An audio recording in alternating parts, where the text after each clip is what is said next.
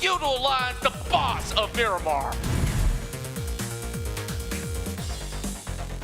But take a look at this though. Team Secret only having Kid on the corners of Paradise Resort. Sem9's got to be extremely careful with this. Yeah, we have the new Kid on the block, on the other block that is, and you see Sem9 clearly see. That's one, he gets two, can he get a third one? He still has 90% of health left, and with the DPS in hand, no one can escape that. 3 knockdowns coming in from Kid, and Sem9 is falling apart. My goodness me! So swiftly he does it. Left that vicinity, it will slowly bleed out to the blue zone. While Tam's going to be moving forward along with Barb. Trace is holding on the other angle once again. Damage being done, they bring down Barb, 2 versus 2. Now it's up to iZane here to take out Tam. Can they do it though? They still haven't really spotted out Ziggs. Well, Tricks, I mean. Well, there's also Ziggs on the other side. Contra, you know what does this mean? If R2K wins another chicken dinner, it's going to be a double chicken dinner. It's back to back, and this is the momentum we were talking about. And now left with 6. 1v1. Going to the 1v1 with Tricks. Looking at the health, Tricks has the opportunity, but if this is enough time for Tricks to push, he won't have enough revival time with iZane. Trying to do revival. Is he going to do that? No, iZane is going to try to finish out with the information given. Not enough time, not enough health. It's going to be R2K! Double! What clutch! You saw that right before your eyes!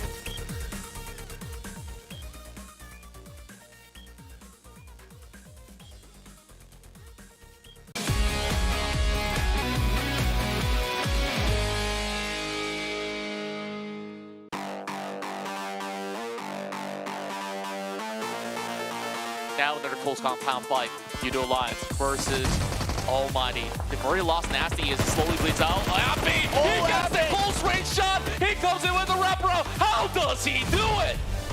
Ooh, it seems like they somehow managed to sandwich Almighty, and Almighty will fall. Towards Team Hawk as well. High goes bleed down. Y84R goes in, dominating with the 5 elimination points, taking down the rest of NC. But Legspot is still here. Well, he holds on to that UFP. 16 bullets is all that he's got left. Coming with a jump shot, but he's still going to be able to get one. Not enough to deter the rest of Yoodo Alliance. Now they make it into the top 8. From the back here. Still trying. Virgil going to be so vulnerable. Appy again. Wait a minute. MAB, they had the advantage. They still couldn't really take out Appy, who's currently carrying the rest of Yoodo Alliance. Now they're going to be priming this thing. Look at where it's suddenly. Oh my goodness! What? Did you just see that? That was such a good bomb. That was a good grenade. He that just was needs beautiful. another one. He just needs one more to get Iftar. Iftar does get those angles against Appy though. Same goes. I guess it's going to be between 2 of these solo units while Almighty, they're also suppressing the rest of the members of Yoodo Alliance. Well, that's only one, which is Appy. So he's kind of stuck right now. He couldn't really move. So Iftar, he gets shut down instead. Appy with a quick move. Now Yoodo Alliance, they do have a chance. He immediately calls back them. Whoa, here comes NC versus Yoodo Alliance. They're dropping it hot, but they're coming too close for comfort. Appy, he's not moving any muscle at all, so that's advantage given to Appy.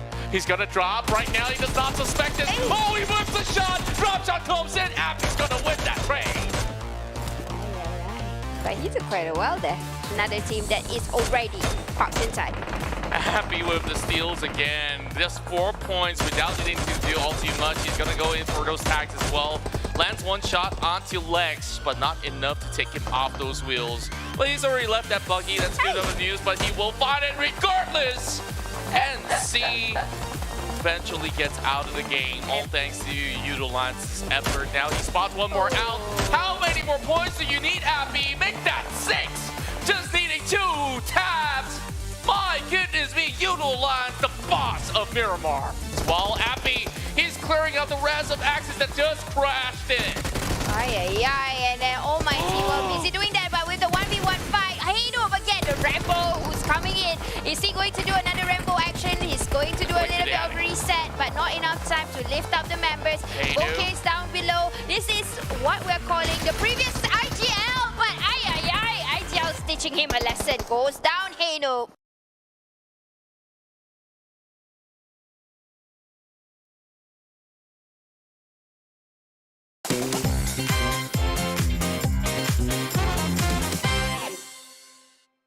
is in between. I'm not too sure if Insanus has weapons though. Yeah, not too sure. Okay, we need to wait till we get a visual there. But unfortunately, Sam has not a weapon. Instead, Demigod is ready with a shotgun. So it's going to be first blood given to Demigod. Would feel. Well, speaking of which, that also allows a little bit of spacing for Sam to try to pick someone up. It's a little bit of a tough angle to work with because he's hitting onto window panes instead. It's their first round anyway. Hey bro, so watch your jet. But oh no! Now Brian's in trouble. This is the second time that Brian gets himself into this situation. Yesterday we saw him dance around in Miramar. This time to avoid it. Yes, he does. Oh, some packs coming up. Brian's gonna be knocked out by Iron Pro, so not the block. Yeah, let Big Brother show you what they've got. Yeah, so, oh well, unfortunately for RNG, they'll be playing with members for the rest of the game. I wonder if Homebois is playing though. Hopefully we'll be able to pan over to see their lineup. But, okay, Bosskur not bossing the skies. Let's do that. At least No. land on the back. Got you, homie. Oh my god. Oh, hell no. What? It's rewind time. I can't believe you've done this.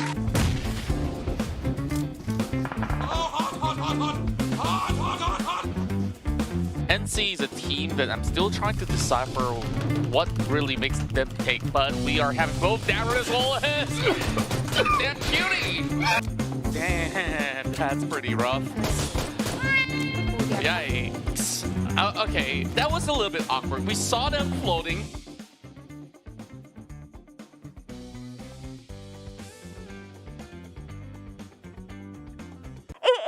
It's the 4th anniversary of PUBG Mobile. Happy birthday to you. Happy birthday, PUBG Mobile. Happy birthday to you. Hari jadi kepada PUBG Mobile. Saya ingin mengucapkan selamat hari jadi. Selamat ulang tahun. Selamat ulang tahun ke yang keempat untuk PUBG Mobile. Happy 4th anniversary. Selamat hari jadi. Ucapkan selamat hari lahir. Selamat hari jadi keempat. Selamat hari jadi. Selamat hari jadi yang keempat. For their 4th year anniversary. Happy birthday 4th anniversary. Happy birthday yang keempat untuk PUBG Mobile. Selamat hari jadi kepada PUBG Mobile yang keempat. Selamat ulang tahun untuk PUBG Mobile yang keempat. Happy 4th anniversary untuk PUBG Mobile. Kepada PUBG Mobile, kepada PUBG Mobile yang keempat. PUBG Mobile's 4th anniversary. Happy 4th year anniversary. Selamat ulang tahun yang keempat Kepada PUBG Mobile yang keempat untuk PUBG Mobile. Kepada PUBG Mobile.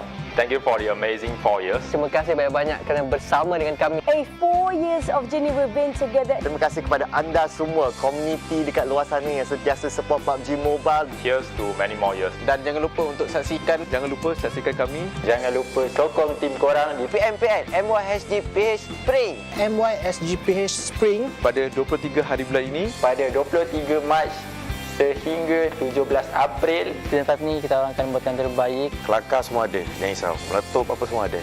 Di Facebook dan YouTube. See you there. See you there. See you there. Bye-bye.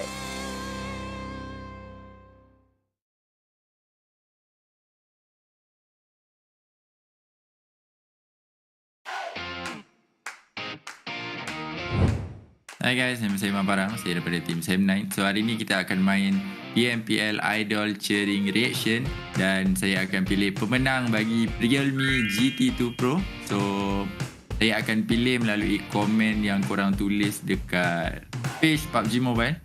So komen yang saya pilih daripada Muhammad Hazimi, Man Farang, semoga ada sinar kejayaan untuk Sam9 season kali ini. Tak dapat chicken setiap game tak apa. Yang penting konsisten top 5 setiap game. Buat yang terbaik man and semua teammate. Ada rezeki kita pergi C kali ni, insyaAllah. Amin. Amin. So terima kasih kepada Muhammad Azimi yang memberi semangat kepada Sam9. Yes, kita orang pun teringin untuk pergi C. Sebab untuk roster yang orang cakap baru, tak ada baru sangat sebab kita orang dah 3 season. Kita orang still mencuba untuk pergi C tapi still tidak berjaya lagi dan kita orang insyaAllah akan cuba sedaya upaya untuk dapat pergi C. InsyaAllah kali ni lah. Aku rasa kali ni. Kita rasa kita orang pun rasa kali ni. Kalau tak dapat kali ni, kita orang akan cuba lagi. Terima kasih sebab support Team Sam 9. So untuk korang yang tak menang untuk kali ni, jangan putus asa dan korang boleh teruskan join event bila ada keluar poster untuk memenangi Realme GT2 Pro, dan korang just komen, bagi kata-kata semangat, bagi tulis yang sampai orang tu tertarik. So korang tulis je, korang karang ayat tu, dan korang akan berpeluang memenangi Realme GT2 Pro. Siapa nak bagi phone free kan? So komen dan korang akan memenangi pada masa akan datang. So jangan lupa sokong Sam 9 di PMPL MYSGPH Spring kali ini pada 23 Mac sehingga 17 April, dan jangan lupa sokong tim-tim lain juga dekat PMPL MYSGPH. Let's go.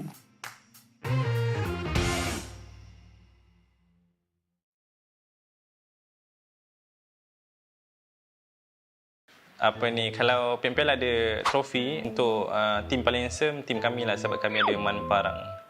Handsome naik. Untuk mental kita orang dah prepare lah. Sebab kita orang main untuk enjoy je, bukan untuk kemenangan. Tak juga. Untuk tak juga.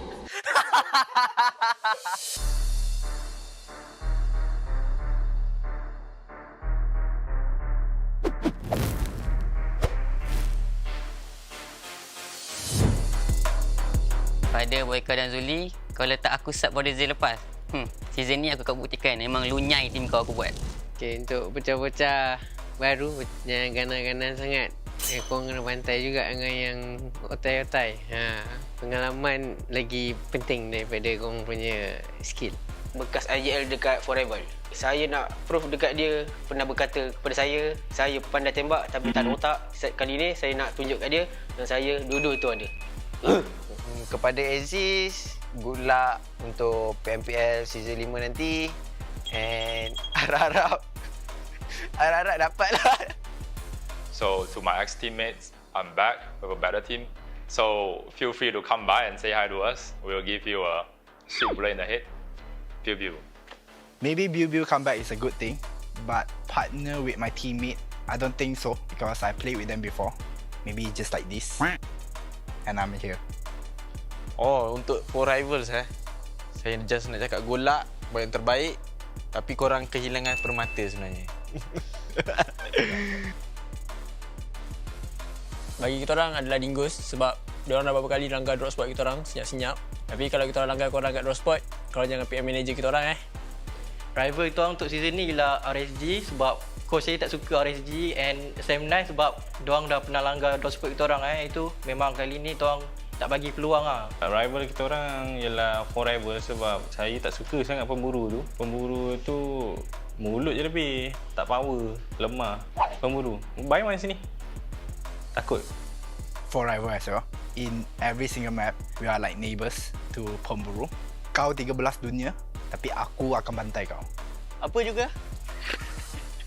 THQ, because pas scrims dia turun dekat our drop spot, which is Sunhawk. So kalau diorang still stubborn nak turun kat tempat kita akan buat diorang sampai diorang disqualified and tukar tim baru.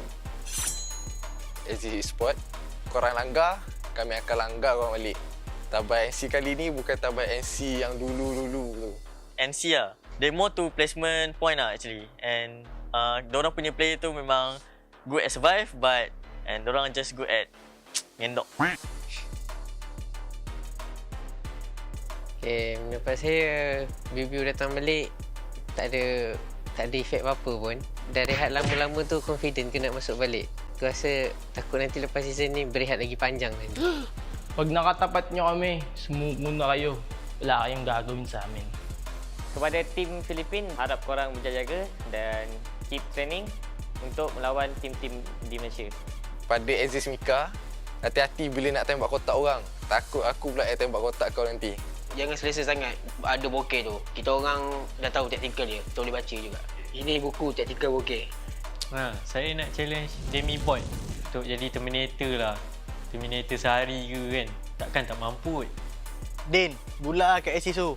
Kalau tak okey nanti season depan, join tim kita orang.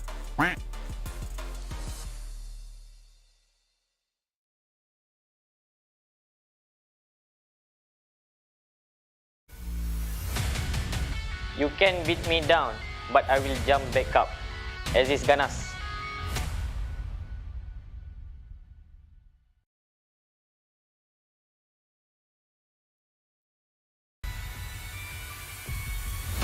Di mana ada kemenangan, di situ ada Geek Fam. Once a Geek, always a fam.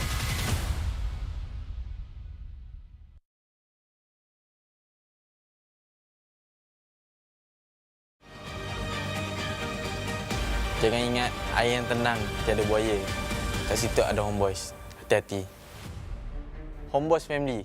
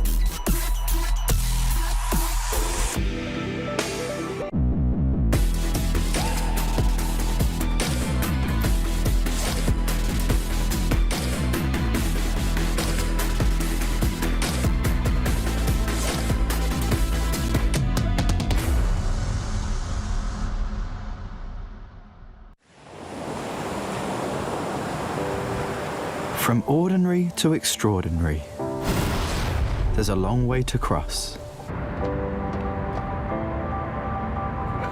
Whenever we lose our way, there's always a light that keeps us going. The light sparks from every young heart. It leads us to capture inspiration in ordinary days. It encourages us to seize the colors of sunrises after the darkest hours and create something amazing with it. We brought the magical color-changing effect to life thanks to a dual-layer chromic bonding process. Place the back cover under the light for just a moment and you'll see it go from a calming blue to a passionate red, just like the color changing of the sky during sunrise. Presented by RealMe Design Studio. A tribute to those who dare to capture the light.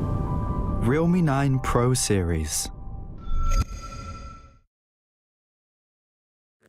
The flight to the 2022 PMPL Malaysia-Singapore Philippines Spring Split to tick off in 16 seconds. Hai, saya Kuza. Dalam PMPL MYSGPH Spring kali ini, kami akan buat yang terbaik untuk mendapatkan champion.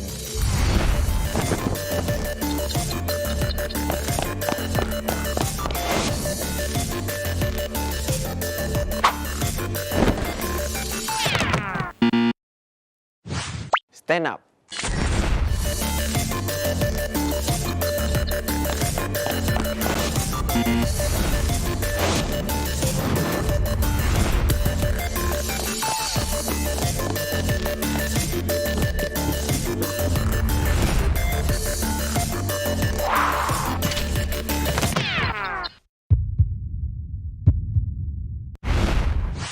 Stand up.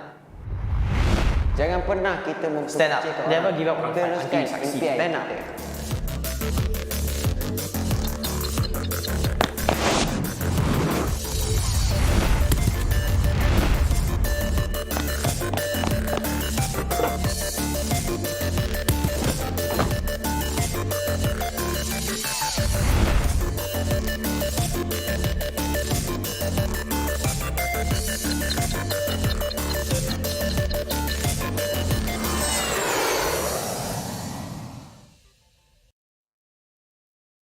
Good evening, survivors, and welcome to the PUBG Mobile MYSGPH. It's a brand new season here as we're approaching into week 2, and we've got the Tencent Games PUBG Mobile, of course, Lightspeed Quantum Studios for everyone on board that makes all of this happen. Let's see who will be the one that will take home all the glory and all the chicken dinners for week number 2. And my apologies, I have not yet introduced myself. I'm Contra, and I'll be your host for the entirety of the evening, while Keith takes a little bit of backseat. He's probably watching somewhere. We don't really have to worry about that, but I hope that all of you guys are prepared for what's to come. We've got a whole lot of exciting things that have happened back in week 1, and of course, we got more to offer here for the entirety of the week. And if you do miss out on all the action here, make sure you give yourself some time to scroll back into some of the pages of PUBG Mobile where you could catch all the updates and latest news.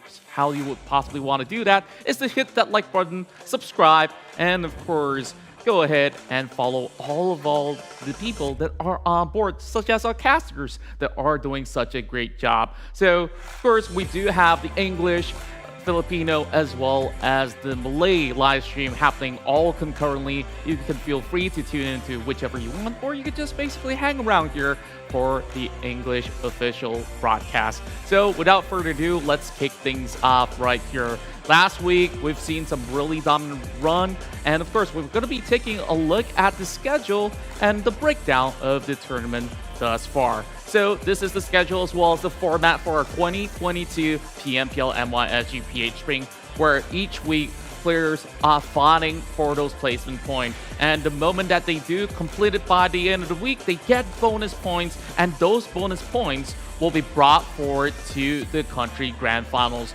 only 16 teams will be able to make it through, and from the 4th place onwards, they get to move into the C play-in stage, where you play only 1 day of action, while we will seek for our top 3 teams of Southeast Asia, or should I say MYSGPH, to hit directly to the 2022 PMPL C Championship. So we're definitely excited to see who's going to be on board. Last weekend, we've already concluded with a lot of exciting news where we see brand new teams that takes over the top of the leaderboard. Those updates later on as we take a look at the entirety of the schedule for the day. Well, of course, this is the match schedules that will be happening. We're currently at week 2, as we'll be running it to the 4th of April. Sorry, it's going to be March. And of course, we got week 3 coming on board as well. Then the country finals will be happening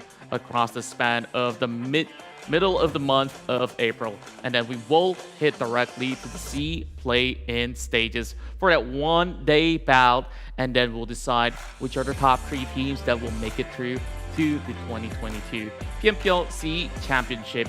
So with that being said, of course, if you guys are brand new to the PMPL, welcome on board where you guys are from, and make sure you cheer on your favorite teams, which will be battling it out in every respective match. And these are the point systems that will be used for the entirety of the match that they will play out in Sanok, Erangel, as well as Miramar. So winner chicken dinner will award teams with 15 points, followed by 12 points for 2nd place, 10 points for 3rd placement, and from 4th, you can see the numbers will dwindle down by 2 all the way up to the 7th. So from the 8th place to the 12th place, they will only walk away with 1 ranking points. As for the 13 to 16, however, they do not walk away with any ranking points at all, and therefore every elimination points will matter for the teams. So what are they fighting for? A whopping prize pool of 150,000 US dollars. Whether if you're gonna convert to SGD, MYR, or PHP, it's a whole lot of money. So I believe that we're gonna be kickstarting our matches soon, but these are the bonus points that I've been talking about. So teams will have to ensure that they end up at the highest ranking by the end of the week in order to bring these points to the grand finals. Let me repeat myself. All these points are accumulated for the grand finals. 1st place finish is awarded with 20 points, and you see a 1-point dip from 2nd all the way down to the 20th, and therefore with all these accumulation, you got to make the cut to at least secure yourself a top 16 placement by every single weekend. So with that being said, I hope that's pretty much cleared up, as we'll be moving on board with a lot more exciting updates later on. We'll also take a look at the past week matchups and the overall standings later on. And speaking of which, these are your participating teams here from each respective group. We got in Group A, Geek Fam, R2Ks, that's in the Fury form, Farang Legends, and Clutch Guerilla. Group B, Team Secret, Sam9, Team GENEXUS, as well as Homebois. Group C, we've got Axis Esports, EVOS VIP, Dingoz Esports, as well as Team Bosskur. Whereas in Group D, we got Team SMG, RSG, MAB Esports, as well as Almighty. Last but not least, in Group E, we've got Yoodo Alliance, Team Hawk, TABAH NC, as well as KHI Esports. Now, with that being said, of course, some of the teams may not in that very hot form for week 1. This brand new week will call for a reset, and therefore it's time to show what they've got. Now we're going to be moving into our very first matchup, where we'll have Sanok to be our very first game, which will include Groups B, C, D, E. Group A will have to wait for match 2, where we'll come in with Erangel for our 2nd game. And on 3rd game, as well as on our 4th matchup, we'll have our bouts in Miramar, and ending the night here with Erangel once again with Group A, B, C, D. And with that being said, of course, we're going to get ourselves ready for some of the action here. I hope that all the teams are pretty much prepared for what's about to come. We're always going to start things off in the sunny islands of Sanok, and I believe that some of you guys might have actually made a few predictions. Is it going to be a brand new team that's going to be able to secure the first chicken dinner of the week? We shall see, but I definitely want to put in my prediction. This time there's no Kyiv around. So with that being said, before we get to the predictions, let's take a look at the patch notes right now on our brand new update for PUBG Mobile version 1.9. We got so many exciting stuff here with the vibrant anniversary. You got the colorful Spawn Island, aerial battlefield, colorful bicycles which you can take it for a ride, and brand new terrains as well as maps being introduced right there. And with new additions to the game like upgraded cheer park, air platform, as well as competitive racing, you're in for a whole lot of fun time with your friends as well as family members if you want to. So with that being said, we also do have something new that you could try out for yourself. We saw it back on our very first day with the show match. Don't Turn Into Balloon is a whole lot of fun where you guys land on the platform and start aiming out and turn your enemies into balloons. Get them floating up in the air, and this mode has already been made available for the entirety of March 18 onwards. So if you haven't checked it out just yet, make sure you do, and we'll be getting ourselves into action really soon. So with that being said, I hope that you guys are all prepared for those chicken dinners. And I mentioned about predictions. My first prediction for our first match in TABAH is going to be EVOS VIP. Let's see what the Tigers can bring in our very first matchup. I really do wonder what the casters think about my prediction. You could basically put yours down in the comments down below. And we are getting ourselves ready for our first match. Casters, I guess ready? MY, SGPH, jet set, ready to go. And we'll pass it on to you. Hello everybody and welcome back to, like what Contra already introduced, this is Pro League MYSGPH Spring 2022. I am Sis Jenny and together with me is Sir Cloud. Yeah, hello, and it's our first time together at the desk. Yeah, I know. Yeah, I know, I'm so right? excited. I am as well. But Contra did ask, like, what do we think about his prediction? What do you think about his prediction for EVOS VIP? I don't know, but I think it's crony. But what I do know for sure is, of course, our official smartphone partner, which is Realme with the GT2 Pro. And of course, this year is the year where Realme, as a tech trendsetter, will partner with PUBG Mobile to support the young talents in esports with the best-in-class products such as this phone right in front of us. Then when you have a phone, we need something else to support the phone. You can't just play the phone without anything. So what else? We've got Yoodo, our official digital telco partner. So you can switch to Yoodo, and what we have is you get free 5GB of high-speed data. And if you're a PUBG Mobile player, of course you're watching this, you are playing PUBG. We're giving you 20GB extra of PUBG Mobile data. How awesome is that, Sir Cloud? I know, right? 20GB of awesome data time with PUBG Mobile. But of course, what I think about his prediction, besides what you just mentioned earlier on, well, I don't know anything about that. But last week it was like, okay, whichever team, it has been a trend last week, whichever team that Keith picked, oh dear, yeah, oh dear. they wouldn't get it, but they get it in the next round. Yes. Yeah, it's like a He's delayed always prediction. Close to it. Yeah. So I don't know what will be the trend with Contra. Will they get it right there, or will they not get it at all? Yeah, actually, I wish he would get it because it's time that EVOS take that chicken dinner because they have been consistent, you know, the kills, the elimination points, and sometimes survivals. And I think they are more feisty, but unfortunately, the luck is not with them. Yeah, and of course, the circle, the RNG gods, they kind of dictate on how the teams play. I mean, well, if you have the circle from the start to the end, arguably you would have a higher chance of getting chicken dinners. Yes. So let's hope for EVOS. I'm sure those of you who are EVOS fans, you are agreeing with me right now. Yeah, but whichever team that you support, do put them in the comment section. And my oh my, you know what, Sis Jenny? I think our sound engineer is doing a great job. Because I feel that, you know sometimes when you hear yourself and you go, ugh. Oh. But I'm loving how I sound. Nah, actually, I don't know why. I'm loving how you sound also. Wow. Wow. Okay, I was expecting you to say about yourself, but thank you. Thank you, Sis Jenny. Yeah. Yeah, I mean, it's our first time at the desk. Oh dear. All right, so how are you feeling about game one? Actually, I'm feeling a lot of, I don't know, unexpected things because I'm sure the teams over the weekend, they have did their homework and also coaches and analysts and they definitely did homework. So I think teams are going to come out with different tacticalities. Okay, so we already found out who's Contrast prediction, right? So what's your pick? Oh my God. I think you have a challenge, sis. Yes, no, hang on. Let's hang that I down. have a Sis has challenge. a challenge. What was the challenge again? Okay, so my prediction, I predicted Farang Lejund. Okay. So if they don't get the first chicken dinner, every scene today, I will say I love you. Okay, so you're going to say I love you every round right now. You know why? Why? Because they're not playing the first game. Oh, come on. Oh, come on. So technically, they're not getting the first chicken dinner. No. Technically. Oh, mercy on me, please, sir. Oh, does that not count? No. Okay. Okay, since our first date together. Oh, wow. Wow, okay. Since our first date together at the Yeah. casting desk, I'm going to let you go on this, but we'll observe them for. Oh, wow. Yes, I am. But we'll observe them for round number 2. How's about that? Yes, definitely. Okay, there you go. Because, you know, when I start to say I love you, a lot of things will happen. Wow, such as?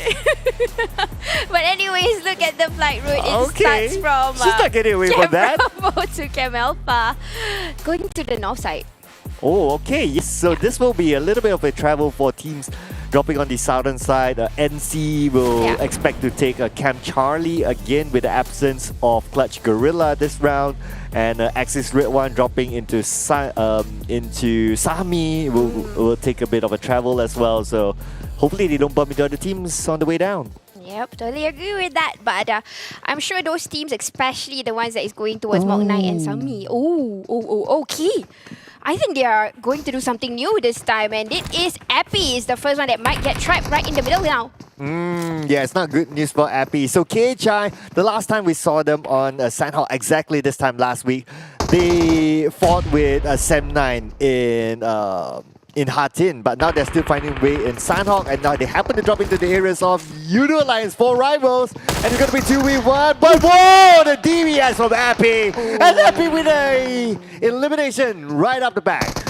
Whoa, Appy, he nearly get the clutch by obviously firepowers, but here we go, Mika having to dodge Zuli and getting one in the back too, Mika. Oh, okay. What? Okay, I guess it's because Axis Red One, they dropped somewhere in between. I think this is somewhere below Paradise Resort, so it happened to bump into Team Hak, who was on their way to, if I'm not mistaken, it should be Painan. And yeah, that's the middle ground of where they dropped. This is a thing where if the flight path is like way on one side, it tends to happen. Yep. They definitely wanted to make their way down and eventually crash into Zuli. So obviously, if I were them, I would definitely try to take that elimination point if I can. But you know what, sir? Today, GENEXUS is on their own in bootcamp and MAB. No more. Oh yeah, I'm kind of surprised though, because intelligence tells me that MAB will want to challenge bootcamp from GENEXUS to the end, but somehow they're leaving bootcamp. And I'm curious to know where would they drop, because if they don't drop in bootcamp, the only available places are Cam Bravo. Yeah, Cam Bravo's one. Dogs not really, because NC is around there. Yep. So I don't know where they're gonna play. You know, the other time, what they did was they actually went to Dogs. So I'm not sure if they are there. It seems like it's quite quiet. So I don't think they are there. If not, NC would have attacked or vice versa for MAB. But here we go, Team Secret. And this is a whole lot of fans' favorite. So Team Secret is in Cow, where they perfectly belong. And this is where Contrast prediction team is. Yeah, so it's going to be I would say a quiet start for them, and I think this is what teams want, right? They want a quiet start. They don't want drop in, having to contest with other players. So it's pretty good. Same goes for SMG though, and seems to be quite a quick loot. This is the second minute, and they're already leaving Paradise Resort. Is it because RSG might just pop in? Maybe that's why they're changing their tacticalities. Because the last time we actually saw SMG comfortably over in Paradise, as RSG came in to knock on the door. Oh yeah, yeah, because they were just next to each other. Yeah. Yeah, But I guess that's not a bad idea as well, knowing that has happened to you before. You don't want that to happen again. So, you just take the approach of adapting to the situation. So, good calls for Jenny. Jenny, but not me, but Jenny as a That's bro Jenny, right? Yeah, we are not we are not affiliates or nothing. No, we are not brother and sister. It's just a name. It's just a name. Okay. So now you know, ladies and gentlemen, that Jenny can be a boy's name and can be a girl's name. Yeah. Wait. What? No. What? But he. Yeah, I think he, I don't know, has a Saturday night thing. I don't know, but yeah. But nevertheless, what you should know is that you can scan this QR code and get yourself 20 gigabytes of PUBG Mobile data, 5 gigabytes of high-speed data as well. Scan the QR code to get more information. Yes, you do that scan. But now, Team Huck, we are having the first not first contact, but second contact already. This is a steal. Rex managed to find Putra somewhere in the outskirts, and bro, you just got eliminated. Okay, so Putra, not too sure why was he there, but let's talk about that in a bit while we see Heiko getting himself an elimination point, though he lost Zuli though. Putra being there alone, it's a bit interesting, because I thought that the entire hard team would be enough for all 4 of 7-9 players. But I think maybe RSG, Rex was probably the last person to move, and he probably heard the footsteps. And Putra, I'm not so sure, but I remembered the last Erangel, or I'm not sure whether it's last week or the previous week, Putra did something quite, I don't know how to judge it, but it was, something random. He drove in front of KHI player and he just got shot over in Erangel. So he was doing something quite drastic without thinking, like something rational. I think he wanted to top Deb's pan elimination on top of the pan shot, if you remember that. Yeah. Like that went viral. I think he wanted to top that. Like, no, last season was you, this season is me. Yeah. Something that Iftar tried to do over in Miramar, if you remember. Oh yeah. He threw a pen, but I don't know where it went. Yeah, sorry, no highlight for you, Iftar. Try that next time. Oh dear. Okay, anyways, Demigod, is this your time to shine? A lot. I mean, over the weekends, I was going through PUBG Mobile Facebook page, and I've been reading. I actually went to the Filipino casters, and then I go and see and read up. So apparently, a lot of people is waiting for Demigod's action and Ranked. So I really am questioning when and where or what would he actually show off this week. Right, okay. Well, it's a refreshed lineup for them, considering H2R, but, H2R was eliminated. But nevertheless, this week, definitely they're going to play with H2R, so it's going to be interesting to see how that composition will be different for them as compared to last week. I do agree with that. Let's keep our eyes on KHI this time. Yep. I mean, to see them coming into Epi, probably that one is quite brave, and I hope they get to keep that momentum. At least, when they approach to teams, they are no longer waiting on one another, and they will come in as a wolf pack, and all of these teams will be alarmed and know that KHI has rise. I know, right? Was that like the first blood? No, it was the second, right? Yeah, it was the second. Because Epi got the first one. Yeah, nevertheless, the elimination feed comes out, like everyone else on the map will be like, hey, KHI getting it, and it's not a pushover team. Yeah. You're going up against Yoodo Alliance 4 rivals, so they're definitely stepping up their game. But I think we are about to see Damaso. What is he going to do? He definitely heard the footsteps of Dingoz. It seems like he was backpedaling, not sure exactly whether he might feed the information or not. But EVOS going to do some rotation, probably coming out from Quarry, going towards the high grounds. Yeah, so I guess this time without Farang Lejund, that area on top has a little bit of a mix, especially with KHI dropping around somewhere in that area. So it's going to be a different composition of how teams play that. Like if you just put like Farang Legends there together with Dingoz, together with the other neighbors, SMG, pretty much it's by the book. But because now KHI has dropped there, it will be a variable for teams to adapt to. That's an interesting theory, Sir Cloud. I'm sure. Because you know what, guys? Sir Cloud has screams of his own. And so he actually gets to see some of these teams' growth in the kind of rotation and adaptation. So that theory, I would agree with it, definitely. And hopefully some teams today will come out with different tricks up their sleeves, at least for Sandhawk. In fact, I'm seeing a little bit slower game today Maybe because it's the first week, they're trying to get that 20 points. Yeah. I mean, after looking at the completion of first week, right, then everyone's like, oh, this is how important the 20 points are. And how important every round counts. Right? And it's not only that as well. There's a bonus league point that will be an accumulation of all the league points. So there's no excuse for any team to drop the ball. Yep, totally agree with you, sir. Because like what he said, bonus points. Even though what I saw in the first week, it was Dingoz who started, to be consistent, and because of that consistency, they have been lingering between number 1 to 3. And because of that, this week they managed to get. They didn't get the 20 points, but they get somewhere close to that 20 points. Now Circle has already closed in, and it seems like it's still going in the middle of the 3 archipelagos. I'm not really sure how they are going to come in, but it's going towards the south.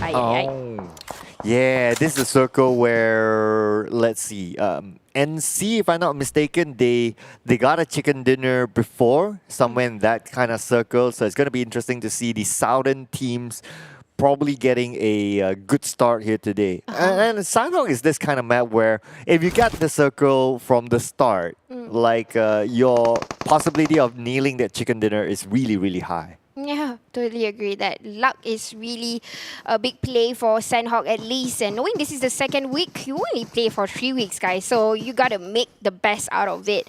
And we can hear long shots or warning shots from SMG towards one of the teams nearby. But nobody is making the first few contact because, you know what?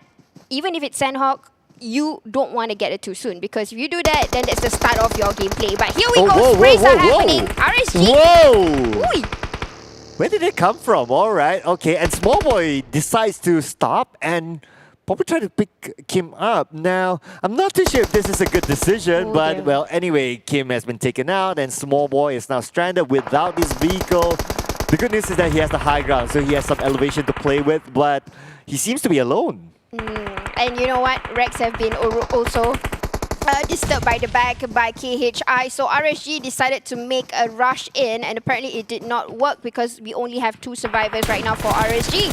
And Luke returning the fire. Again, Smallboy and Luke, they are not close to one another. They are pretty much separated. So I'm not sure how they're going to cross, but it seems like Luke might not get a chance to survive. RSG now is at risk of being the first team to be eliminated. And Luke, just as we spoke about it, just as we wanted to talk about him, he gets knocked down. And there's no way Smallboy can pick him up. Smallboy, being the last man standing, will be playing passively for the rest of the round. I'm not sure if that was a good call, but it was a bravery act for RSG to come in and getting into the center, but definitely not a good one for Sandhawk at least. But then again, Smallboy can survive all the way till number 3 or 4 if he managed to get himself, all the kits, or even just stay passive. He can do that. Yeah, so curious to know how prepared is him for that. But the elimination feed looks interesting. So we have Sam9 against Team Secret, the El Clasico that everyone talks about. This fight, where is it happening? Because Team Secret, okay, I guess Team Secret moved over to Hatin and bumped into Sam9, and that's what's happening. Probably. But okay, let's just focus on this one. Homebois and Team Hawk throwing all the troubles, trying to snatch one another, but I don't think it's doable because I think they're quite a distance away because it's a downslope, and then they have props to cover like what Rensky has. So it's just point of contact, getting information probably, but still trying to build up the momentum on how they want to cordon off Homebois. Homebois had a really, really good start last week. So this week, looking at that right now, Iron Pro is playing a game, but Dam's getting knocked down to Tam. What a nice nade there, tossed over. And now with that nade knocked down, it's time for Team Hawk to push on. Yeah, Team Hawk, can you come back? Because Homebois likes to do this. They will go up and down, and they will get that very first hit. And they will not push. They will be patient enough to stay back a little bit, like what is happening right now. Iron Pro is not rushing it. Trix is staying put. Bart is staying put. So Team Hawk, they got to try and still trigger the fire. Nothing's happening just yet. still doing the same thing. Yeah, they smoked up at least. So this will block the view of Team Hawk, and that will at least keep them on top. That allows time for Homebois to actually recover. Now, curious to know where the circle will be. Will it continue to go on? And yes, this is exactly the same circle as what NC has gotten before when they got their chicken dinner in Sandhall. But now, Team Hawk, good news is that they are in the circle, so not pressure to move at least. Yeah, but definitely those shots have attracted a few teams to look into this part of the map. And Team Bosskur is around the corner. In fact, one of them already got contacted somewhere behind Psycho. We can see the bow going down. GENEXUS comfortably over in Painan. But like you see what happened to the map, everybody is just rushing into the center. South part, nobody is touching it except for NC and a few other teams. If I'm not mistaken, there's an open space, but Pemburu seeing Sam Z not getting the shot registered. So one of them is knocked out. He's just stopping EVOS VIP from crossing over to the river. So far, okay. Managed to stop Razor at his tracks. And the good news about this new patch is that if you're in the water, you don't get eliminated immediately. Nice. So good news for Razor. Managed to be picked up, and now he's back on his 2 feet. Yeah, but realistically, if you are injured in the water, it is giving us a sign of relief instead of, you know, more pain. So it's a good update. Yeah. Okay. I'm trying to imagine the days where I got injured in water. I remember it wasn't a pleasant experience. Oh, really? Oh, dear. Yeah, unless it was a bathtub. Okay. Yeah, unless it was a jacuzzi or something like that, then it's probably different. Were you referring to jacuzzi? No, I was referring to like river. Oh, to the river. Yeah. All right. Okay. But okay. Yeah, city boy, don't get much river in the city. Oh, so, yeah. But anyway, here we go. Oh, it's Yoodo goes down. Oh no, Dingoz. Hang on a second. ALMGHTY went down as well.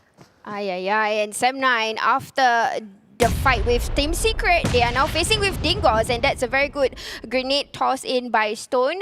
Oh, that's a bit too far, but Ricky is trying to revive Kiddo. It's just Kiddo. No, it's just Kiddo. He has been taking a lot of these highlights lately, so there's a lot of good things in this. It's just Kiddo. So let's just see how is he going to stand out with Sem9 right now, who's trying to get across the bridge. ALMGHTY is making a very bold move this time. Wow, somehow ALMGHTY managed to be picked up by Baby Kim, and they need to move. Wow. I'm not too sure how many first aids do they have. So far, I don't see anything on ALMGHTY. That means it's likely they're going to play the healing game, but I'm not too sure who their healer would be.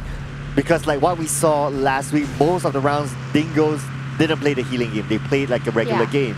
So I can't identify who is the healer just yet. But great call to leave the fight alone and not continue on and just move it.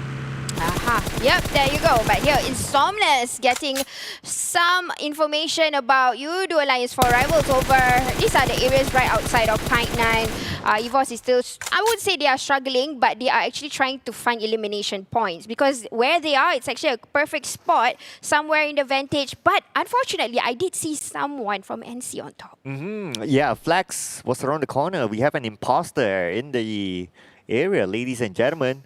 And see, they have this circle. Let's see, will they have the second circle? Now, looking at MAB, all four of them are still tanking out the zone. So they're going to play the healing game. We haven't seen this yet from MAB. So I'm not too sure who their healer is. Sem9 Farang played the healing game last week, so we can kind of guess that he's going to do it again. And looking at the circle, it's going to be on the high grounds, on the outskirts of Hainan. But KHI, well, there you go, Filipinos. That's for you. Already taken out two, but they are still trying to tank out. It's still vulnerable for them. Moonboy is the only one alive. He's still getting tapped from the distance. Loom already got that information. Whoa, what a shot. Yeah, I know, right? How did he see through that? But nevertheless, KHI being the second team to eliminate it, but at least they managed to take home 4 elimination points. That's pretty okay. Yeah. Definitely a good start, KHI. Wow.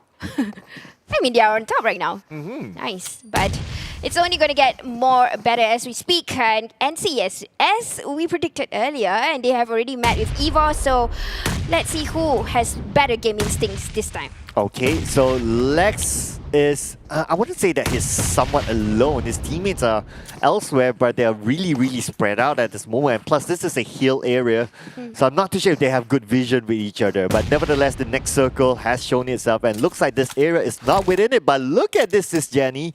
The leaders of last week, Dingoz, they're out. Oh wow, yeah, I didn't realize, guys. But okay, NC. Oh, so apparently Alex Bot game prediction or game instinct belongs to EVOS. So EVOS had a better game instinct. They push in together, already extracted one of them out, and they are just gonna go on a hunt for more. So probably this might be a good chance for Contra's prediction. Well, looking good so far. Yeah. But let's move over to the El Clasico. Oh, so we yeah. have Team Secret and Sam9 on the outside of the circle. They'll be pressured to move in. But NC, are they falling apart as they lose one member to MAB? Whoa, whoa, whoa, whoa. But that's a whole lot of things happening right now. We just saw one of the NC guys got eliminated again. Calamity will just collect the loot. I'm sure they have somebody healing. They have been tanking the zone. That's probably the prioritize, and they are going to prioritize that right now. So Calamity collecting the loots, is he now called Claimity? That's a good one, actually. Okay. He's claiming all the 8s. Yeah, you gotta get used to my puns now. It's our first date, you know, you get used to it, right? But Insomnia's managed to secure an elimination point, and TABAH and C, a team that did fairly well last week as well. Eliminated. Are we seeing a shift of power this week, Sis Jenny? I told ya. You know, this is the thing. If you guys watch PMPL from the start, we get to see the growth. So watch it from the start. But Nika, from the distance, getting Pemburu, who was trying to run into the circle. But that's not going to outsmart anything. I'm sure Yoodo or Alliance for Rivals, they will try to do anything and everything to get that one player back up. Can they? Is it worth it? I'm not too sure. And at the same time, the circle is closing in, so I think they may need to abandon their teammate unless their teammate can crawl. Pemburu can crawl all the way. But is Riff going to do it? Oh no. Micah has his eyes onto Riff as well.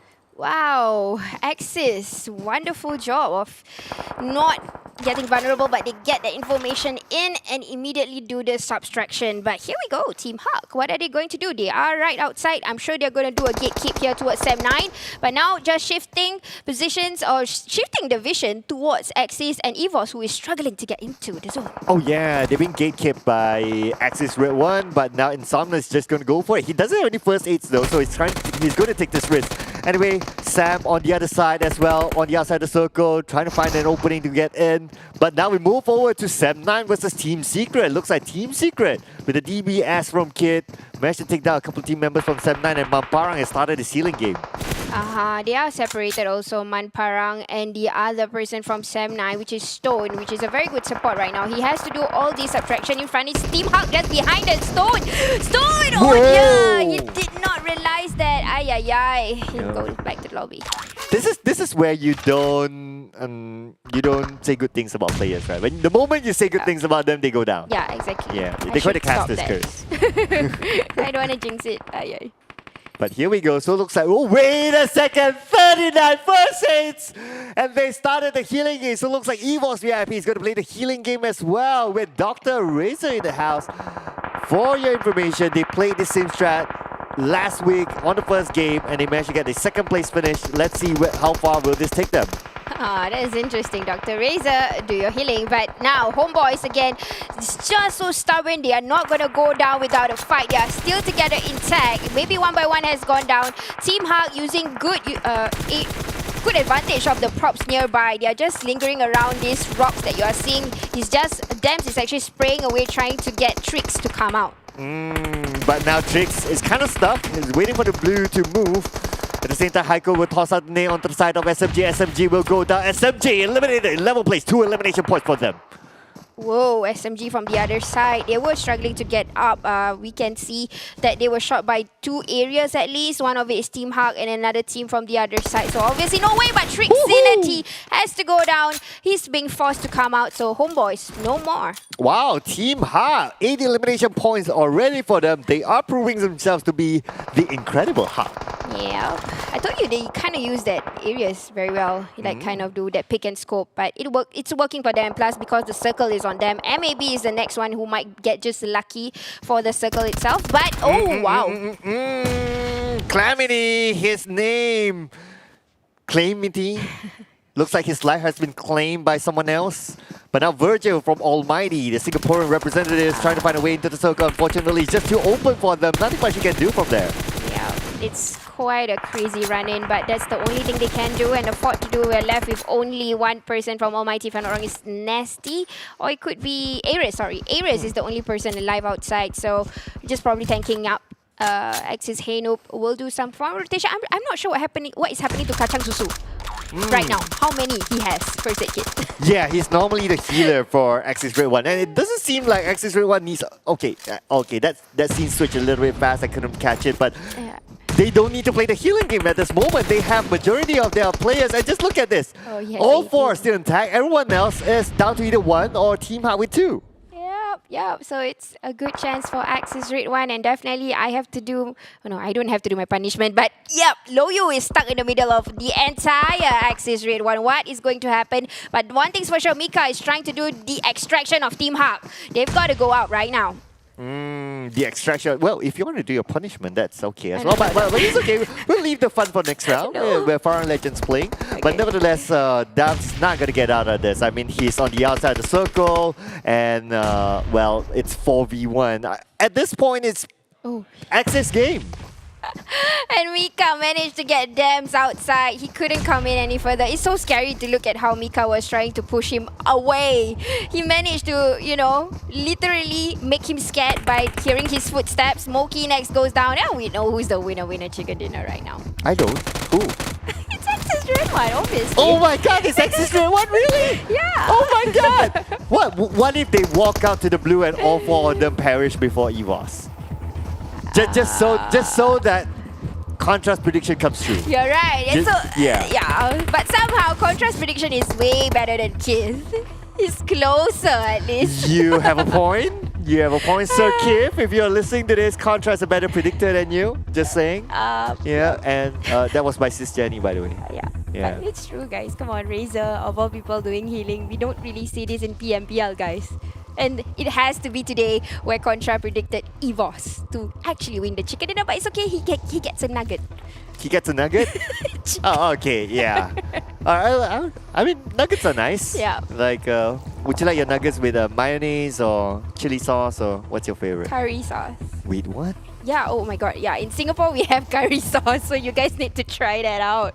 Wait, it's yummy. Wait, what? Really? Seriously? Really? Okay. All right. I'm learning something new now. Thank you, Sis Jenny.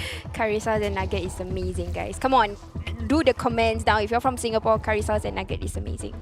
Now I know what Sis Jenny is going to cook for us the next round. Like tomorrow, I know what Sis Jenny is going to bring here to the studio. Thank you, Sis Jenny, in advance. Yes, you're welcome. Oh, he's angry. Oh, okay, yeah. Finally, we're done.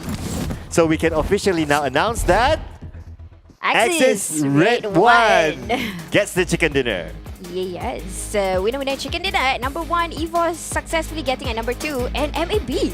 I didn't expect them to get at number 3, but wow. Oh yeah, I think they dropped quite far as well. Yeah, it was quite a distance for MAB, and they still made it to number 3 with 3 elimination points. I mean, that's pretty cool. Yep. So actually, thanking the blue, it works for MAB.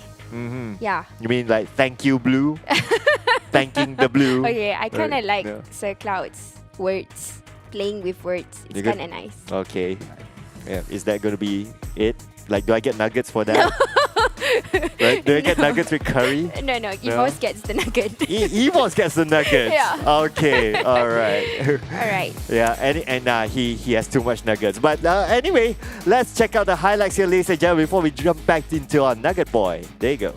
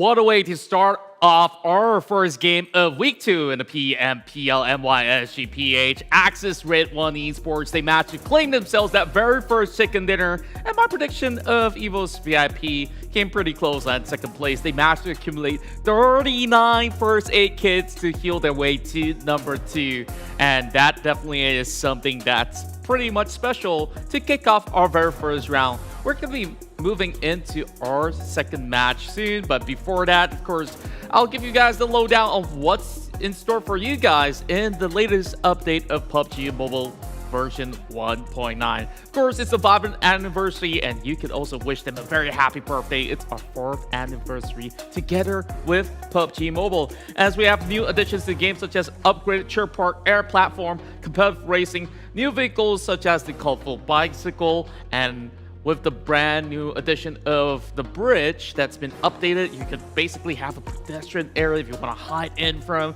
and camp out to snipe some of your enemies when they try to get into Sanaska. Now, even more of the classic mode version 1.9 includes mechanical improvements when it comes down to viewpoint, play zone countdown reminders, quick voice wheel, underwater firearms pickup. This is one of my favorites because back then if you were to accidentally slide on whatever weapon, it just sinks. Now you can easily pick it up once again. So other than that, of course, we do have climbing ability. That's also a brand new addition, so make sure you make good use of it, and you can also watch all the pro players go at it once again. So we're going to be looking forward to what happens here in game 1, and of course we move forward to game 2, but we're going to break it down to you on all the things that have been concluded back in game 1. So let's have a look at the ranking real quick. Axis redONE Esports, they definitely have the most points accumulated with a total of 11 eliminations by the end of the match, facing off against Team Hawk. So 26 points goes to them. While EVOS VIP, though they only had 2 elimination points, they managed to rack up a total of 14 overall after surviving to the second spot while Team Hawk was fending off against Axis Esports. They also walk away with 14. So second place pretty much tied up. We got MAB with 13 points. This time starting off real good. Sam9 coming in 5th place with GENEXUS with their own 10-pointer.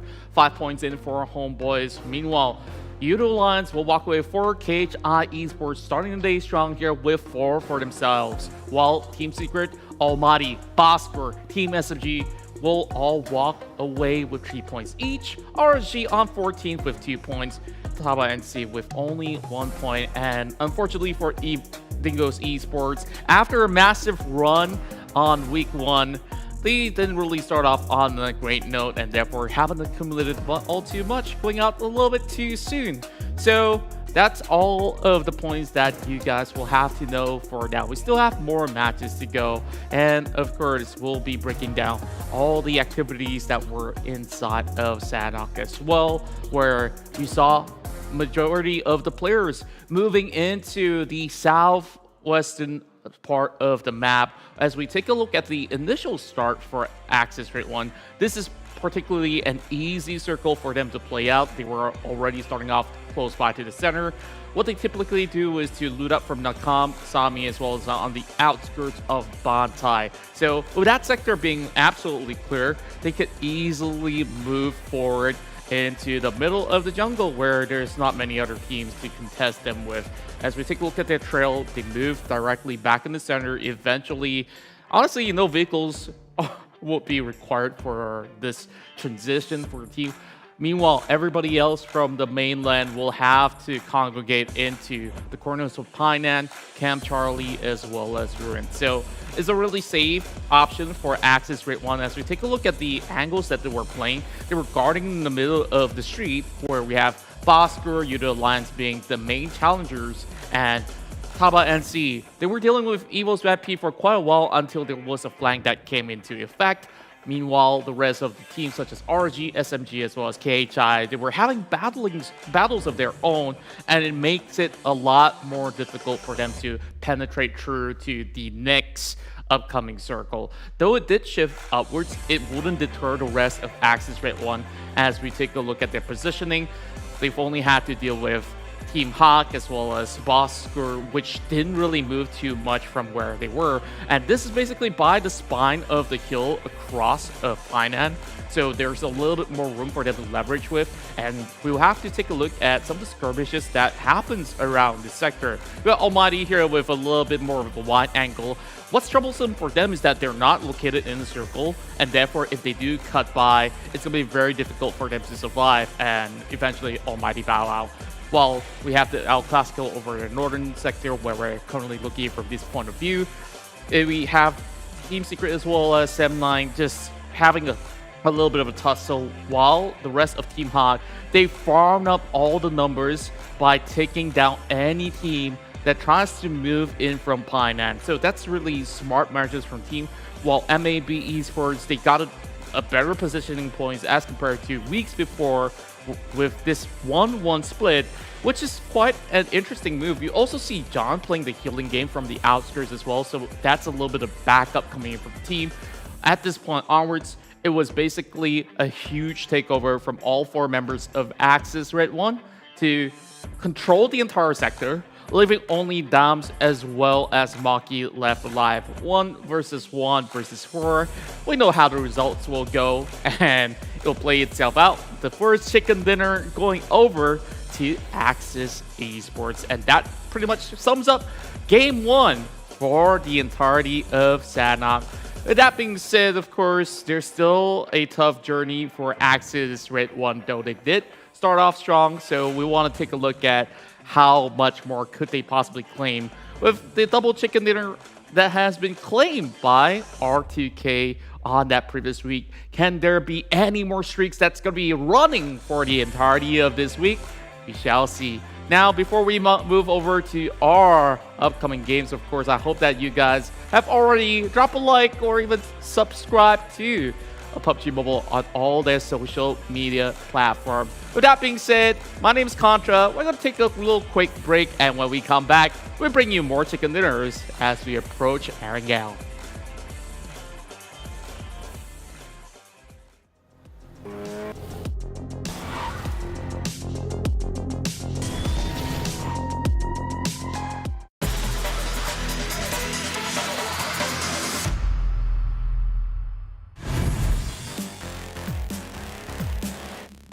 This is not going to be working out well for Bart. They still have another 2 that have survived. Farang will land those grenades in this civil warfare once more. Shinsei, there's not too much cover for them. Clutches out. It's Farang Legends that takes over.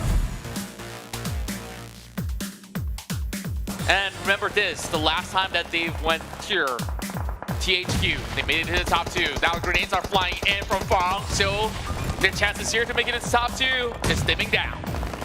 Aye, but this is a beautiful possible grenade that's going to fly from Olian and bring in Ayayay, but accidentally brought in Ade also at the same time, so they have to have the time to go and revive Ade. Fight themselves with another team that is already parked inside. Happy with the steals again. Just 4 points without needing to do all too much. He's going to go in for those tags as well.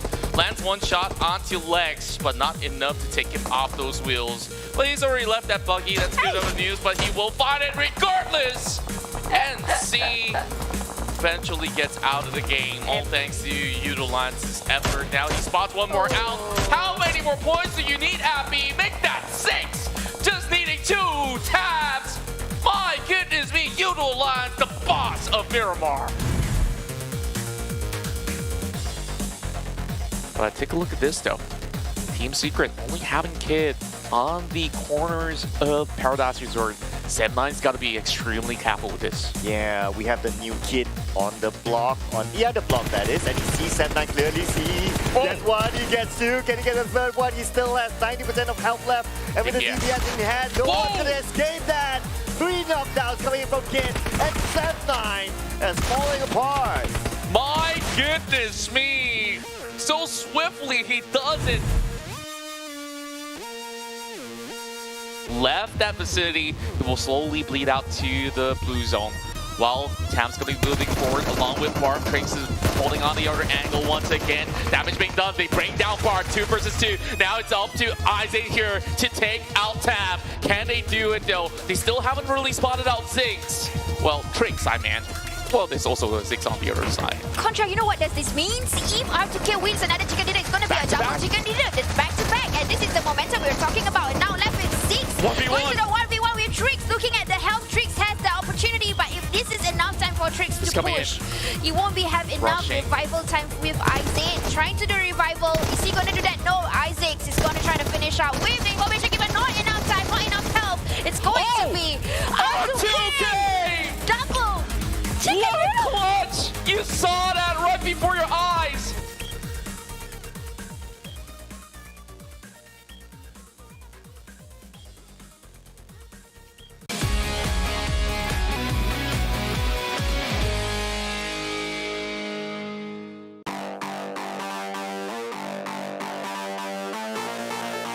Now another close compound fight.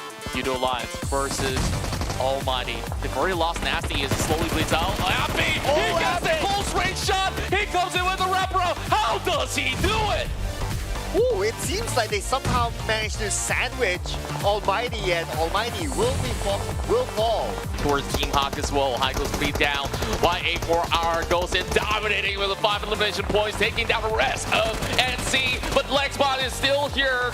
Well, he holds on to that UFP. 60 bullets is all that he's got left. Coming with a jump shot, but he's still going to be able to get one. Not enough to deter the rest of Yoodo Alliance. Now they make it into the top 8. From the back here. Still trying. Virgil don't be so vulnerable. Happy again! Wait a minute. MAB, they had the advantage. They still couldn't really take out Abby, who's currently carrying the rest of Yoodo Alliance. Now they're going to be priming this thing. Look at where it's suddenly. Oh my goodness! What?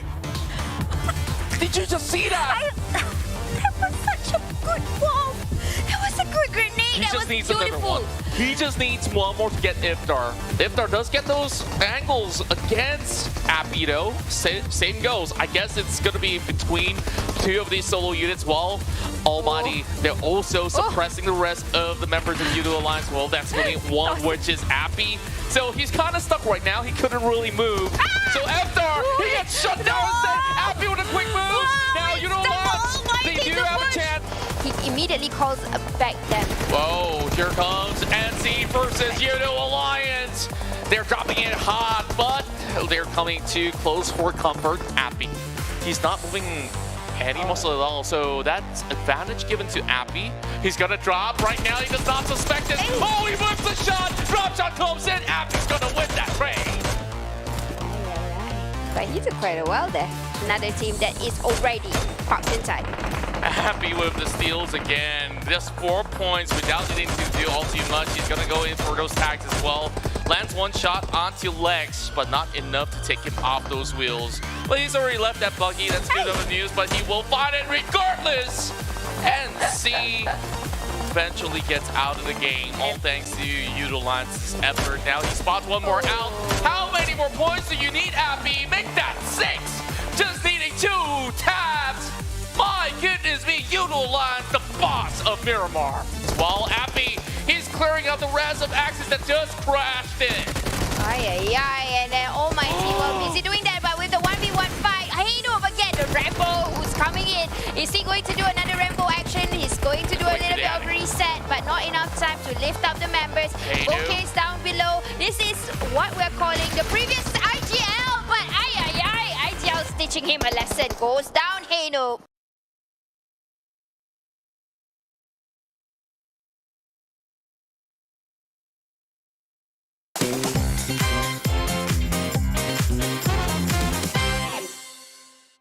He's in between. I'm not too sure if Insanus has weapons though. Yeah, not too sure. Okay, we need to wait till we get a visual there. But unfortunately, Insanus doesn't have a weapon. Instead, Demigod is ready with a shotgun.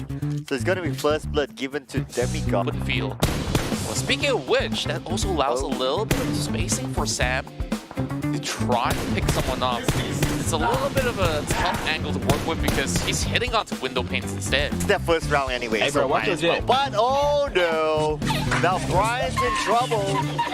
This is the second time that Brian gets himself into this situation. Yesterday we saw him dance around in Miramar. This time he avoided. Yes, he does. Oh, some packs coming up. Brian's gonna be knocked out by Iron Pro, so on the block. Yeah, let Big Brother show you what they've got. Yeah, so, well, unfortunately for RNG, they'll be playing with members for the rest of the game. I wonder if Small Boy is playing though. Hopefully we'll be able to pan over to see their lineup. But, okay, Bosskur start bossing the skies. Let's do that again. No. Land on the back. I got you, homie. Oh my god. Oh, hell no. What? It's rewind time. I can't believe you've done this.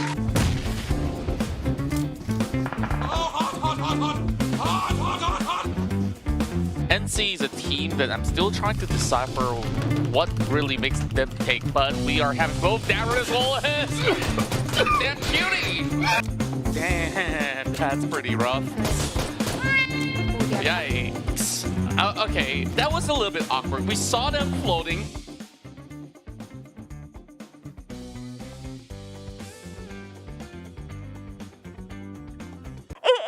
It's the 4th anniversary of PUBG Mobile. Happy birthday to you. Happy birthday, PUBG Mobile.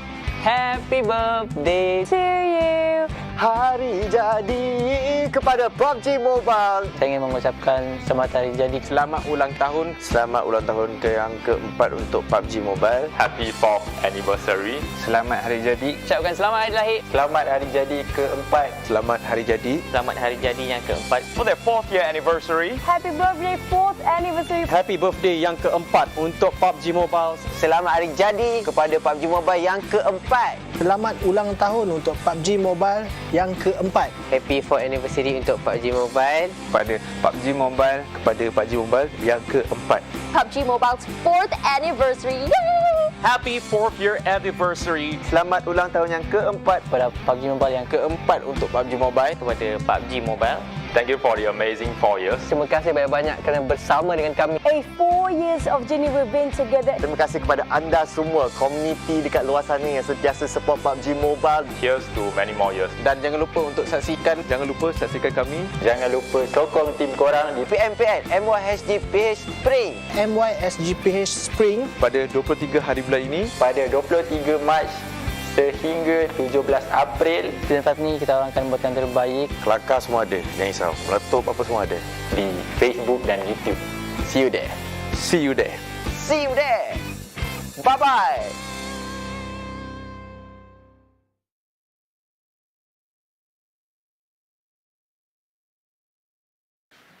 Kalau PMPL ada trofi untuk tim paling handsome, tim kami lah, sebab kami ada Man Farang.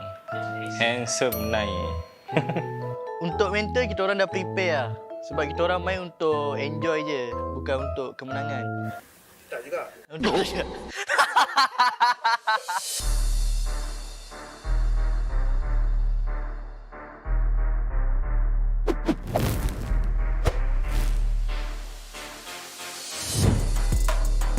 Pada Boyka dan Zuli, kau letak aku sub pada season lepas. Season ni aku akan buktikan memang lunyai tim kau aku buat. Okay, untuk bocah-bocah baru jangan ganas-ganas sangat. Kau kena bantai juga dengan yang otai-otai. Pengalaman lagi penting daripada kau punya skill. Bekas IGL dekat Forever. Saya nak proof dekat dia, pernah berkata kepada saya pandai tembak tapi tak ada otak. Kali ni saya nak tunjuk kat dia dan saya dua-dua tu ada. Kepada Aziz, good luck untuk PMPL season 5 nanti. And harap dapatlah. So to my ex-teammates, I'm back with a better team. So feel free to come by and say hi to us. We'll give you a sweet bullet in the head. Pew. Maybe Biu comeback is a good thing, but partner with my teammate, I don't think so because I played with them before. Maybe just like this, and I'm here. Oh, untuk for rivals saya just nak cakap golak, buat yang terbaik. Tapi korang kehilangan permata sebenarnya. Bagi kita orang adalah Dingoz sebab dia orang dah beberapa kali langgar drop spot kita orang senyap-senyap. Tapi kalau kita orang langgar korang kat drop spot, korang jangan PM manager kita orang Rival kita orang untuk season ni ialah RSG sebab coach saya tak suka RSG and SM9 sebab diorang dah pernah langgar drop spot kita orang Itu memang kali ni kita orang tak bagi peluang lah. Rival kita orang ialah Forever sebab saya tak suka sangat pemburu tu. Pemburu tu mulut je lebih, tak power, lemah. Pemburu. Baik main sini. Takut. Forever as well. In every single map, we are like neighbours to pemburu. Kau 13 dunia, tapi aku akan bantai kau. Apa juga? THQ because pas scrims dia turun dekat our drop spot which is Sunhawk. So kalau diorang still stubborn nak turun kat tempat kita akan buat diorang sampai diorang disqualified and tukar tim baru. Esports, korang langgar, kami akan langgar korang balik. TABAH NC kali ni bukan TABAH NC yang dulu-dulu tu. NC lah. They more to placement point lah actually. And diorang punya player tu memang good at survive but and diorang just good at ngendok. Okay, menurut saya Biu datang balik tak ada efek apa-apa pun. Dah rehat lama-lama tu confident ke nak masuk balik. Aku rasa takut nanti lepas season ni berehat lagi panjang nanti. Pag nakatapat nyo kami, smooth muna kayo. Wala kayong gagawin sa amin. Kepada tim Filipin, harap korang berjaga-jaga dan keep training untuk melawan tim-tim di Malaysia. Pada Aziz Mika, hati-hati bila nak tembak kotak orang. Takut aku pula yang tembak kotak kau nanti. Jangan selesa sangat ada bokeh tu. Kita orang dah tahu taktikal dia. Kita boleh baca juga. Ini buku taktikal bokeh. Saya nak challenge Demi Boy untuk jadi Terminator lah. Terminator sehari ke kan. Takkan tak mampu kot. Din, bulat kat SSO. Kalau tak okey nanti season depan join tim kita orang.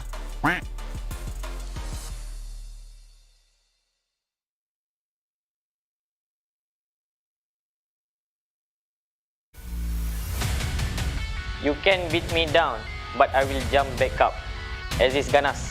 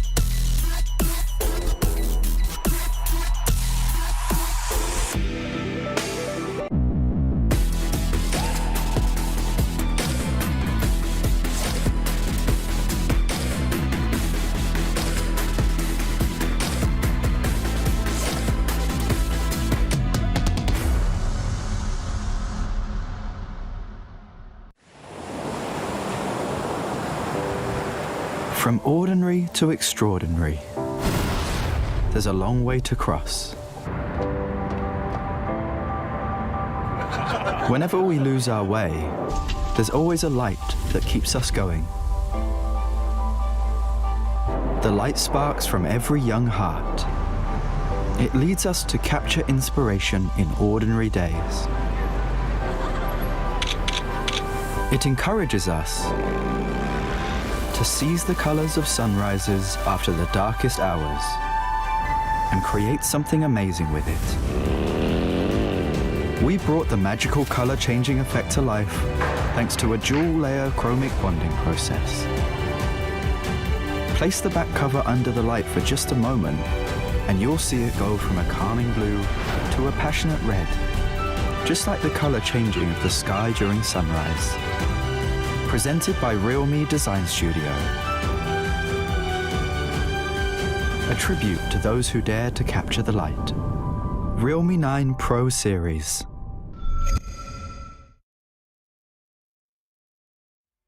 Welcome back to the PUBG Mobile Pro League MYSGPH. For the very first time, of course, my name is Contra, and I'll be your host as well as analyst for the entirety of the day. Before we start off with our very first chicken dinner, as we move into Sanok with Axis Esports taking the very first chicken dinner, and they booked away a whole lot of points with them. To our surprise, we saw EVOS VIP healing themselves into the second spot, though Team Hawk, they did manage to claim a few pointers of their own. They tied all together with EVOS VIP. So we're going to be moving into Erangel pretty quickly. And we saw Dingoz Esports, they didn't really manage to get much points, but this time around, I'm predicting that they will do much better inside of Erangel. That's my call. I'm not too sure about yours. Don't at me right now on the chat. But of course, we're going to be sending it back to your very own casters, whether if you're from Malaysia, English, or even from the Tagalog live stream. So with that being said, let's pass it over to our casters on the desk. There you go. So Dingoz is his call this time. I wonder what's his message.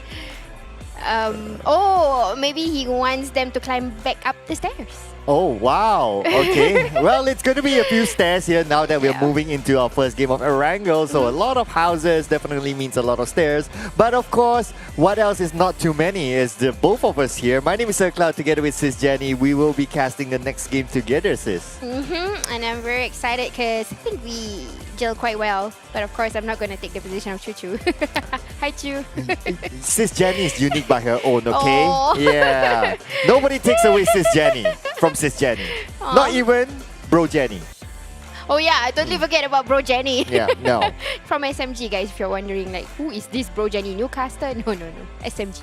Yeah, there you go, there you go. But anyway, so Erangel will be the next map. And let's remind ourselves of the challenge as well. So Farang Lejund is going to play in the next round. So this is where the official challenge starts. Oh dear. So Sis Jenny, if Farang doesn't get the chicken dinner, which is actually a 1/16 chance, you will need to. What will you do again? I love you. Oh, every round, right? Yeah. There you go. and I'm curious. I'm still curious to know that you said that every time you do that, something happens. Yeah. Okay. I'll keep that as a surprise. I want to find out what happens when you do that. I'll get viral like how I did last year over interviews. You guys can just find me and then the thing will come out. Oh yeah. Wasn't that the Cambodian team? That was one. That was one, but the most viral one was I think the one with OK. Right. Oh, okay. dear. Well, we could maybe, depends on what happens, get an interview with OK at the other day. So let's see. But of course, it's going to be all action here in round number 2. So what do you make about Aaron's prediction? Dingoz, they did start off well. They were the first team to go out. Yeah, but actually if they have the momentum and if they get the circle, I think they're quite scary as a team. Right. Yeah. But you still think that they are really formidable? Yes, because it's Batman. Wow. I mean, it's the coach and he usually outsmarts. I mean, we've seen his work. Okay. I get really worried when you say, oh, because it's Batman. I'm like, whoa, okay. Oh, why? I mean, no, I don't know. I mean, he's a model. Ex-model. Just saying. He is. Yeah. Oh, wow. Yeah, so he just was a knew. model. I saw his modeling video before. Wow. Yeah, like he did a catwalk. Wow. I think it was in one of the malls. Oh, that's cool. Yeah, he was wearing something kind of shiny-ish. I can't make that out. I can't make out what it was, but he walked down and he's like, you know how the typical model walk? Yeah, he does that. Fun fact, in case you don't know at home. I didn't know. I'm not at home. Yeah, well, I didn't know that we have nuggets with curry as well. Yeah, so yeah, right. it's a day of discovery. Nuggets with curry. But anyways, guys, if you are tuning in, remember to hit that follow, like, and share. And if you're watching from YouTube, subscribe to the channel because this is where everything happens, especially for this particular period. It is PMPL. I was a viewer. I've always waited for this kind of season to arrive, and I would just be the first few people to glue in front of the screen. In fact, I started a bit later, so I was his viewer. Wow. Yeah, with Choo Choo back then. So I was just watching and listening and like, oh yeah, it's funny, ha ha ha. But now I'm with SickOut. now we're next to each other. Yeah. That's cool. So dreams do come true. Wow. Okay. And obviously you're from Singapore, right? In case you don't know at home. Yeah. So, what can you tell us about Almighty? How are they in Singapore? Tell us. Oh, actually, Almighty. Yeah. It was okay. They are a mix of Cartel, if you remember this team. Oh yeah. And they are a mix of 8GMT. So they have been in the season for ever since I think season 2 and then all the way till now. So what can I tell about them right now? They have grew a lot. They have adapted to Malaysian scrims. Why am I saying just Malaysian? Because we tend to have scrims only with Malaysia and Singapore. Not that we are not, not being friendly to the Philippine sides, but usually Philippines, they will give us an invitation slot, and it happens fortnightly, not all the time. So they have grew a lot and adapted to how Malaysia's style is. Right, and during the qualifiers, what I heard from the Singaporean community is that they are a team of, if you put the best individual players into one team, they wouldn't be surprised that Almighty is the team to represent Singapore. What do you think about this? I won't say I agree 100% because everybody in Singapore will buck back at me. So there is a truth in it. At least about 40% because not all of the good players is in the team. So you're saying 60% of them are not good? No. You see how I caught this, Jenny? No, 60% is still out there. Right, there's still other talents as well, but maybe undiscovered. Yeah. But hey, you know what? That's what the community is all about, right? Like you discover new talents through scrims, and even like yourself as well, you host scrims. So I guess that's also one of the reasons, right? You want to grow the local community as well. Yeah, definitely. And for those of you who loves playing PUBG and you are not a pro player yet, watch PMPL to understand on how these pro players stick to certain situation. But here we go, flying over the sunny land of Erangel. Oh, it's not only the sunny land of Erangel, it's very sunny here in the studio as well. I know, right? What the hell? You were on the studio last week, so yeah, it's wow, okay, right, yeah. They gotta get the chicken dinner, if not, Sis Jenny's gonna go viral again. No, guys. Please, Farang, please be good to me. I'm your ambassador. Oops, crony. Oops. Well, I want to see Sis Jenny do the do the challenge. So, anyone else? Up for grabs. Here we go. Oh, man. Okay, I'm up for the challenge, but I'll give it with a little bit of a mix. That means every scene I will end up with different gestures of I love yous. You gotta start planning that, sis. But anyway, Thanks, at least good news for Farang and yourself is that the flight path is kind to them. Yeah, they normally drop in ruins, so they can drop with less opposing forces, I would say. Yeah, so it's going to be a straightforward drop for them. But interestingly, I see another team somewhere around there, probably just to grab a vehicle and to move on. Let's see, I think it's... okay, so purple is Farang. I'm keeping my eyes on the brown team. I don't remember. Almighty? Was it? Oh yeah, because they dropped in Severny, right? So they naturally hit there. So yeah. Yeah, it's Almighty. But anyways, while we are waiting for the teams to do their rotation or landing into their drop spot, I have a question for you, Cloud. Wow. Oh, why? What happened? No. I'm surprised that you have a question for me. I have. Here we Because go. I think it's nicer that, I don't know why, but you pick a good name for yourself, because in all gestures, calling someone sir is full of respects. You know, if you go to UK, United Kingdom, most of the time, especially customer service, we go, ma'am, sir. So it's kind of already like enforcing someone to give you respect. So like, sir. But when I go to the UK, Uh-huh. they stop me at the immigration. Why? Yeah, because how come you are called sir? You're not, you're not supposed to be. Like, are you impersonating someone? No, wait, is that your name in the passport? No, I Oh don't yeah, think so. okay, yeah, it's not. I was just making that up. Oh, okay. Obviously. Well, sir. I kind of like it, like, sir. Really, I like sis I as like- well. I like the formalities sometimes. Yeah, that's why I like to do English casting, guys. So you guys need to stay with English, because English is taking over the world. What? What? What? Okay, I'll take that. Okay. All right. Okay. I mean, it's universal, right? English. It is. It is. Like if okay, an example of how universal it can be, right? Uh-huh. So sis Jenny. So the name sis. Uh-huh. Even if you say it in Bahasa, Yeah. people use sis as well. Yep.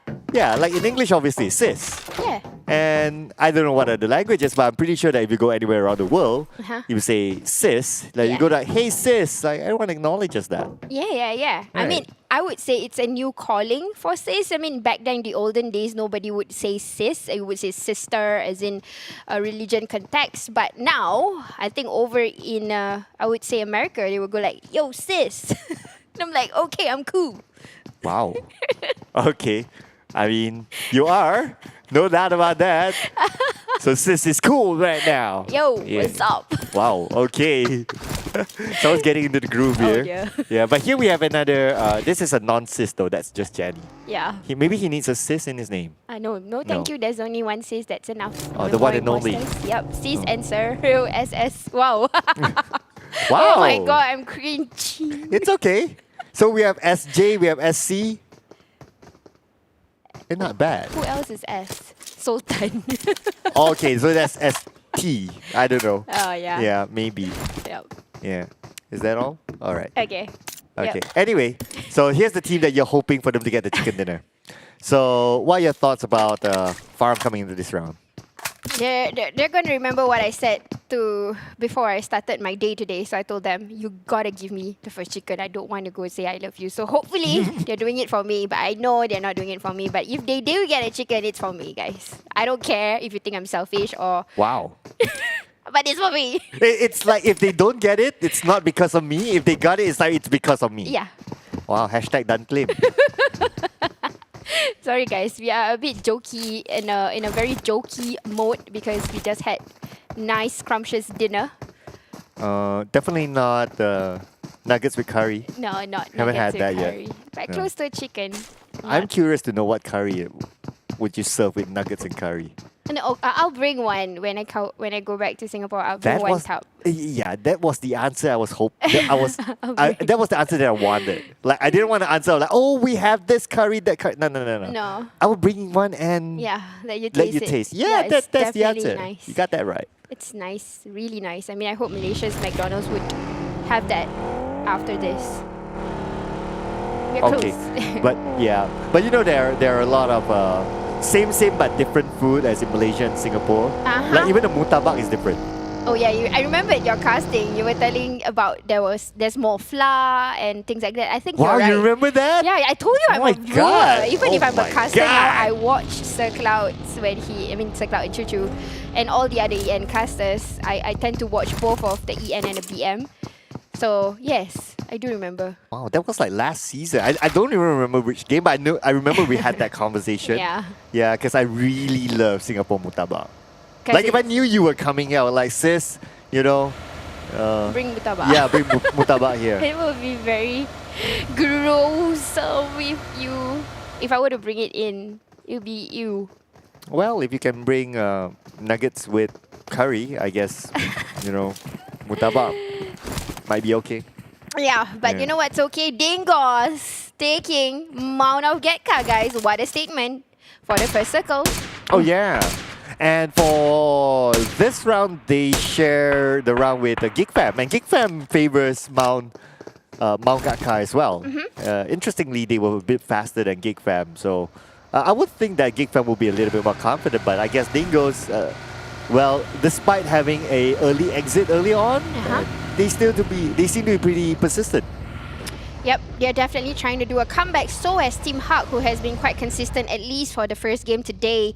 R2K is another team that I'm looking forward to see because they started out consistent and then they came out feisty. So definitely they have tricks up their sleeves. The previous week, they were the ones who likes to anticipate people from the back and they managed to do some kill stealing.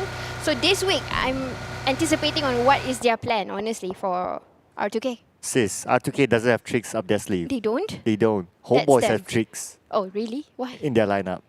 Oh, but... and they're not playing this round. Oh my god, lucky I was that fast. If not, I keep on asking you what is it. But yes, fine, Trixinity, okay, tricks. Sorry, Contrast like rubbing his face. It's like he's giving the face palm. It's like, I can't believe I just heard that. But that's quite fast thinking there, Sir Cloud. Yeah, I didn't think about that. You have to bear with me.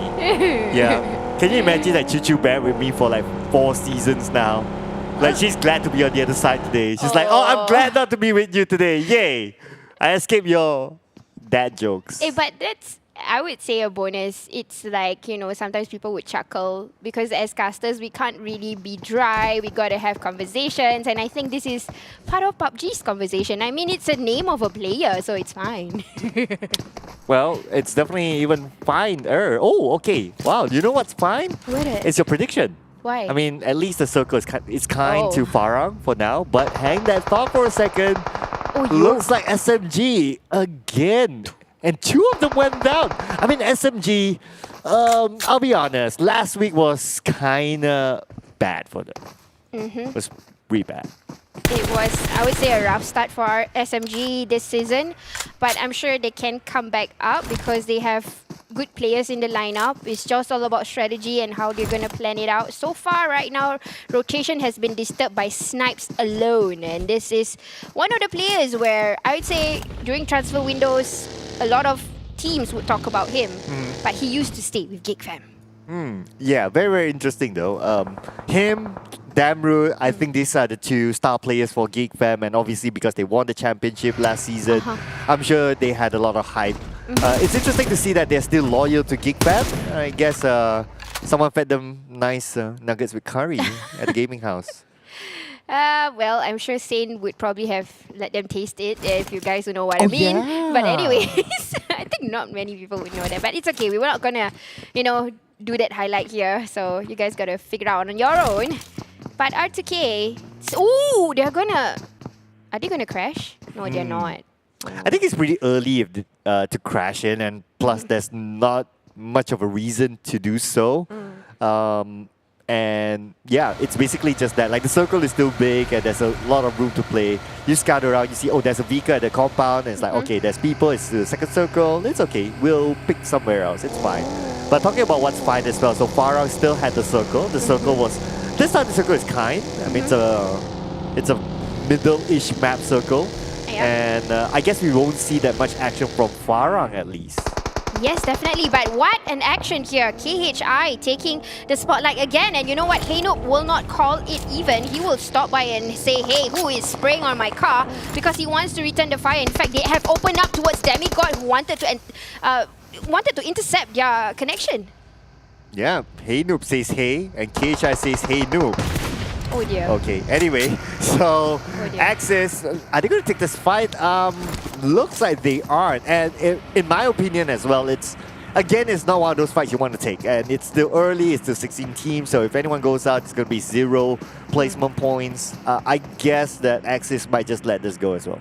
Wow, but Axis, what a bravery, or what a statement I would say. Nobody messes with Axis. A little bit of sprays, 3 of the players stopped and tried to counter the fire. And you know what happened to them? He immediately walked away or simply drive away and not wanting to take the fight. Yeah, and they retreated to a compound, so it's a smart move from them. Yeah.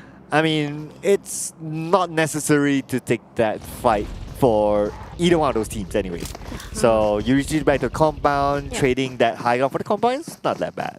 But I was hoping that they would start the fight because today, even though it's already the 6th day, but it's on week 2, but it's the first fresh day for that bonus point. Teams are playing a little bit slow as compared to last week. We did see a little bit of the rush within the first circle. A few teams went out, but right now I would say a lot of these teams are playing it not passive, but they are very careful with the choices that they make.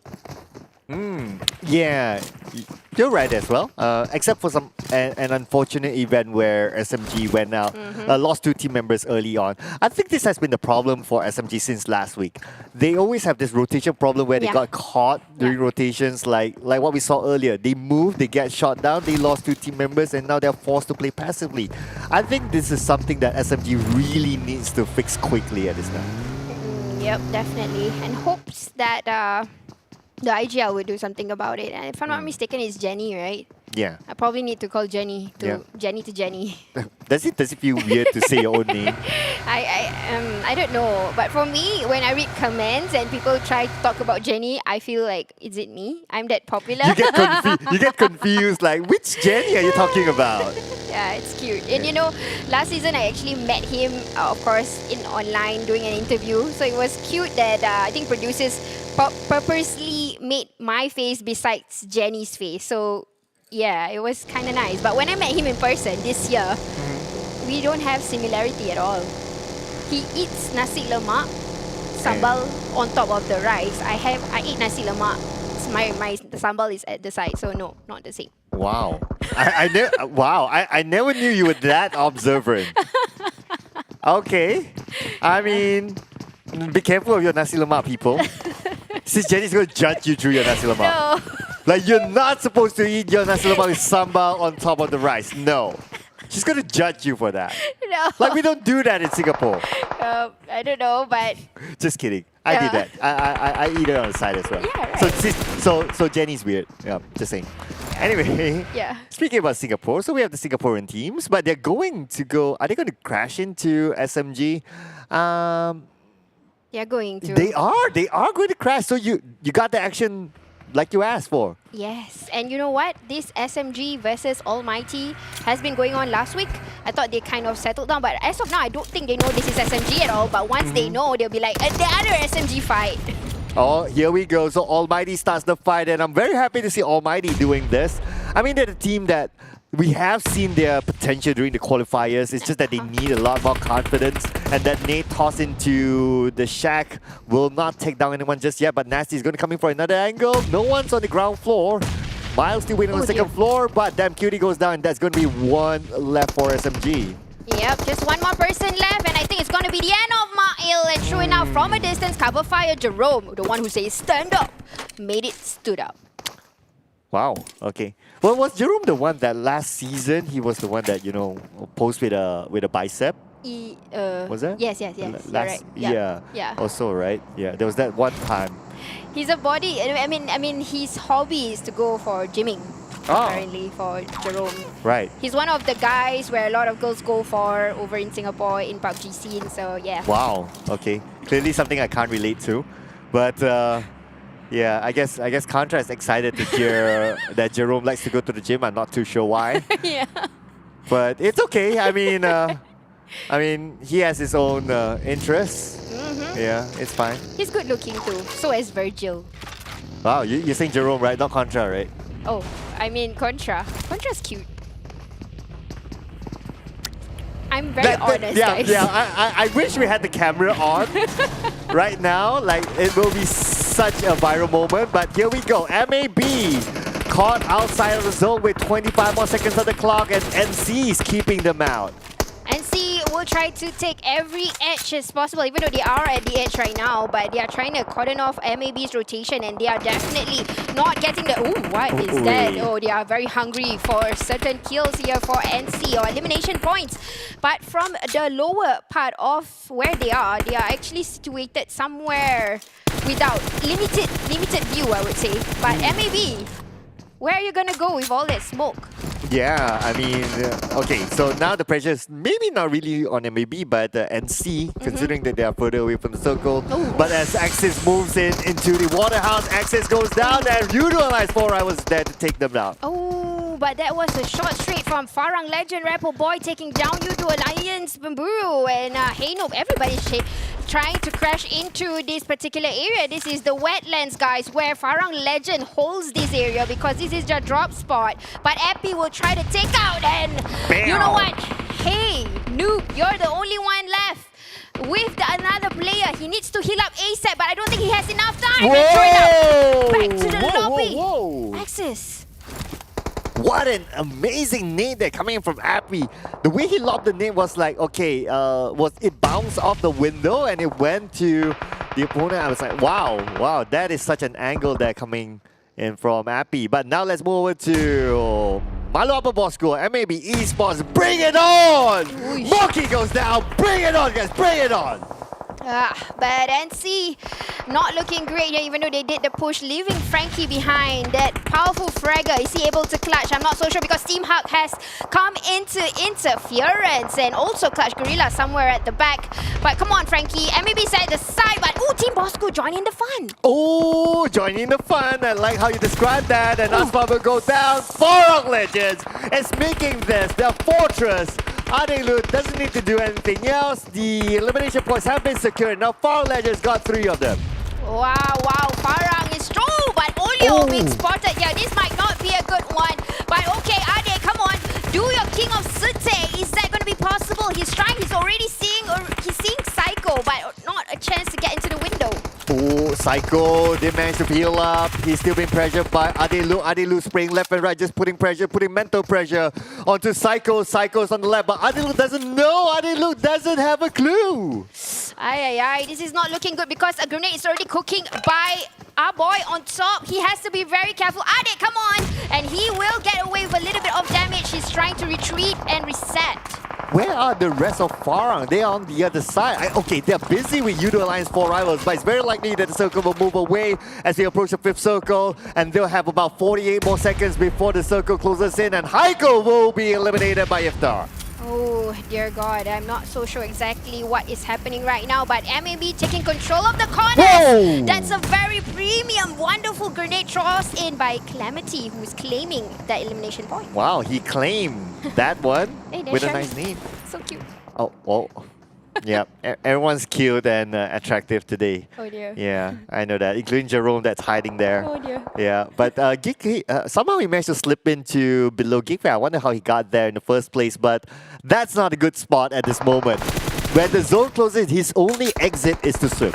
Yeah, but probably trying to do some survival points, and Snipes is going to smoke the area. Well, try not to be contacted, but I think his place is fine. But the fight is still going on with Farang Lejund over in the wetlands. Jerome having a very comfortable place. Yeah, Jerome's having fun with his own pool. But at the same time, the long range was nice. That long range elimination, that will go up the charts as well. The longest elimination distance for sure. At the same time, Yoodo Alliance 4 rivals will be eliminated at 12th place. 4 elimination points for them. And Clutch Guerilla, they are not in a good position as they'll be taken out by MAB. Oh dear. And leaving Adib alone. Xerox is already down. I think Adib will not have a good standoff this time. He is at the back, but 2v1, obviously, Adib's will go down. Wow, bring it on Esports, aka MAB Esports. Looks like they're doing really, really well. For Clutch Guerilla, on the other hand, unfortunately, only 1 elimination point for them. EVOS VIP as well, 10th place, no elimination points, and we are down to the top 9.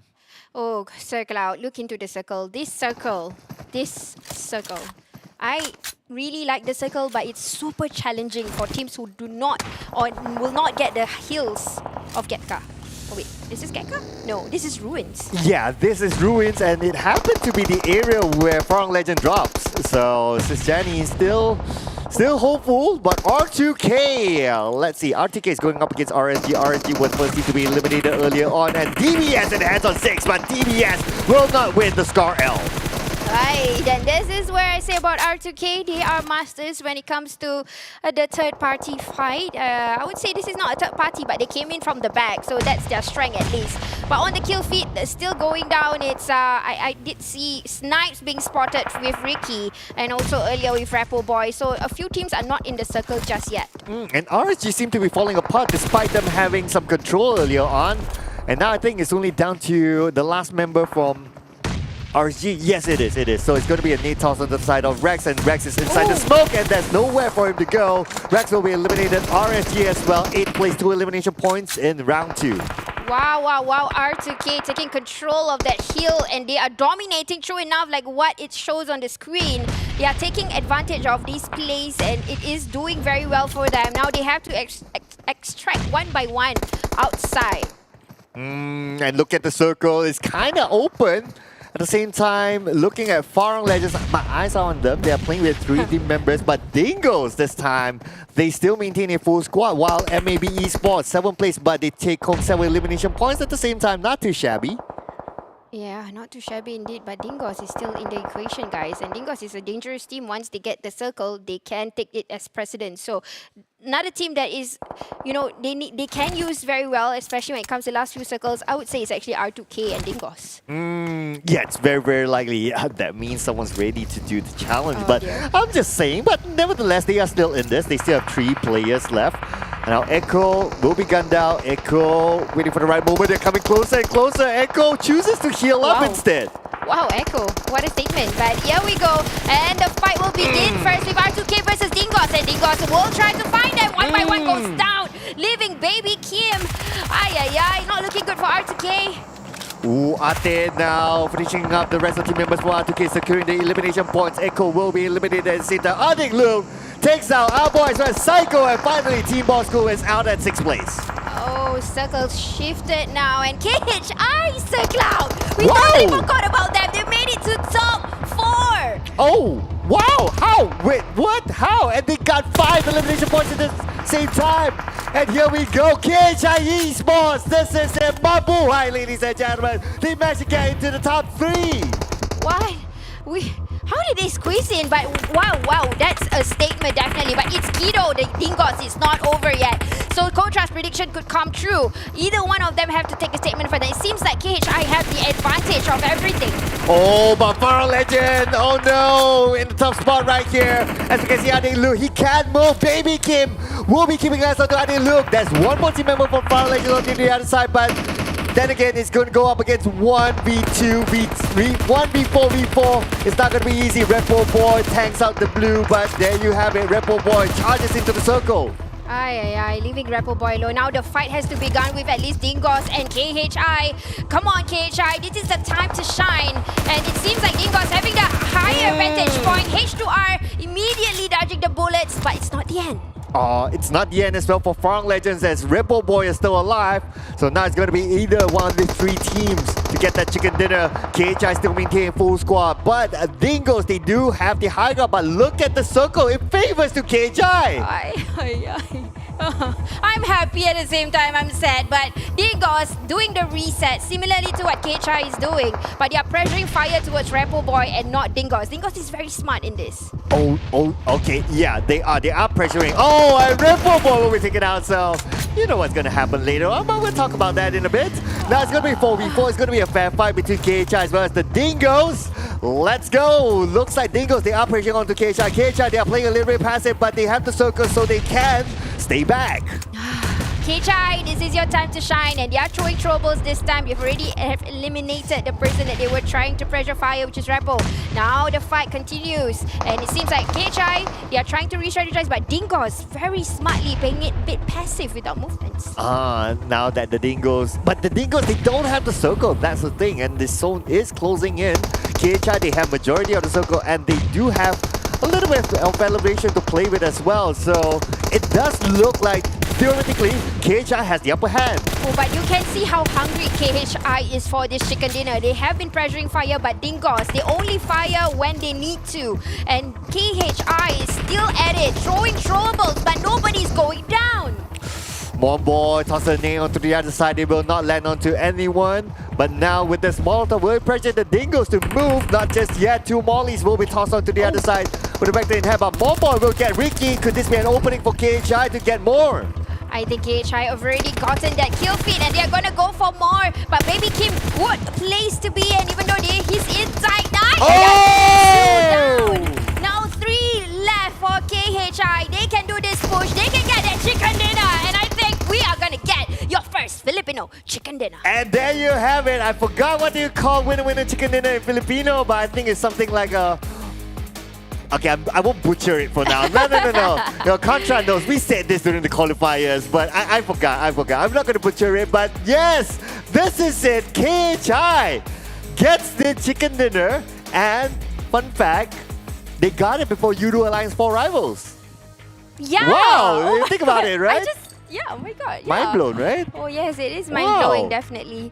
But what a statement, finally. I'm sure a whole lot of you guys from Philippines are standing up, doing this ovation for them, and congratulations for playing it smart. And not only that, they got elimination points too. I know, right? It's not like they sat passively, and it's a tough rotation for them. The circle was somewhere in the middle. They came all the way from Milta Power. Yeah. So they came a long way as well to get this chicken dinner. It wasn't a given chicken dinner for them. They worked their hats off. Yes, and probably, maybe this is the time where H2R rise, because I remember talking, and the manager said he's like amazing.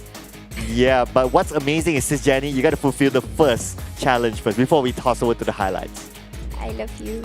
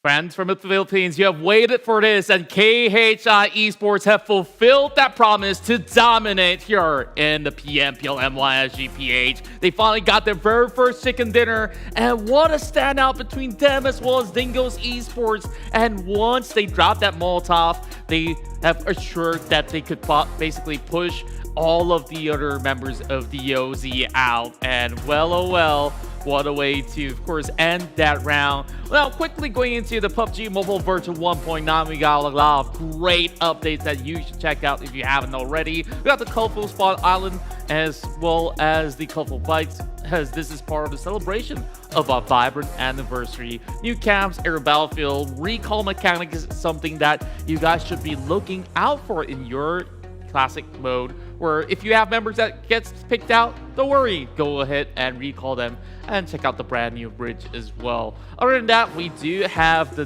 brand new Royale Pass. If you haven't topped up your UC, it's time to get it quick, because on our 9th Royale Pass, we got the collaboration between PUBG Mobile as well as Warframe. And this is basically for a limited time only. It's available in the game since 22nd of March, and there's lots of items to be unlocked as you progress through the Royale Pass. So if you haven't got it already, wait no longer.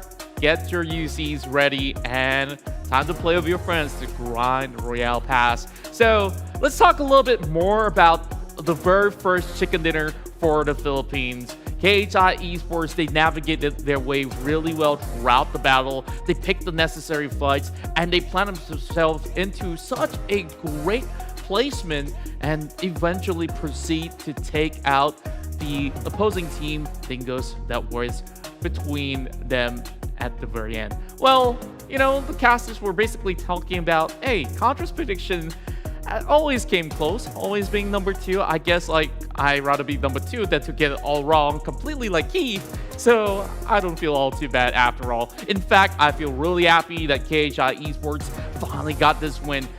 This is definitely looking a whole lot better as we approach week 2. We can see that everyone is starting to shape up, picking up that momentum, and also finding themselves a revitalized form. So I hope that KHI Esports, with this win, they could come back with a whole lot more in order to qualify themselves to the finals. So let's have a look at the match rankings real quickly after we conclude that round. KHI Esports is currently at the top with 27 points, matched up to Team Hawk as well as the other players that got in themselves to the first place early on, which is Axis Esports back in game 1 inside Sandhawk. 12 elimination points along with the Chicken Dinner will rob them with 27. 18 points for Dingoz Esports at second place. Now we have 2 teams that will be able to accomplish 15 points apiece, and that's going to be Farang, Lejund, as well as Team R2K. Geek fam trying to find that consistent rhythm, got themselves a total of 13 points. The others managed to get themselves a single digit of point. MAB today, looking at a Fury form, they've managed to accumulate 7 points just from eliminations alone. Added with 2, that makes it 9. While we have Team Bosskur with 5 points together with Yoodo Alliance. ALMGHTY here with 4 will land themselves on the 9th position. Meanwhile, RSG makes themselves to the top 10 along with Team Hawk. Clutch, Guerilla, EVOS, and the rest will be added up all together here in the weekly rankings as we have accumulated 2 games of points. This is going to be KHI Esports at the top of the ladder with 31 points. And Filipino fans, go ahead. This is a celebration. We still got 3 more matches. I hope that we can still see them coming up consistent. 26 points here for Axis Esports on second place, and third place with 22 points. That's going to be Dingoz, I do believe. Moving on to the second page, we got GENEXUS, Yoodo Alliance, Bosskur, as well as ALMGHTY. Now on 15th spot, Homebois definitely have bit better on the past week. This time not really having the rhythm. Together with RSG, they will have themselves 5 points. Team Secret as well as SMG only with 3 points. 2 points for Clutch, Guerilla. Last but not least, it's going to be TABAH and C. Don't worry guys, if your favorite team has not won yet, continue to cheer them on because we still got a whole lot more games coming your way. But speaking of which, of course, do share with us your thoughts on the next winners out there. And you know, we saw a lot of rotation, a whole lot of drive. I want to ask you, what's your favorite dream ride?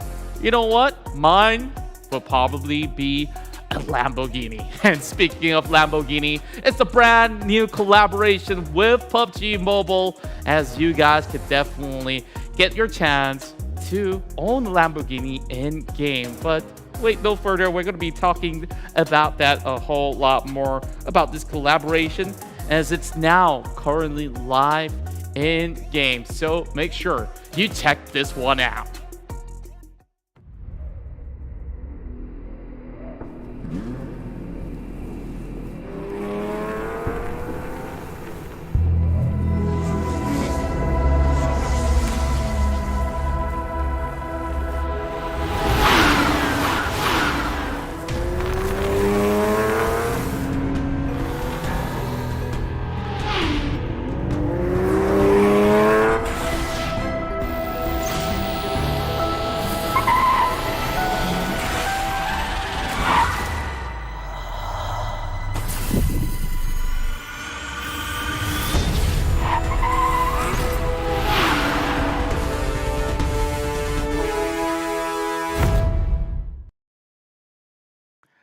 That's right, folks. You can get your hands on the Lamborghini Aventador SVJ, S-Stock, as well as Euros. All you gotta do is go ahead into the game to try your luck to own yourself the collaboration between PUBG Mobile as well as Lamborghini.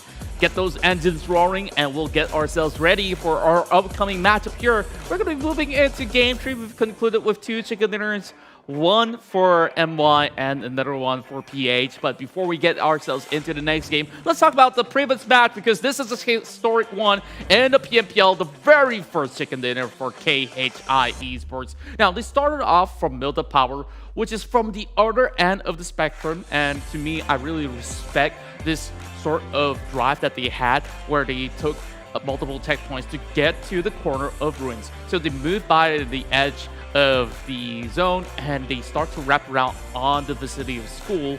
And usually when you pick that shelter zone, you can basically clip off any sort of rotations in that early game. Smart movements coming from KHI. They've been able to pick a few players off around the vicinity of school. As you can see from this section itself, there's so many teams that were surrounding KHI Esports. They have to deal with Yoodo Lions, EVOS who have not left school, Bosskur as well, where majority of all these teams ended up by the war count on the outskirts of Rosa eventually. Now, we fast forward into the middle of the pack where we've seen all the other fights taking place, and Dingoz, they planted themselves inside of Ruins for the longest of time. RSG, though they had a really prime spot, which eventually KHI will come into challenge, this isn't going to be lasting all too long. You can see that RSG, they have their backs open up against all the other teams. Farang can easily clip onto EVOS VP as well. KHI wrapped around the edges on that perfect spot to take on either side. So this is definitely great proactive measures that were being shown and displayed by KHI and also the rest of the team. While we take a look at the other side, we have Dingoz that was going toe-to-toe against R2K. A lot of all these expendable smokes have already been put out by Dingoz, and therefore, heading to the final battle, they don't have as many resources as compared to the KHI that could basically hold back and only attack when they want to. They come up with a 2-2 split formation over on the eastern part of the map, and you can see they hold themselves by small little craters and slowly pick one off after another. And slow and steady definitely wins them the race. Whereas Farang, they have to leave the ward count and they rush in, and there is not too much that was left out of Farang, though they did make it to the top 3. And down to this, the Maso as well as Homebois was in that perfect position. We saw Homebois dropping in the Molotov to get that pick off against Ricky. And after that, Dingoz, they didn't really have too much of a clue. They just have to react really quickly, and eventually KHI Esports backed themselves that perfect win. And of course, Filipinos, tell us, how do you like your chicken dinner done? Was it adobo style? Let me know. Well, speaking of which, let's go for some predictions. So, past 2 games, I got number 2. And, you know, R2K has the word number 2 on it, but I hope not to jinx them. And let's see whether if they could basically get themselves a chicken dinner, or could it be a back-to-back win for KHI Esports? We'll have to find out. And of course, the casters, y'all should get ready for this because it's about to get hot here as we will be moving into Miramar. With that being said, let's head over to the casters desk as we continue the PMPL MYSGPH. Hello everybody, and we are back live in the studio, and we are your casters today. I am Sis Jenny, and beside me is Sir Cloud. Oh, I don't get to do this. You get to do this no. today. Okay, yeah.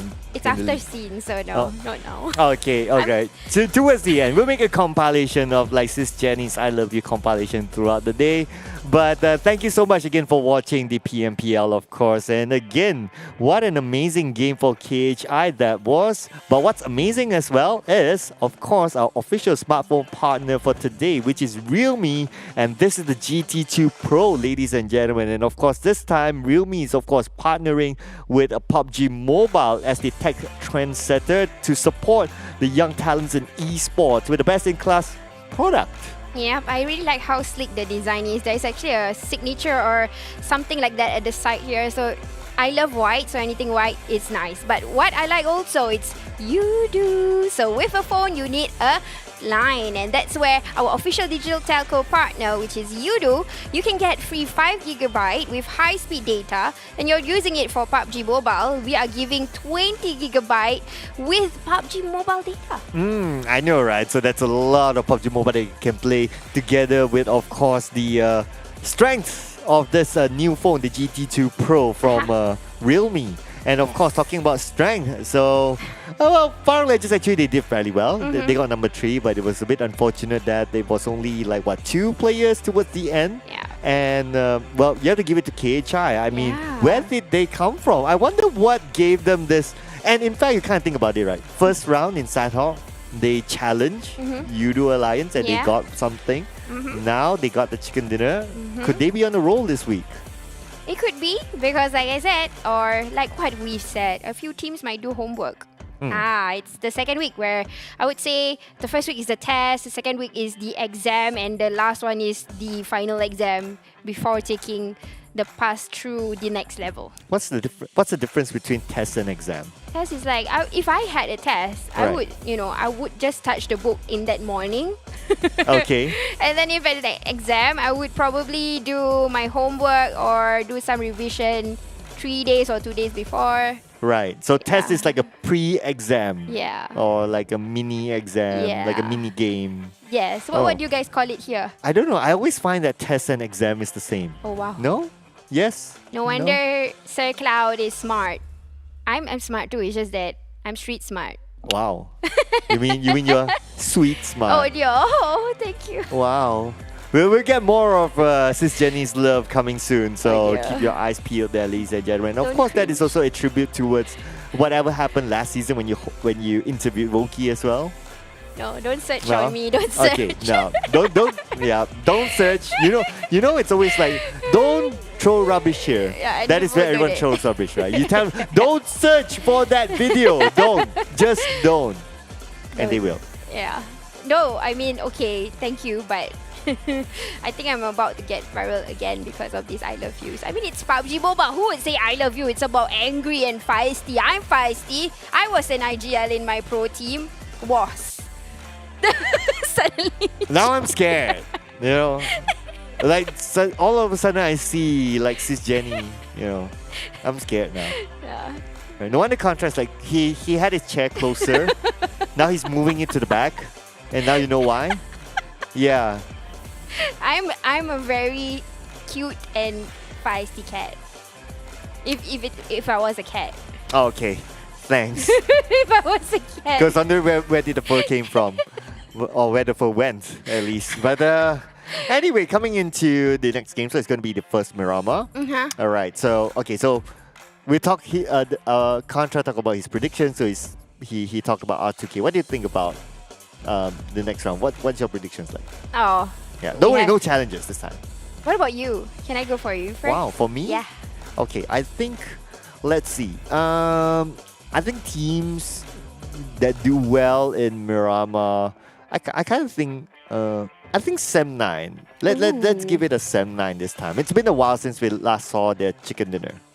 Actually, you're right. I mean, they got once. In Sandhawk? Yeah. Yeah.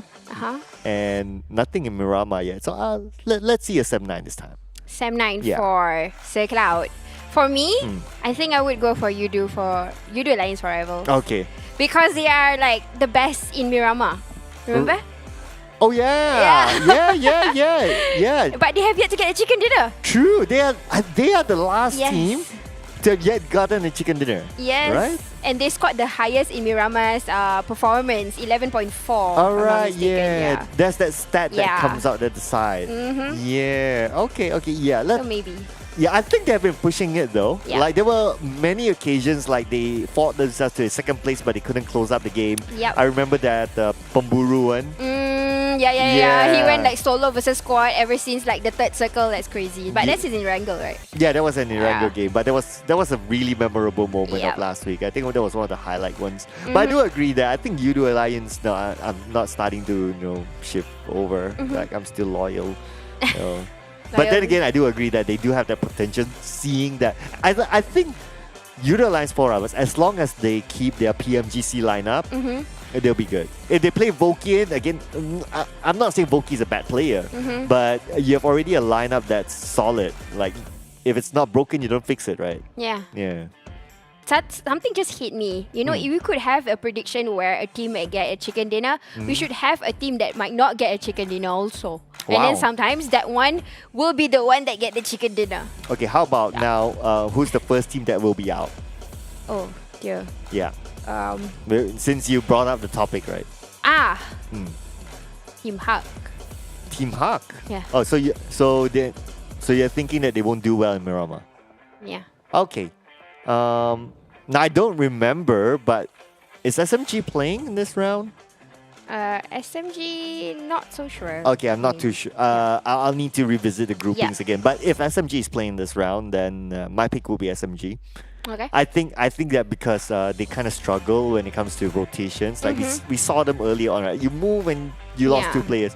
And considering that Miramar is a big map and there's a lot of rotation in Miramar, that's not the kind of thing that they want. Yeah. Yeah. Yeah, it has to be something that the team can agree to. But then again, we could have surprise. It might just be another chicken dinner from another country. Singapore. I mean, we had Philippines. They already got one. Yeah, but they could have another one. I'm sure Sis Jenny doesn't mind. I mean, no, I'm not being biased, but I'm sure. the nation. No, Sis Jenny is not biased. Sis Jenny wants to see more of Jerome. Like the poster comes up and, you know, maybe the top fragger, I don't know, something like that. Maybe Virgil. Oh, Virgil. Okay. Oh, sorry. Sorry, Jerome. You're disowned by Sis Jenny. So it's Virgil now. I think everybody in Almighty is taken, if I'm not mistaken. Oh, really? So their girlfriends would probably curse on me right now. Like, I mean, well, you're a public figure. People look at you, and it's normal to be admired. Check out Virgil. Check out Virgil. Yeah. Okay. Noted on that. He has this model face, that's why. Have you met them in person in Singapore? Not yet. I mean, no, none. Not yet. Not yet. Okay. Because of the pandemic. But now we're going endemic. And where are you going, Sir Cloud? Are you going anywhere this year? I'm coming to the studio beside you. We're having a date here in Miramar soon. Yeah. Any plans to go overseas? Not yet. Not yet? But if I do, I'll probably go to Singapore. You know why? Why? Yeah, because apparently what I heard is that now they're allowed to not wear masks in the open. Yeah. Yeah, I think that's pretty interesting. Yeah. And it starts tomorrow. Oh, it's tomorrow. It's not out yet. Okay. I hope it's not an April Fool's joke though. No, it's not. It's not? Yeah, so it's gonna be weird to like. We feel, bad that we can't wear it, but then we can see our pretty faces already. And yeah, you can show off your makeup now. Yeah. Yeah. But anyway, what else are we going to show off is, of course, our flight into Miramar. And I can't wait to check out the flight path. It's always very interesting to see. But okay, this is going to be a nice flight path here. Cutting across La Drillera, up on the way towards El Azahar. So everyone's going to get a good drop. Yep, it's an equal, I would say, in my screens, it cuts in the middle like a piece of cake. It does. You see, like it's a cake and it cuts across. I mean, it's not really in the middle, but it is somewhat centralized and it's like a cake where everybody can take each of the drop spots.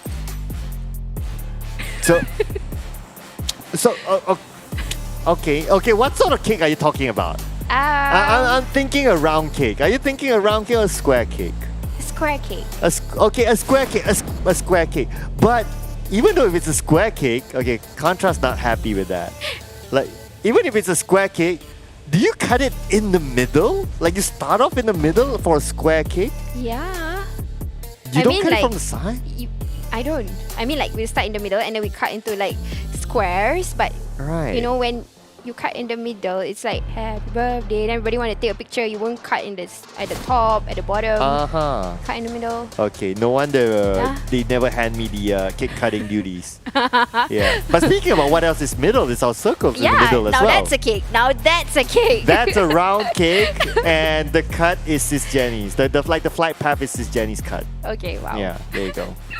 But As we speak, this is the Sandy of Miramar, and everybody belongs to their own drop spot. Again, I don't think any crashes will happen or someone will get handicapped at least for the first part. Usually, sometimes we get to see out of 4 members, one of them getting kidnapped. So far right now, Observer have not taken any shots like that, and hopefully it stays this way. Yeah, and coming back to my prediction of SMG, yeah, so they're not playing this round. Yeah, okay, so they got away with this, but of course they're definitely going to play the next Miramar. So yeah, it's not their favorite map. But okay, so if I were to change my prediction, considering that SMG is not in here, ooh, it's a tough one. Now with this kind of circle, it feels like it's kind of okay for everyone, but I think Axis Red One hasn't got a good record in Miramar. Yeah, right? Yeah. Yep. Yeah, I think they bow out very early for lots of Miramar. So I would say maybe them if I were to pick one. Yeah, they have not been. I would say they have not been lucky with the circle when it comes to Miramar. So, when it comes to firepower, I think they still have it. Probably, circle is not in their favor because I think most of the time they got that record is because when you remember this season, exactly this season, a whole lot of Miramars is going towards the south. I'm giggling because Contra is dancing. You know what? The camera should turn on at the right moment. Yep. But it's okay. I know he feels lonely. Yeah, he talks to himself like most of today. So yeah, he's trying to get some attention. So guys, put it in the comment section. Give Contra some love. He needs that. Just like how Sis Jen is giving everyone love at the end of every round. Yay. Yeah. Thanks to this team, of course. Oh, come on. I mean, they got third. So I was number 3. Contra is number 2. So they still got a good placement with decent eliminations and you still get to do the challenge. So I'll take both. That's okay. Yeah, why not? But anyways, we are looking into Team Secret. They have been quite quiet this season. This is the second week. We have not seen much, I would say, highlights from Team Secret. Yeah. But even though we have not seen highlights from them, they are one of the OGs team and they have been consistent. So a lot of people have been questioning like, hey, what's wrong with Team Secret? Last week wasn't the best. Obviously, it's not the usual Team Secret that we see. Sometimes they rotate and they get eliminated. So what's your take on that? What do you think? I think, like what, last season I interviewed Y2K a lot of times. And every time I interview him, he will always say, trust the process. Oh, yeah. So I think yeah. I think it's the process. So it's part of the process. Yeah, it's part of the process. All right. Okay, I'll take that. I mean, for most of last season, they played with Jumper as the IGL. Yeah. Right? I think Matoy only played like very early in the season. And then they started to rotate. But anyway, so now that obviously Jumper is out, he went to Axis Red One, so they're depending on Matoy as the IGL. So I guess it's the process of readapting to the former IGL. Probably. But then again, I do not want to judge Team Secret because I got a lot of trust the process. So I will not say anything about them and it's just about the process probably for me. Well, I'm curious to know what the process is about right now. I mean, Y2K has already anchored it in my head. Every time I see Team Secret, process. So every time you see trust the process, you see Y2K. Yes, I see him a lot. Wow. I mean, I don't see him a lot, but because of what happened last season, it's all about the process. I was about to say, sis, you've been very active in Kuala Lumpur. No. Yeah, it's okay. I mean, Y2K is in KL as well, and he's hanging around somewhere. Not too sure where exactly now. But hey, who knows? I mean, we have Tuesday as an off day. But speaking about off days, so yesterday we had an extended off day, just to let our viewers know as well. Yep. And what will be happening is that our schedule will run until Monday. So yeah, so like today we see the groupings that's been played is actually yesterday's grouping. So it's still going to be the same. Schedule, but it's just going to be extended till Monday, meaning that next week the teams have only one day off before they resume back their tournament. So I think it's going to be even more challenging, considering that you kind of got used to 2 days or 3, and now you only have 1 day of rest before you reset yourself and regroup. So it's definitely going to be tougher for the teams. Yep, totally agree that, Sir Cloud. And in fact, it is also the month of fasting, and I think it would be quite a challenge for some of the Malaysian teams because most of them have to go through the fasting process, and apparently it is one of the first few days, so it is going to be a good challenge because in the month of fasting, it's all about challenges, and sometimes with all these challenges, there are good things that will happen after that. So hopefully, it will be that way. Positive vibes, guys.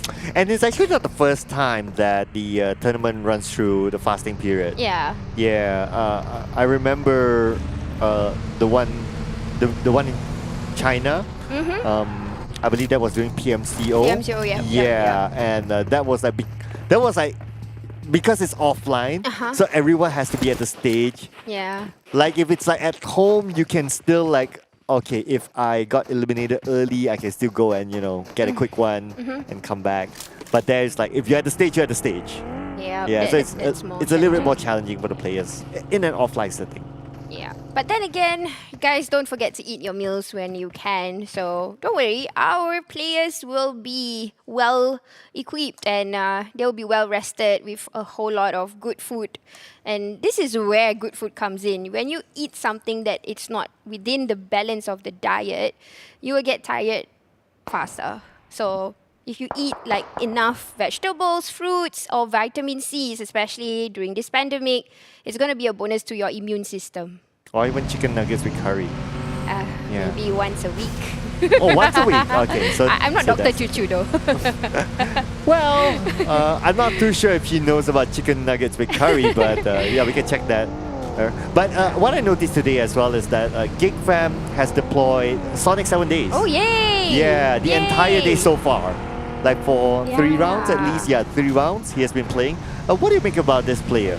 Oh, he has a whole lot of tricks up his sleeves actually. Nah, Trix is in Homebois. Okay. Yeah, Trix is there, just above Impala. They are somewhere around Crater Fields. Okay, but he's actually a good friend of Damroot, right? Oh, he is? I heard that he was introduced to the team by Damroot. Yes. They were in the same, I would say, village. Oh, yeah, I didn't know that. Yeah, Fun so fact. anyways, if it's from Damroot, I think it's going to be... Damn good. Okay, I didn't see that coming, but yay, that's funny. It's okay, that's why the lights are turned off, so... Yeah, I mean, our audience doesn't know what's happening here in the studio. But, interesting though. I kind of wonder though, like, what is Sonic's going to play as? Like, what's his actual role? Because I think that Geek Fam's kind of solid last season. In fact, like last season's issue was that they didn't have a fragger, but they kind of made that up by switching around some roles, and they're kind of okay now. So I'm not too sure where does Sonic's fit into.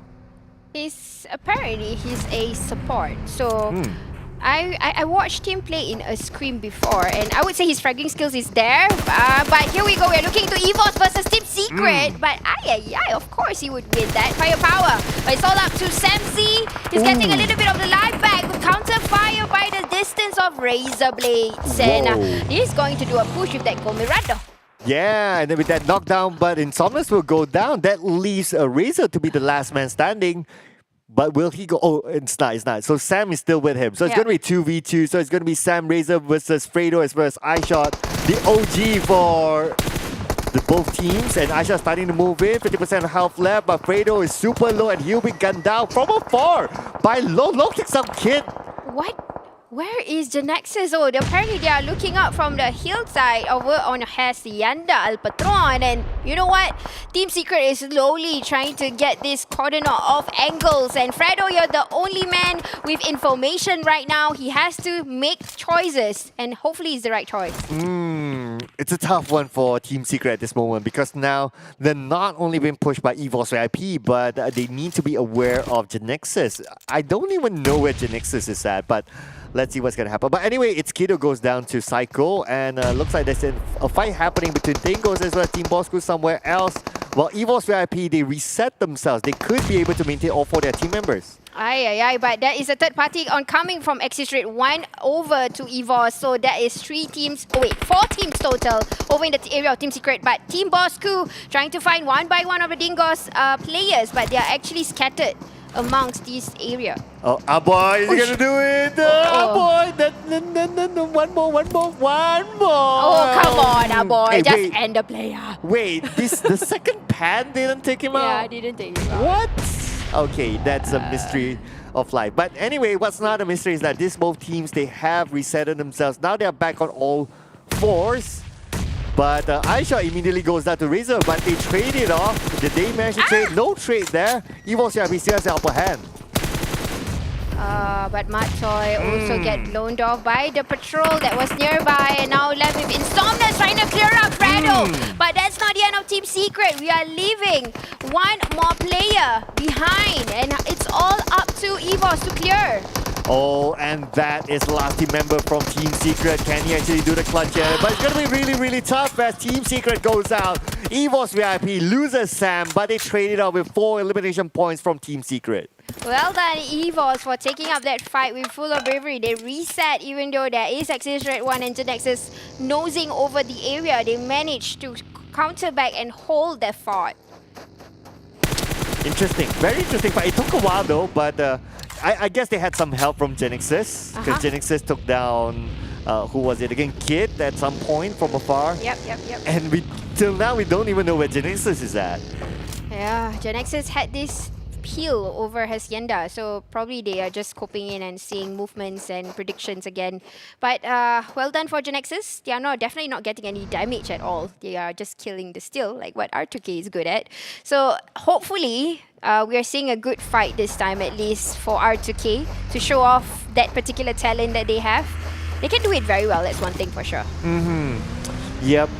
I mean, they were on Contrast prediction for a reason. So just saying. So far the record has been whoever he predicts gets number 2. Yeah. But now let's look at the Dingoz taking out Homebois, and Tam will go down to Baby Kim, and the Dingoz only left with 2 members though. From the fight from Team Bosskur. Team Bosskur making a rotation. I'm sure he did not, or Tam didn't want to stop by, but Baby Kim, that's the only reason he has to counter, and getting 1 in the back, already leaving Ricky and Baby Kim. Honestly, it's not a good start for Dingoz, at least today. Yeah, the first round, not so. Second round was it's good, I would say. Second place, and now they're kind of struggling, but then again, it's still early into the game.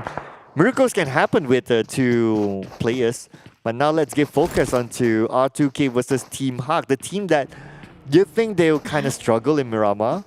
Actually, not say they struggle, but the strength is to fight together, and in Miramar it's quite a big map, so it might be troublesome for Team Hawk to come in together. So that's the reason why I don't think they would win a chicken dinner. I mean, the stats don't lie as well, right? Yeah. The numbers shows that they're kind of behind when it comes to Miramar, so I guess it's a map that they struggle. But another team that's kind of struggling today as well, Clutch Guerilla, they just got knocked, one of them, at least. Yep. So it's also they're a team that they didn't start out well, they were okay, and then now not so again. But Homebois, Iron Pro is being targeted at. And you know what? Tricks. This is the guy that we have been hearing a whole lot of tricks, but he's trying to get back Iron Pro. I'm not sure that's the wise idea because, you know, the shots that are coming in is very painful. That's the reason why Iron Pro didn't even have the chance to move out. And now he's coming for his assistant. And there you go. Iron Pro has been eliminated. So it's going to be Homebois losing 2 members. Yeah. I mean, one of them was Tam. That was fairly early. I think it was with Dingoz, and now it's going to be Iron Pro. So Trix seems to be caught out alone though. And if Team Bosskur, they had the information, they could finish him off. But then again, it's not going to be worth it to go for that one. And plus, you don't have enough information. Miramar is such a big map. If you go for that one person, like the other person could be shooting from far. So it's not going to be worth it. They prioritize the circle, and that's exactly what they're doing. But you know what? Clutch Guerilla got all the 4 men alive, and Jimmy is playing right now together with Xerox, Adibs, and Funky. So they're about to rotate nearby Team Haka, and I think they will get a spring. I haven't seen Mango for a while though. Oh, Mango. Mango is having an internship program, so that's the reason why. So he couldn't. Will he be playing? I'm not so sure actually. Right, okay, let's keep our eyes on that. But that reminds me of this guy as well. Heiko used to do an internship. He used to play at night with EVOS VIP back in season 1-2. But here we go, Heiko will be gunned down by Adib's Clutch Guerilla taking over Team Hawk. And like what you say, Team Hawk, when it comes to Miramar, it's not their favorite map. Yes, but I really like this rotation. Oh wait, no, not rotation, but then opening from Clutch Guerilla. You guys can see how much they are locking down the enemy, and it's quite a fast elimination. One by one goes down and still have the time to loot, leaving Dams behind. Xerox is not sure. Dams is keeping quiet, but I think they will prioritize the circle, leaving the only Zuli. Oh, sorry, was it Zuli? Okay, not too sure the camera switch, but nevertheless, Team Hard now, they are struggling to get into the circle. They will struggle to get into the circle because Clutch Guerilla is right in front of them. They have the high ground, so they can look back and keep them at bay. But at the same time, Echo will be taken out. So R2K, they seem to be struggling at the same time. EVOS VIP will share the same compound as two team members from R2K. And this is a close quarter combat from R2K versus EVOS VIP. Not sure what will happen here, but Harm is trying to cook all the grenades similarly to Ziggs here, already contacting and identifying exactly where they are, similarly to what Insomnius is doing, but he's actually tanking the damage. Ooh, and at the same time, Zuli will be taken over by the zone. Team Hard, they are struggling to get in. At the same time, Harm prepping up the nade. Will it land onto Insomnius? No, it will not. He will toss it to the left side. But at the same time, they need to consider that the zone is starting to close in. Yeah, and it's the fourth circle is super painful, and it's going to be a gatekeep process for Clutch Guerilla. But Loyu getting us far down, and the rest of Team Bosskur, I would just say Naoki is up here all alone. Loyu will try and do the elimination, and one by one goes up. GENEXUS trying to steal the ground from Team Bosskur. And Team Bosskur, two of them are caught out on the outside, but at the same time, Insomnius will be knocked down. EVOS VIP, Razor will be taken out by iZane as well. Now it's down to Mika, the last man standing, the boy wonder for EVOS VIP. But it's not going to be easy for him as he'll be pressured by the blue. At the same time, gatekeeping is happening. Yeah, Mika have no choice but to heal first, heal up, and try to struggle to get into the zone. He's going to get into the buggy and going to prioritize the zone. No point of doing a revival, but he got to get in fast because it's painful, guys. You guys can see how much he is going down the health. But, oh, KHI circle out. Oh, yeah. Okay, yes, they are still around. All right, let's see how they're going to do this against Yoodo Alliance 4 rivals. That's going to be a team that, well, they still want their chicken dinner, and KHI got it before them, so it will be interesting if they win the fight against Yoodo Alliance. Yeah, and Yoodo Alliance 4 rivals. Oh, but oh no, Mika did not make it to the zone, so probably he was getting tapped somewhere else also. But you know, it's quite impossible for that. Geek Fam is trying to stop KHI from contacting Yoodo Alliance 4 rivals because they are neck on neck with one another, quite close. I would say about 180 meters, and they have already contacted and seen each other. So KHI will have to choose which one to focus on first. Yeah, KHI will need to make that decision quickly as the zone starts to close in. Yoodo Alliance 4 rivals on one side and the other team on the other side. Let's see who are they going to go for. If they go straight in, I think it's a little bit open, so they need to pick a side. It's likely going to be Yoodo Alliance 4 rivals as they start to inch in, but they could change their minds as they see Axis Red 1 already in the circle. But good calls from H2R. He already spotted, he did not. He did a trigger discipline there, giving... Oh, but Farang Legend got eliminated. Yeah, not a good round for them. But here we go. GENEXUS, they still have a full squad. Psycho is still alive though on the other side. But GENEXUS, they have the they are on the lower ground. Not too sure how would that benefit them, but let's see as the game goes along. Now at the same time, we can see that Sem9 will be taken out by the zone. Drax goes down and Sem9 down to the last two members. But this is really a smart gameplay that we are looking into Yoodo Alliance 4 rivals. But Clutch Guerilla got eliminated also, along as well as Farang Legend earlier, Big Brother, Small Brother, all back in the lobby. And now looking into Team Bosskur, they are holding the fort and we are focusing the fight. KHI coming in clean, crashing into Snipes. Here we have it. So Sem9 will be out as well. 2 elimination points in this round. Bosskur with iNaoki and the long range. He'll manage to secure that elimination point. 5 elimination points now for Team Bosskur with Psycho taking out Dams as well. And now the tapping coming in from long, putting pressure onto KHI. They are caught here right in the middle of a couple of teams. but here we go. GENEXUS is dominating. Looking into the minimap, they are fully prepared. 3 of them in the circle. Another one is gatekeeping. Yoodo Alliance for Rivals. That's really a good combination, I would say. Preparing for the storm. They are finding it hard, but explosions after explosions. AHI being targeted from different angles. Oh, close one, close one. So it was Axis Red One coming in from behind, and Dabro takes one down. Axis Red One, they still maintain a full squad, but Axis Red One doesn't have the circle, fully at the circle at least. Geek fam will be pushing Axis Red One, and Axis Red One has Bosskur to deal with as well. Yeah, as I was saying about the formation, but Snappy being already targeted by Wreath. Good eye for that. It's a clearance for Yoodo Alliance for Rivals to come in at least to eliminate GENEXUS. Potentially, I would say they can win this, but Axis Red One trying to eliminate Miracle. 3 of them working hand in hand trying to eliminate Geek fam. The tapping coming in from Miracle. Geek fam will need to find a way into the circle. Now it's down to Damru as well as Miracle. Hopefully there will be a miracle for them as they try to find a way into the circle. 5 more seconds on the clock. At the same time, Ricky is still alive. And the Dingoz, they still at least have a representative into the top 8. Yep, Dingoz really know how to play that trigger discipline well, or playing passive, but Miracle trying to again. You know what? It's very vulnerable for Geek fam to be in the open, but he managed to still land the shot straight to Axis. Oh, that was a close one there. Unfortunately, it's too open. Like what you mentioned, sis. One nade will take him down, and Axis Red One controls the high ground. Yes, and they have definitely control, but iZane just took out Psycho. What's with the pen, guys? Well, yeah, what's with the pan? Okay, bruh, I mean, dude, we are like 6 circles, the zone is closing it, dude, seriously, but iZane still wants to get his highlight moment. And there you have it, they will still get one. Oh dear, but you know what, Yoodo Alliance Forever just got eliminated. That is something that GENEXUS managed to cover. Not allowing them to come in. But Axis Red One, this might be a game changer for them. Oh, okay, yes. This could be it as iZane moves in. Let's not forget about GENEXUS still having 3 team members. Axis Red One, 4. But the Dingoz, Ricky is still alive. Yeah, that's what they're good at. You know, their calls are definitely good and rotations. But let's just see if he gets eliminated by Loong. Giving that good eye, being the eagle eye, seeing everything from the distance. And he knows the information. Loyu goes down next. Mika trying to make GENEXUS not to come in.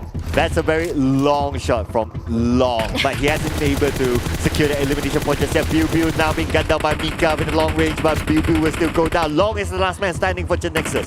How I wish GENEXUS would not rush in because they are in the circle also. Now, 1 by 1 goes down. It gives more advantage to Axis right now. It's left with only 1 player, and that's Loong. So I think for GENEXUS, they could have come in better or know it better at least when you get the circle. And now, Axis is trying to calm down, looking 1 by 1. But sis, Ricky has been there the whole time. Nobody spotted out Ricky. Ricky would have been like, hey, no one saw me. Thank you. I'll take a 2nd place finish. Ricky, how did he ninja his way into the final circle? Check it out. Today is the 2nd chicken dinner for Axis.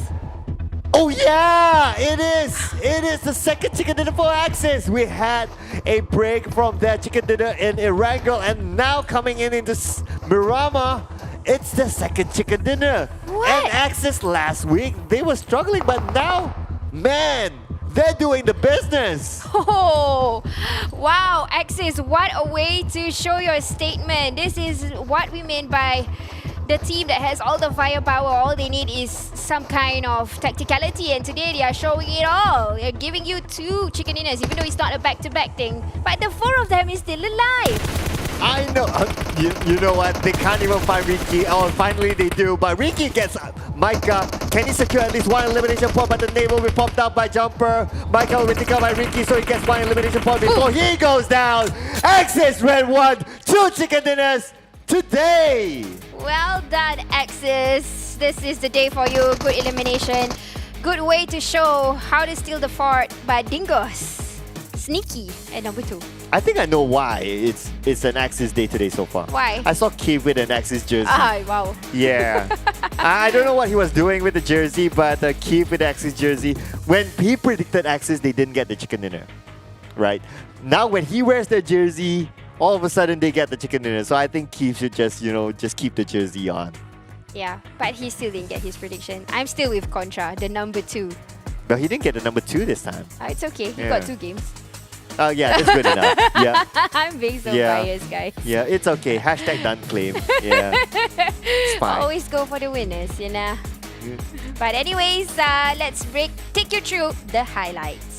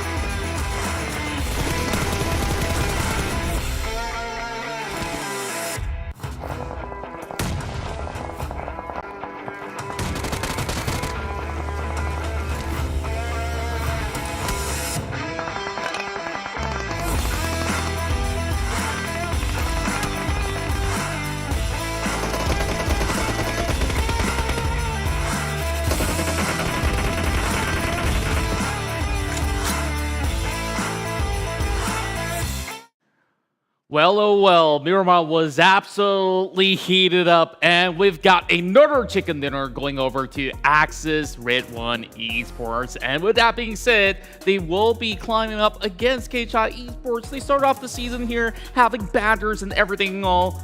And I think that they're definitely here to settle the score. So I really want to see more coming back from KCHI Esports to see if they could also get their second chicken dinner of the day. But of course, with that being said, let's take a look at all the new stuff that's currently happening here in the PUBG Mobile world. We got the brand new Royal Pass, and if you haven't got it yet, you should basically pick it up quickly because you can obtain various outfits throughout the in-game events in PUBG Mobile. More information will be shared soon, so make sure you tune into our channel and get your hands on the new Royal Pass, which is in collaboration with Warframe.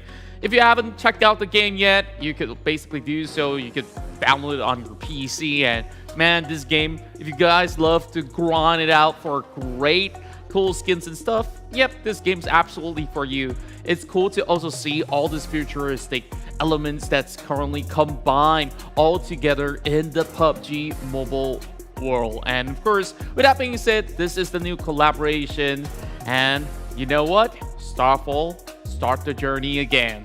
It's time for you guys to basically have a whole lot of fun and explore around the realms of both PUBG Mobile as well as Warframe. And with that being said, we also do have more stuff that you guys should also take a look at other than the Royal Pass M9. We also do have the PUBG Mobile Lamborghini collaboration, where we have already watched the video previously. But of course, that's enough of promotions, as we're going to hop back into what went on over the past match.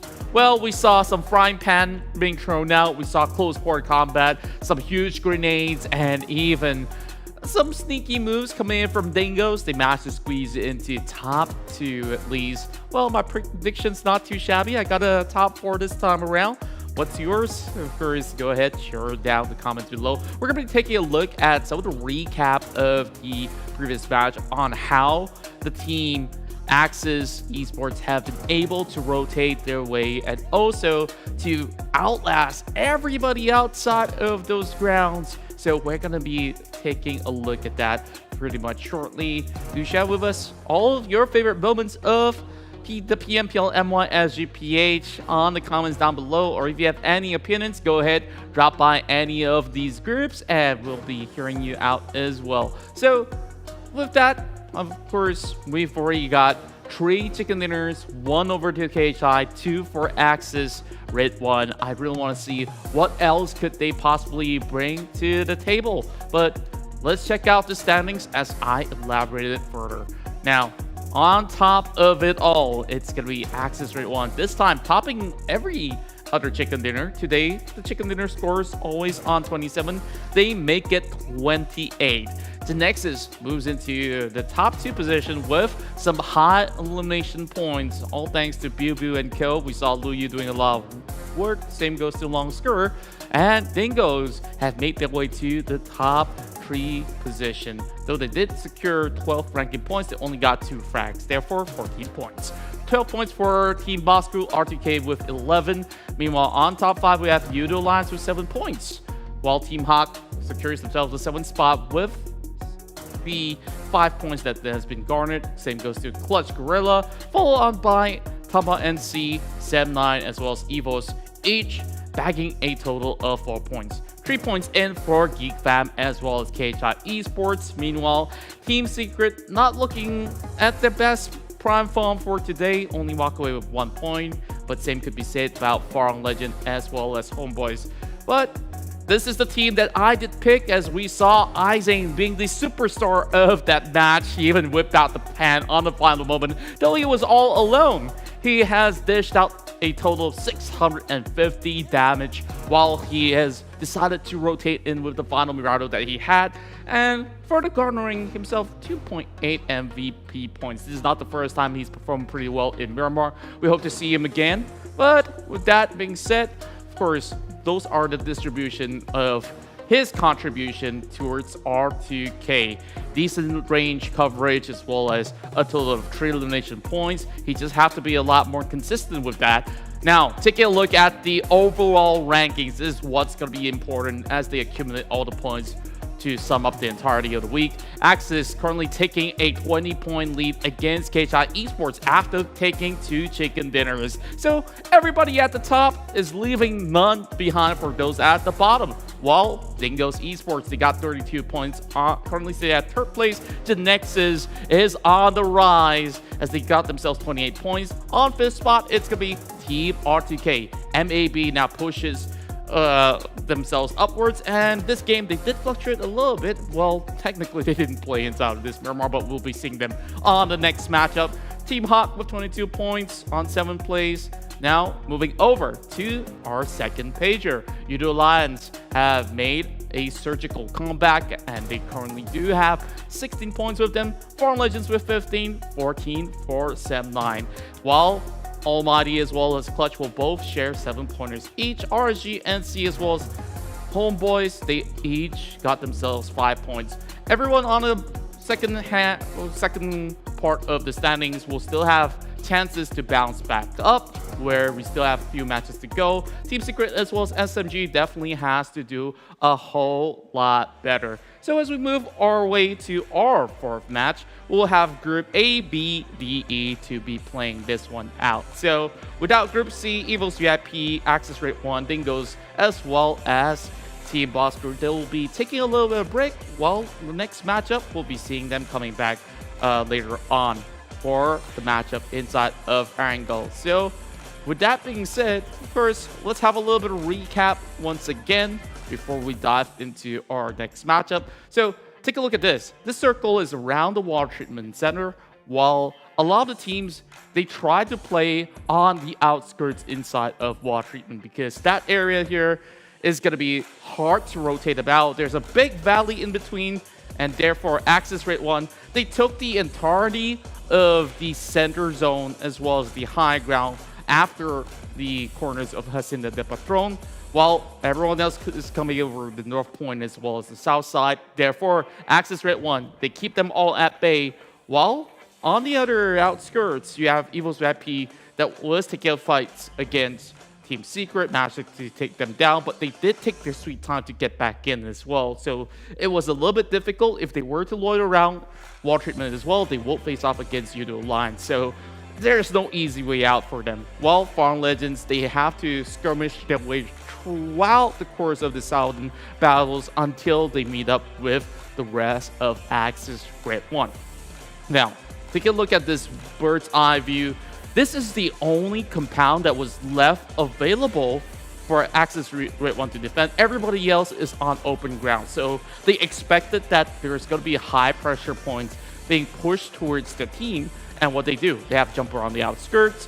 While they could easily turtle inwards if they want to, if they want to pick up fights, they could do so as well. Like I said earlier on, if you're going to be playing on the lower side of the valley, you could easily be picked up. And we saw that happen towards Team Hop. Eventually, Ricky somehow survived and squeezed his way to the top 2 by hanging on the corner of the map. While Axis Red 1, they took fights after fights. They left that vicinity of the compound. They give it away while they took on fights against Yoodo Lines, Geek Fam. Eventually, we'll have iZane that will pick off Psycho and then drive his way forward. So it's definitely interesting to see that everybody takes long-range pot shots throughout this point onwards. GENEXUS had really good control. They didn't really have too many challenges, and therefore they secured many of all these elimination points throughout the course of the battle, while we have this perfect bird's eye view to see the final member remaining from Dingoz. They have been able to keep Ricky alive throughout the course of the battle, and he managed to get the second spot, while Axis Red 1, they clutched their way to yet another chicken dinner after the one that they got in Sanok. So let's see if they're going to be having their third one throughout the course of the battle for today. With that being said, it's prediction time. Yes, guess what? You guys will take turns to guess as well, but I guess that we'll leave that for later on. We're going to be taking a little bit of a breathing space as we'll come back after a few minutes, and we'll see you shortly.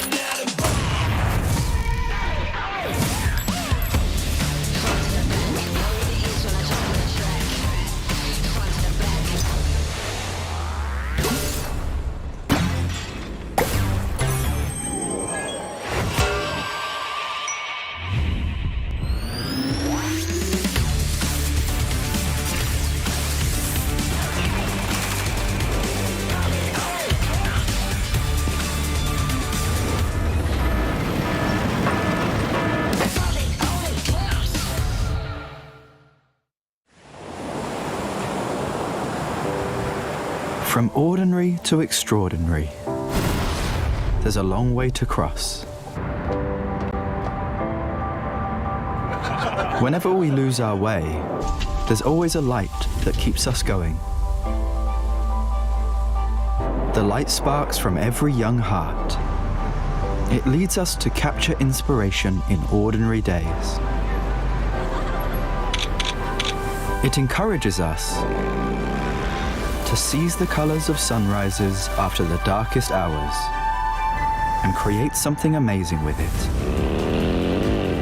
We brought the magical color-changing effect to life thanks to a dual-layer chromic bonding process. Place the back cover under the light for just a moment and you'll see it go from a calming blue to a passionate red, just like the color changing of the sky during sunrise. Presented by RealMe Design Studio. A tribute to those who dare to capture the light. RealMe 9 Pro Series.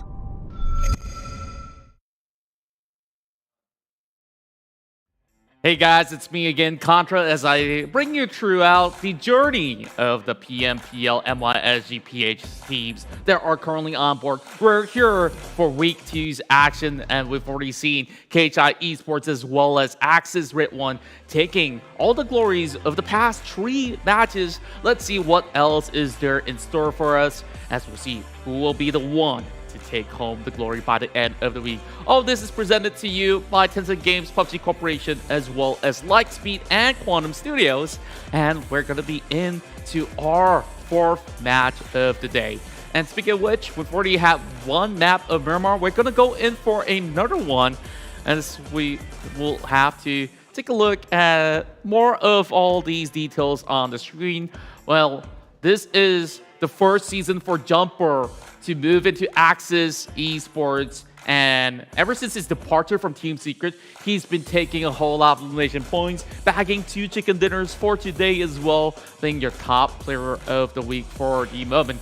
Bosskur comes in with 4 elimination points on that past match, and we also do have iNaoki of Team Bosskur that's been popping off in Miramar for so many times. So I definitely want to see more out of the team. Now let's go to the damage charts, where we got iZane dishing out 650. He was the past round MVP. And we do have Micah of Axis Esports to come up with 605, not falling too short. And Bosskur with 547.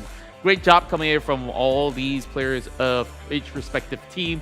Now we're going to be looking for more as we will prepare ourselves for our journey inside of Miramar. But before that, let's take a look at another one, as we would like to see all these numbers, of course. But don't worry, we're going to be bringing you more stuff to come. Now, it's time for predictions once again. And you know, Axis redONE, they got themselves 2 chicken dinners. Now, KHI has got 1. And therefore, Contra is going in to see if they could raise it with Axis Esports. So KHI Esports is where I'm going to put my vote at. And this one's for you guys back in the Philippines. So let's see if they could possibly do it this time around. So with that being said, we're going to check whether our casters are ready to take on the heated battle once again. And it's time for us to basically push it all the way back. So if you're ready, let's bring it on. Wow, at first he says, let's bring it on, so that's MAB Esports, and then suddenly he changed his prediction from Team Secret to KHI. Yes, I blew his cover. He actually picked Team Secret before this. So you Team Secret fans, you know what to do. Put in the comment section, ask Contra to change it for round number 5. But nevertheless, ladies and gentlemen, welcome back to the PMPL. Of course, we are your casters for today. My name is Sir Cloud, together with Sis Jenny. And Sis Jenny, hello. what do you make about the KHI as Contra's prediction? I think they're doing fairly okay today. I think sometimes being a caster, and then when you jinx it, it's for the betterment. So hopefully, KHI, this is actually a calling from us, not from me, but from Contra, to perform at your best. And plus, I think today they're quite consistent. You know, they have been in the top 6 sometimes. Thereabouts. Yeah. So Except for the first round, but even the first round they took home like what, 4 eliminations? Yeah, so it's a good start. I think it's a change for KHI, and plus sometimes when you get backlashed, that's where you actually stand out. Wow. Like Jerome, you know. I mean that's the only player that I remember saying that thing, stand up. Okay, I thought you were going to say like Virgil instead. But okay. Nevertheless, we're going to jump into our round number 4, ladies and gentlemen. And this is, of course, Miramar. And do you notice the story put up by PUBG Mobile page, whereby they did a one, they asked Choo, which server are you at? You notice that one? I think I did. Okay, you can check it out. Ladies and gentlemen, you can check it out as well in the PUBG Mobile social media. Don't forget to follow while you're there. Their Instagram, of course. So the admin asked, like, Choo, which server are you at? So if people who follow, they probably know that Choo is on the Master Malaysia side today. And her answer was like, find out, right? But you know what my answer would be? Try and ask me, which server am I at? Which server are you at, sir? I'm at Severny. Yeah, boy, here we go. Miramar it is. I should have used that in round number 1 though. I kind of forgot. But well, Severny, suck it out. You're not supposed to be here. It's Miramar. So Yeah, I know, right? I'm trying to find words, but I can't. I'm not like you. It's okay. But what the teams are trying to find right here are their drop spots. So it's interesting to see that KHI, they drop down south when their normal drop spot is up north. Of course, this is because of the flight path. But it's going to be a very, very different start for KHI. Yeah, wait. I thought about something, guys. Okay, here we go. Let me get to Sir. Here we go. Since he said he's at Severny and we're not playing Erangel yet, well, we're in Miramar and I'm in Picado. So do you want me to pick up, yo? And Jerome happened to show up. I'm just saying. Okay, I'll take that. Wow, Sis Jenny. I mean, coming to Kuala Lumpur has changed you. For the better, I guess. I mean, it's funny, right? I wouldn't like just wash it off. I would come back so you could come back and pick up yo me. Nice. Okay, I stop. like that. Sis Jenny, wow. Oh dear. Don't judge me, guys. You know, you have that moment of silence just to let her sink in. I know, right? Yeah, this is it. I'm lonely. In case our audience were wondering what happened to our mics, but yeah. You're not lonely, you're me here today. Aww. The lonely one's Contra. Oh, He's yeah. talking to himself. Part and parcel of life. And dancing sometimes. Yeah, that's why he is lonely. But you know what? What's not lonely is Sonic 7 Days. He is still playing with Geek Fam. Yay! Yeah, but again, I still wonder where does he fit in though. Frankly speaking, I don't see it yet. I mean, the first time I saw him debuting in like this Southeast Asia level tournament. I think you might remember that one. Yeah. So he debuted that. Even there, so I was like, yeah, he had one MVP, but I don't really recall what he does. Like, he doesn't stand out for me. I mean, at least not yet. Maybe because he's playing as a support. I mean, Geek Fam, we all know their game style. It's more towards end of the circle and winning rotation. So probably to have moments by Geek Fam, as of now, a whole lot of it has gone to Damn Rude and Snipes. Even sometimes QB gets minimal highlights or even Sane. So what else Sonic 7 Days? Oh yeah, true.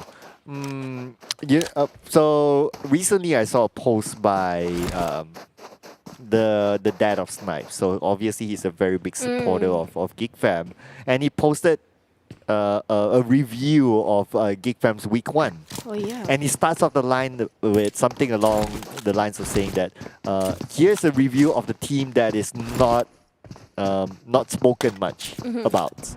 Like he highlights that as his first line. Oh, that's nice. Yeah, like I think Geek Fam okay, so Geek Fam has always been this team that people don't really talk about. Even after they won the championship last season, people still don't really talk about them that much. I wonder why. Why do you think?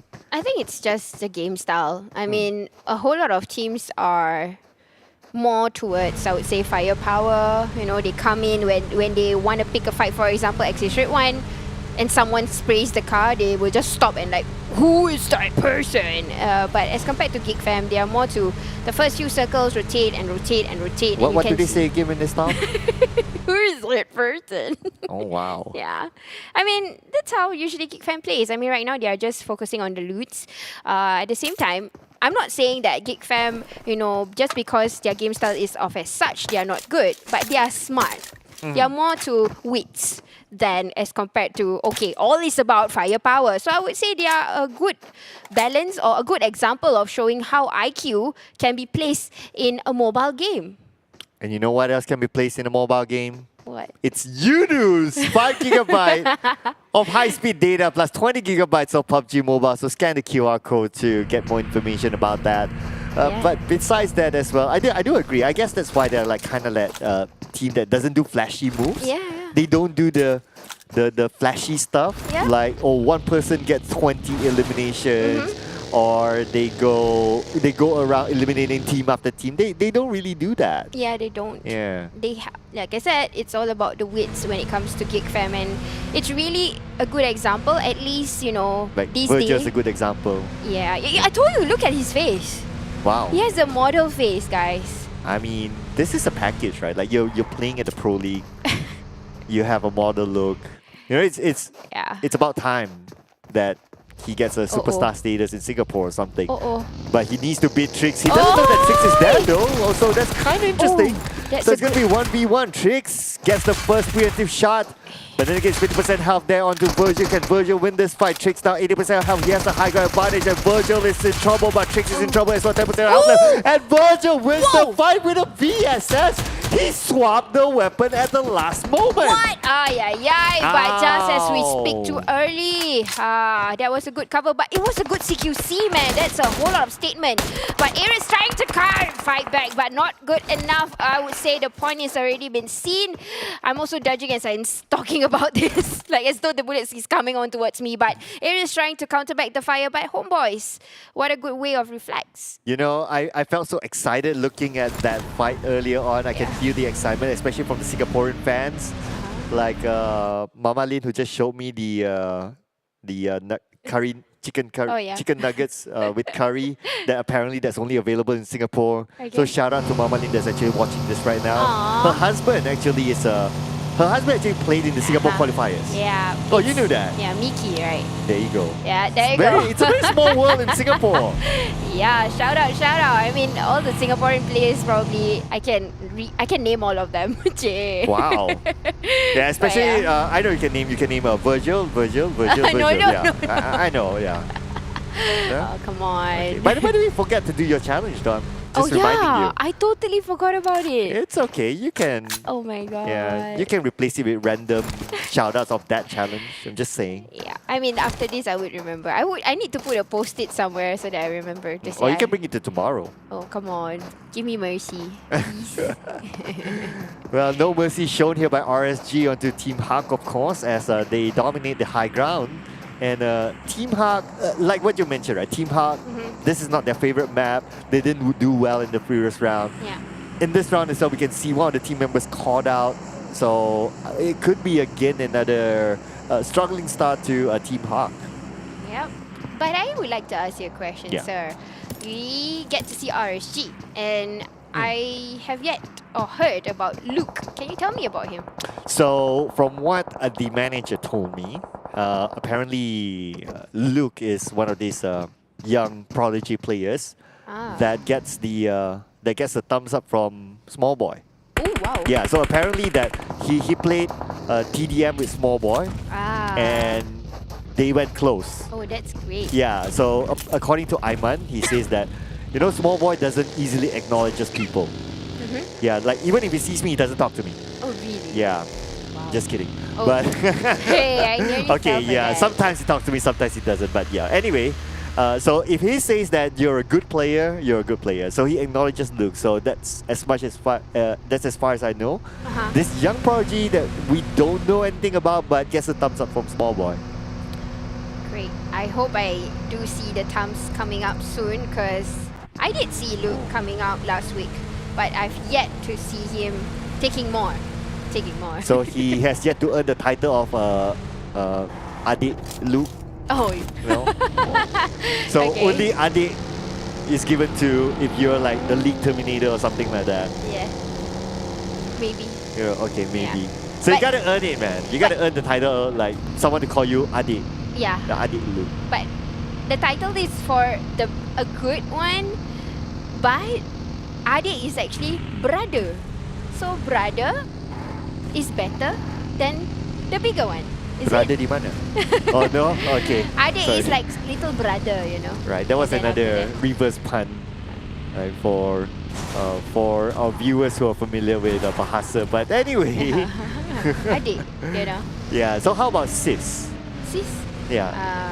I've yet to see any players with sis, but I think there is definitely, because ever since I came into PUBG Mobile, lucky I didn't change my IGN, but the name sis in front, somebody have took it, and Really? I had to go caps locks for my sis. So yeah, sad.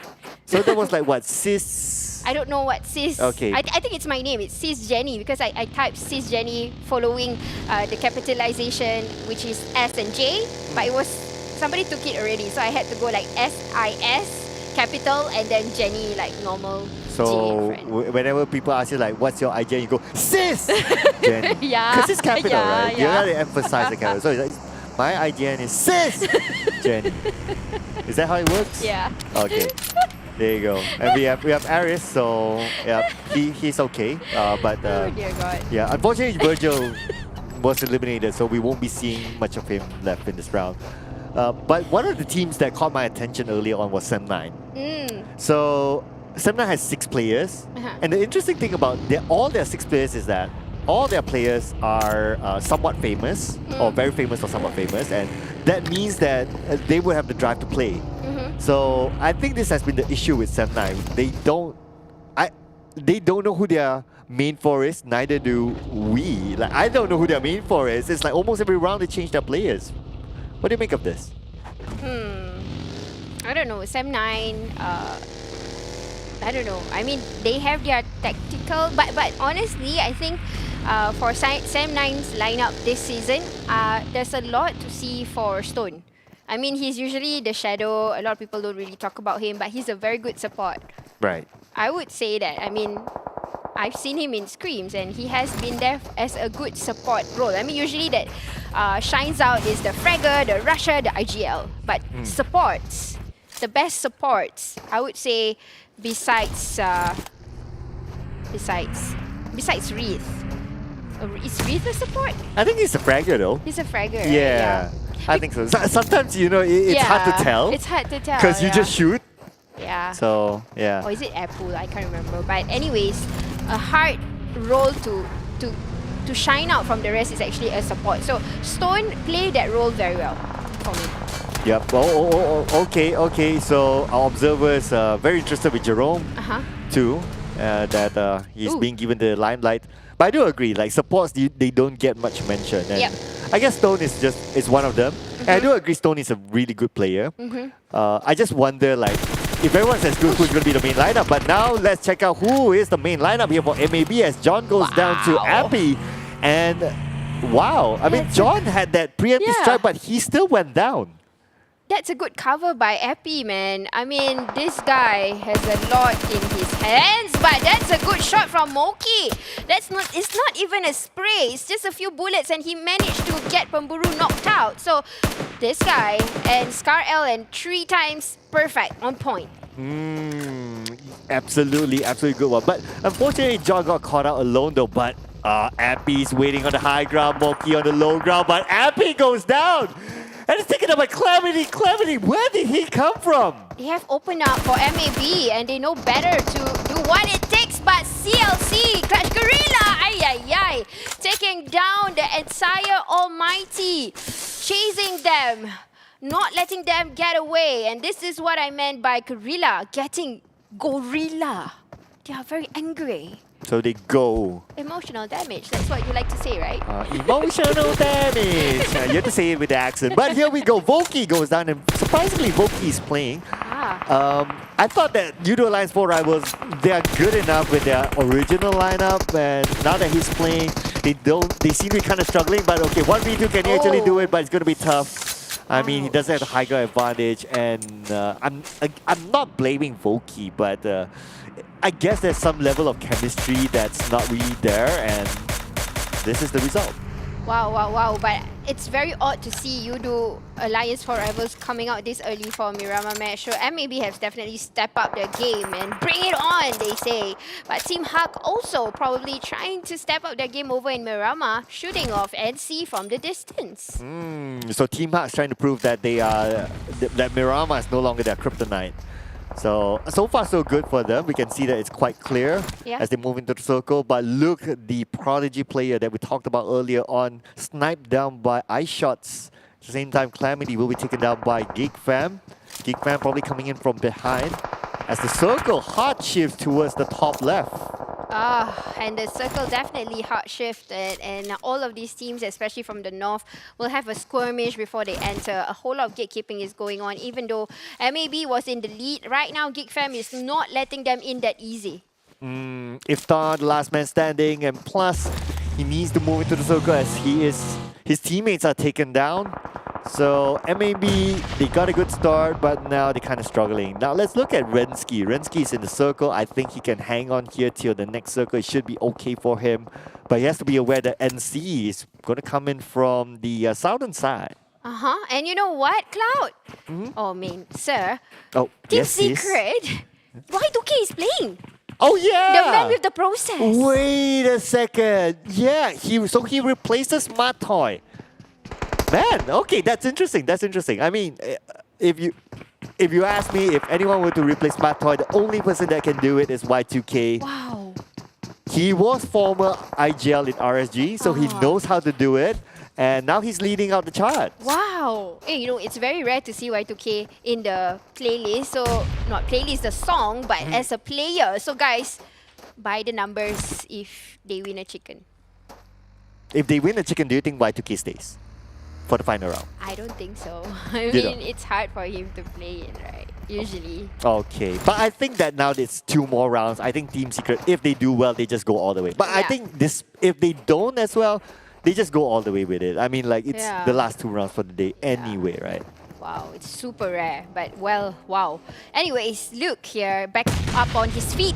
But GENEXUS getting a greeting from Geek Fam, and this is Miracle and Sonic. So we might just see his capabilities, but you know what? Team Secret is saying bye-bye, Damaso. You don't come in that early or that easy into our compound. So 1 man down for KHI, and they're not going to come into this compound, that's for sure. And MAB got eliminated, so 3 elimination points, but then Nana to Biu. There's no way they're going to be able to pick him up. That's a signal for Geek Fam to start to move in long, as well as Loyu is still around. That route goes down, but now they try to trade, but Snipe will be taken out as well. Long coming in from behind, and Long will secure that elimination point, but before that, Long will need to recover. He's now 10% of health left.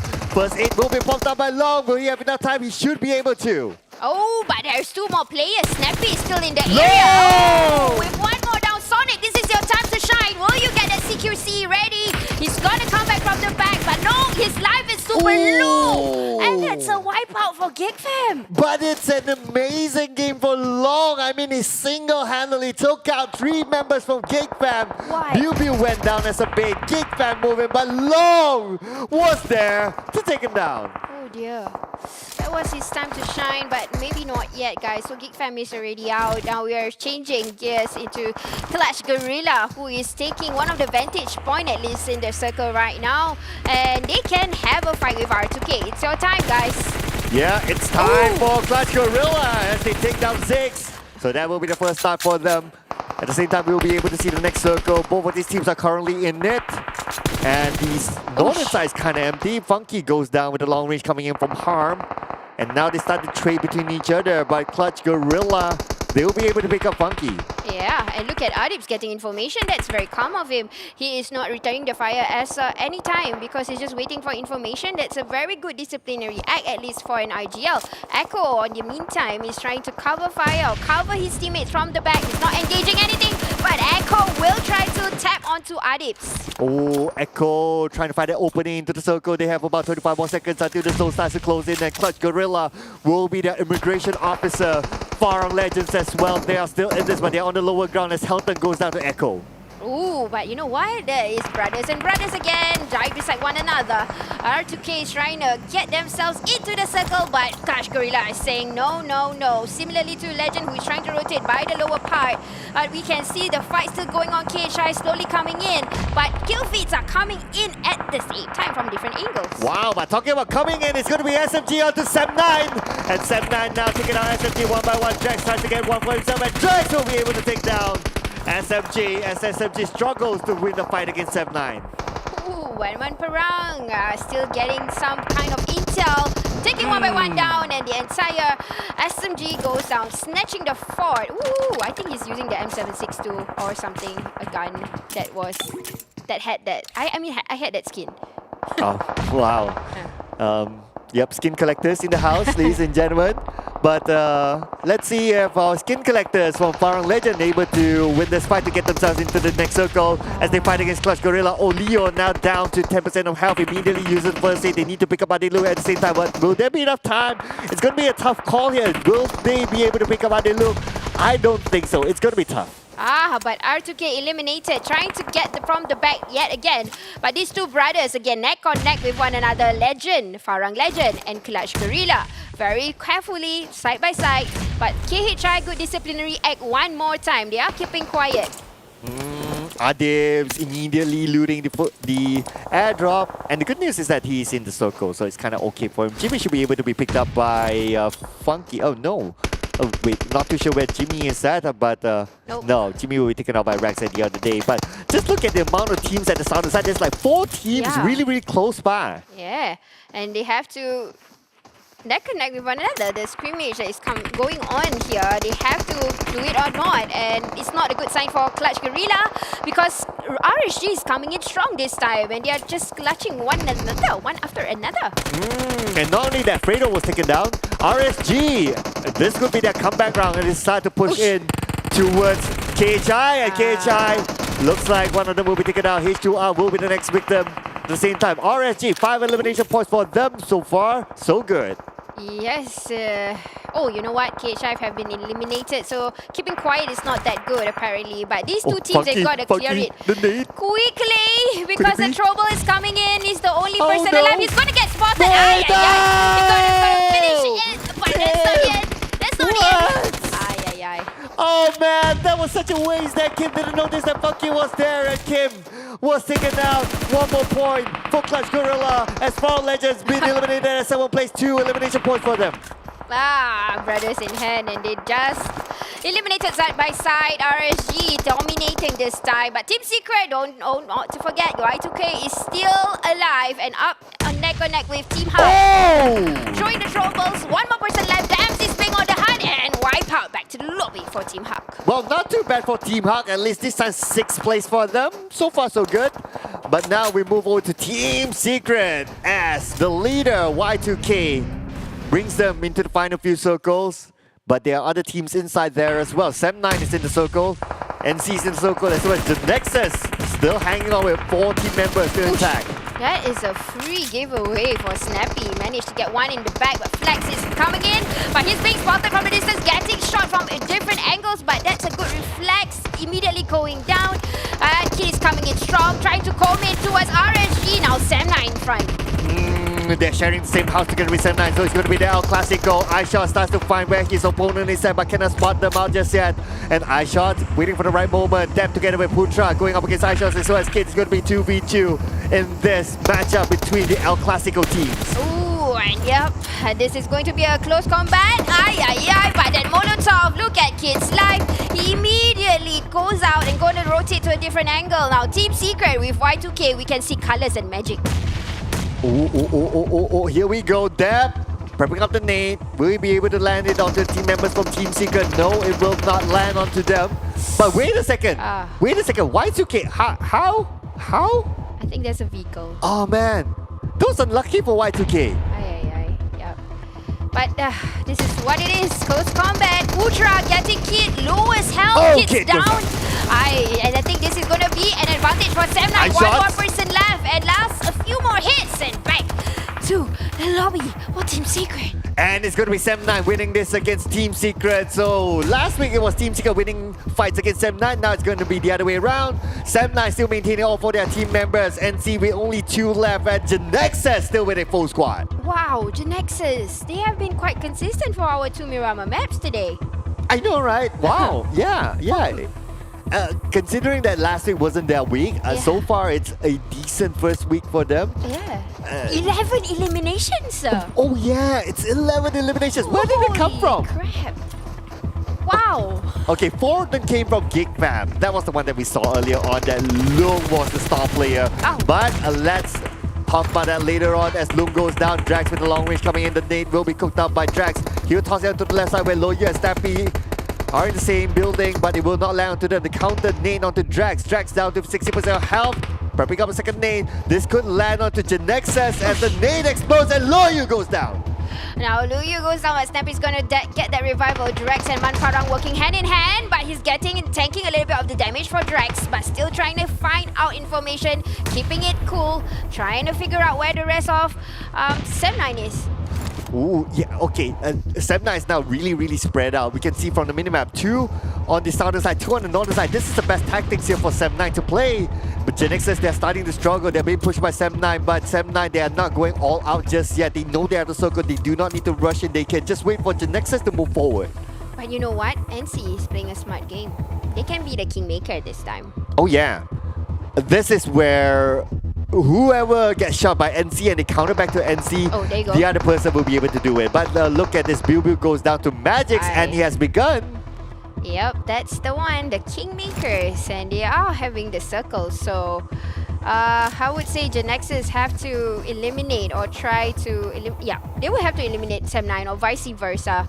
And Sam9, all of them are doing this reset game at this moment, all of them getting the circle, so it depends on who will push to one another. Yeah, naturally if you get a compound, you're just going to chill for now, and at this moment Sam9 definitely has the upper hand, considering that the majority of their the numbers on the field at this moment. But Flex goes down to Long with the long range. Long will be traded out back, and NC will be taking 3rd place, 2nd place, 1st place up for grabs between Sam9 and GENEXUS. Oh, so Kingmaker no more. But Sam9, good strategy like what Sir is saying. And now GENEXUS, they are trying to do revival, but not enough because Loyu is just up there and they are just going to push. Look at that. Drax is on the way to push already, and I think winner, chicken dinner, Sam9. Sam9 back in the house. Sam9 on fire, as they call it. And this time around, they managed to get 11 elimination points. And Putra is back with 5 elimination points. This guy is still the record holder for a single most eliminations in a round. So nice to see him back in charge here with the most eliminations for Sam9. Yeah, most elimination, but something, GENEXUS, 11 elimination point. True. It's crazy. It's the same amount as Sam9 though. Yeah. Yeah. So it's still pretty decent. I mean, they're kind of consistent from the previous Miramar and now as well. Yeah. But Sis Jenny, don't forget, I'm just reminding you. Okay, so before we throw you to the highlights, I love you.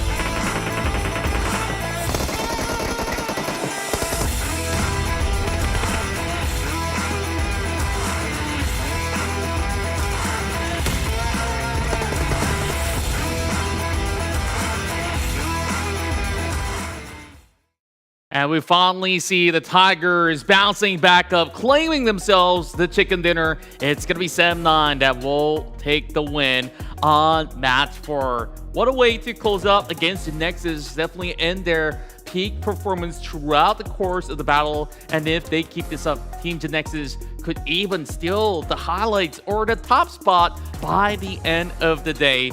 Speaking of which, of course, we will have a little bit of recap later on throughout all of the matches, but you should check out this brand new collaboration between PUBG Mobile as well as Warframe. Starfall, start the journey again, and you can get all these great costumes, very futuristic.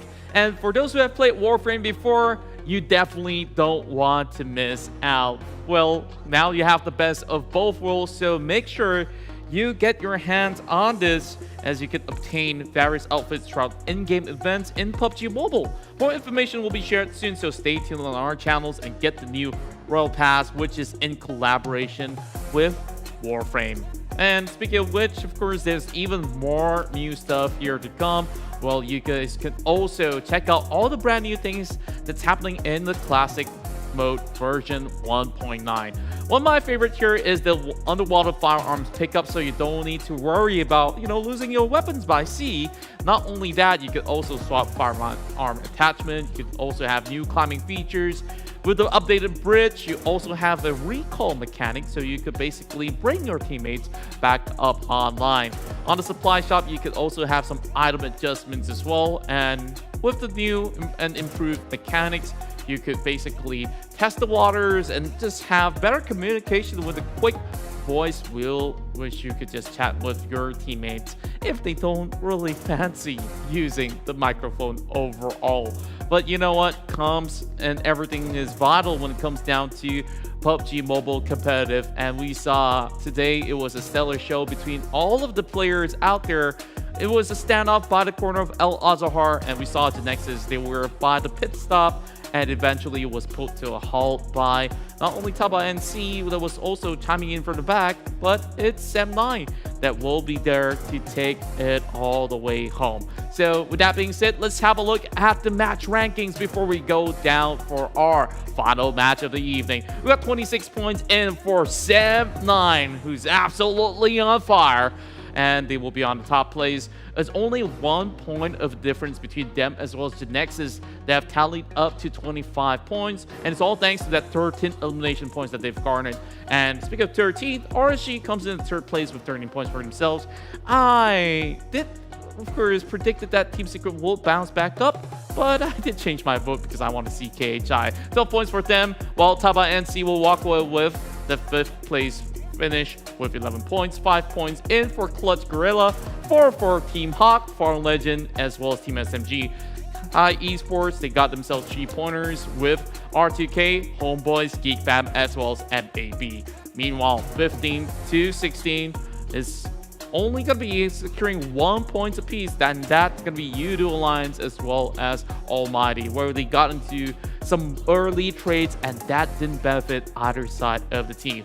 But take a look at this though. This is basically the highest numbers being shown by Team GENEXUS' very own Bosskur, where he had 5 eliminations and he did not miss the mark majority of the time. It was down to those tight compound skirmish inside of El Azahar that have led them to a 2nd place finish. But overall, you can see that if the enemies don't have any sort of armor or even helmet, he could possibly take down 8 players or even 9 in particular. That's 897 damage being done.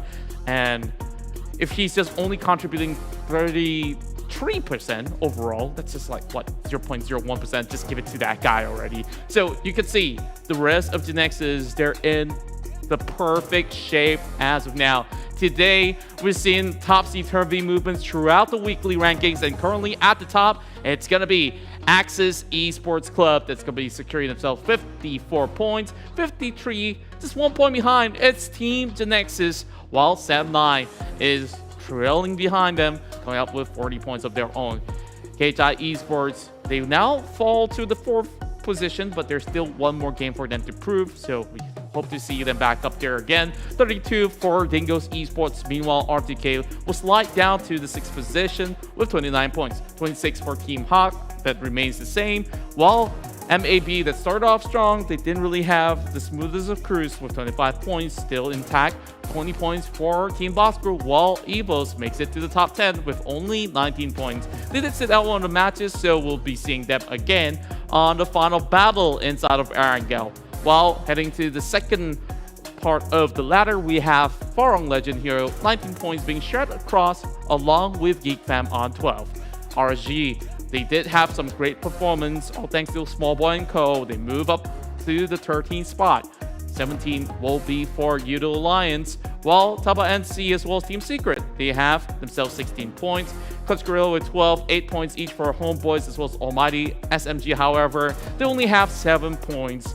And from the first week up till now, Team SMG haven't really shown too much signs of strength. I hope that they still have that stamina to finish up strong by the end of the week. It's only the first day. Remember, results can change from time to time. And let's go over to the recap of our previous match. So take a look at this. 11 points for Sam9. And this, you're telling me, is not the highest points being secured? Man, that's absolutely crazy.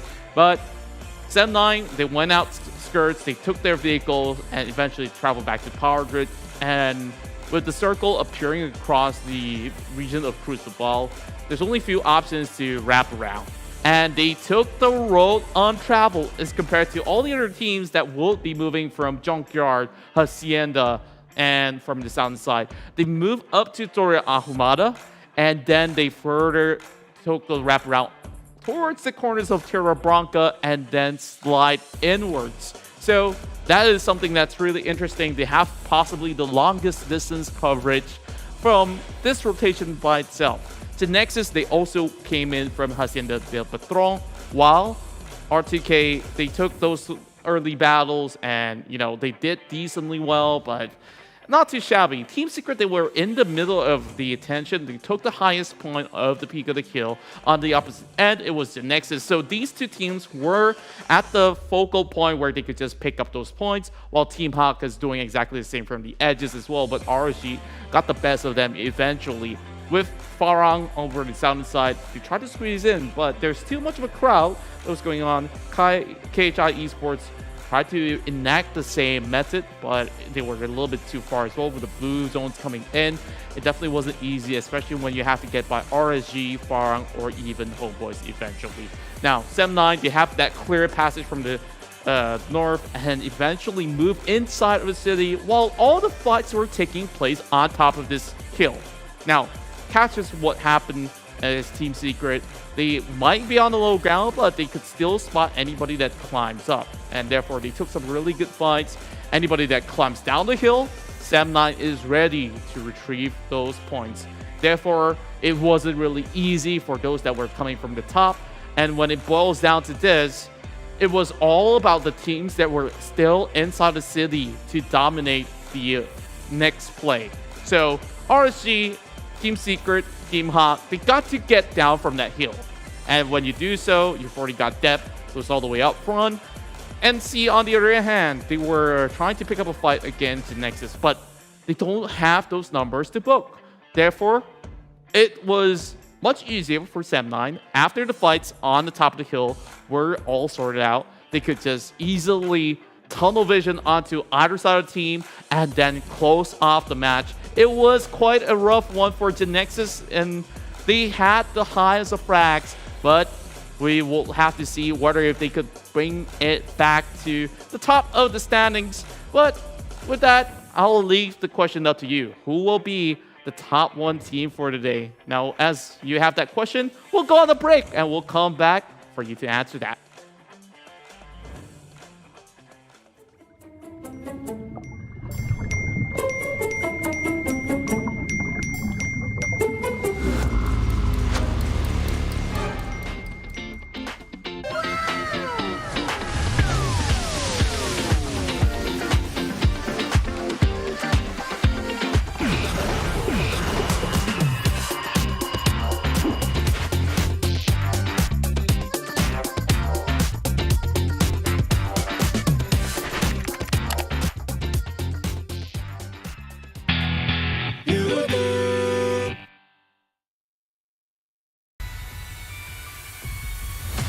Di mana ada kemenangan, di situ ada Geek fam.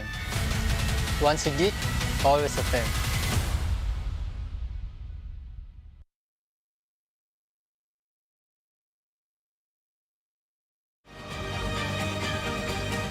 Jangan ingat air yang tenang, tiada buaya. Kat situ ada Homebois. Hati-hati. Homebois family.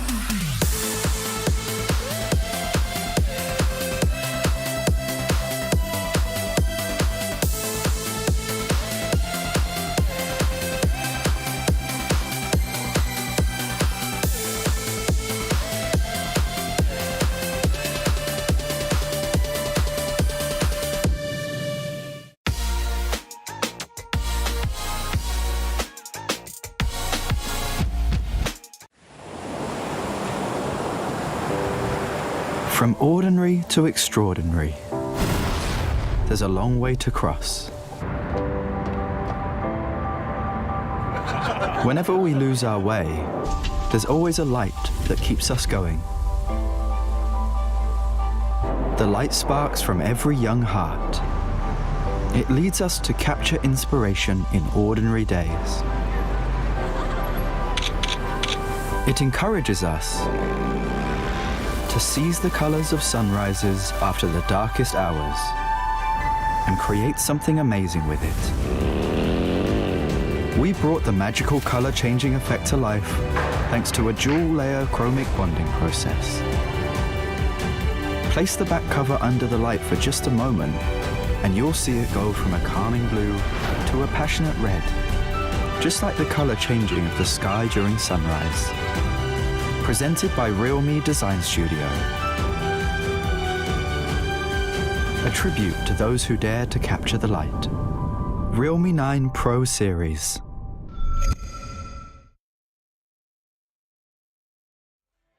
And welcome back once again here for the final game of day 1 of week 2 as you're tuning in to the PMPL MYSGPH as we're looking for the team to take home the #1 spot. And we've had a lot of shift throughout the ladder. And of course, if you guys haven't known yet, my name's Contra. We got some lovely casters all across the English, Malay, as well as Tagalog stream all together. And we definitely do have a lot of exciting news to share to all of you guys who just tuned in. So far, so good for KHI Esports for this week in particular. They bounced back up from really difficult rounds, and now they are here to shine again. Let's see some of the highlights of the past few matches. And of course, let's start off with the one that was just concluded in Miramar. The one with the most rescue here is from Team GENEXUS. Snappy coming with 3 total revivals, keeping his teammates up alive in most of the time. And we got Clutch Guerilla coming with 2 from Xerox, and we still have Bosskur that's still contributing to Team GENEXUS. Teamwork definitely makes the dream work, and we want to see a whole lot more from Team GENEXUS as well, as they're currently sitting in the standing on number 2. Let's take a look at the charts as well for total elimination as well as damage. GENEXUS topping the board with 13 frags as well as 2,140. Coming up close was the winners of the chicken dinner, and that's M9 with 1,900 if you want to put it in American terms, or 1.9k overall with 11 frags. So there's that. You guys could check out all these stats here if you follow us on Facebook, Instagram, YouTube, TikTok, and the list goes on. So we're going to be moving into action very quickly, and we're going to be heading back into Erangel. So before we move into Erangel, I do have one final prediction here. This is a little bit of oddball, but I hope to see Homebois getting back into their past shape back in week 1. We haven't seen too much from them, so let's see if they still have any juice left to offer. Now, casters, I want to ask you, are you ready to take home the final chicken dinner? So, without further ado, let's go. Hello everybody and welcome back, and I am your caster today. As long as Sir Cloud, I am Sis Jenny. So, to answer what Contra is saying, I don't think we can take home the chicken dinner in the first place. Yeah. But you know what we can take home? Is our official smartphone partner, Realme. Yeah. With the GT2 Pro that's just right in front of us. Such a shiny phone there. And of course, this year, Realme partners up with PUBG Mobile. And Realme, of course, is a tech trendsetter. And by partnering with PUBG Mobile, they continue to support the young talents in esports with the best-in-class products. And I really like the white. It's super sleek, guys. But with the sleekness, we need our line, which is official digital telco partner Yoodo, and they provide us with 5 high-speed gigabyte data. And if you are playing it for PUBG Mobile, you get extra 20 gigabyte for PUBG Mobile data.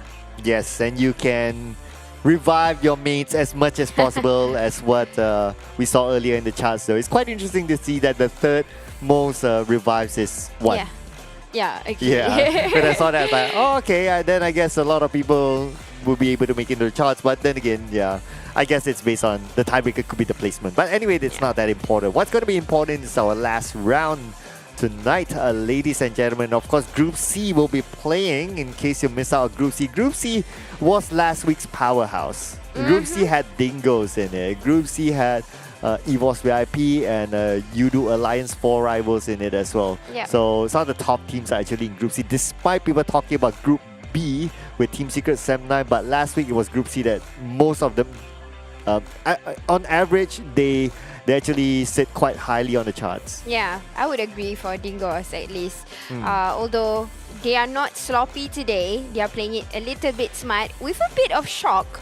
I think I think Dingoz itself is shocked as a whole that a few rounds, or I would say out of 4, they had 2 matches getting from the back. So they kind of got a little bit too soon, not on the 16th, but 12 and below. So that's actually quite surprising for Dingoz, I would say. But they are coming back stronger.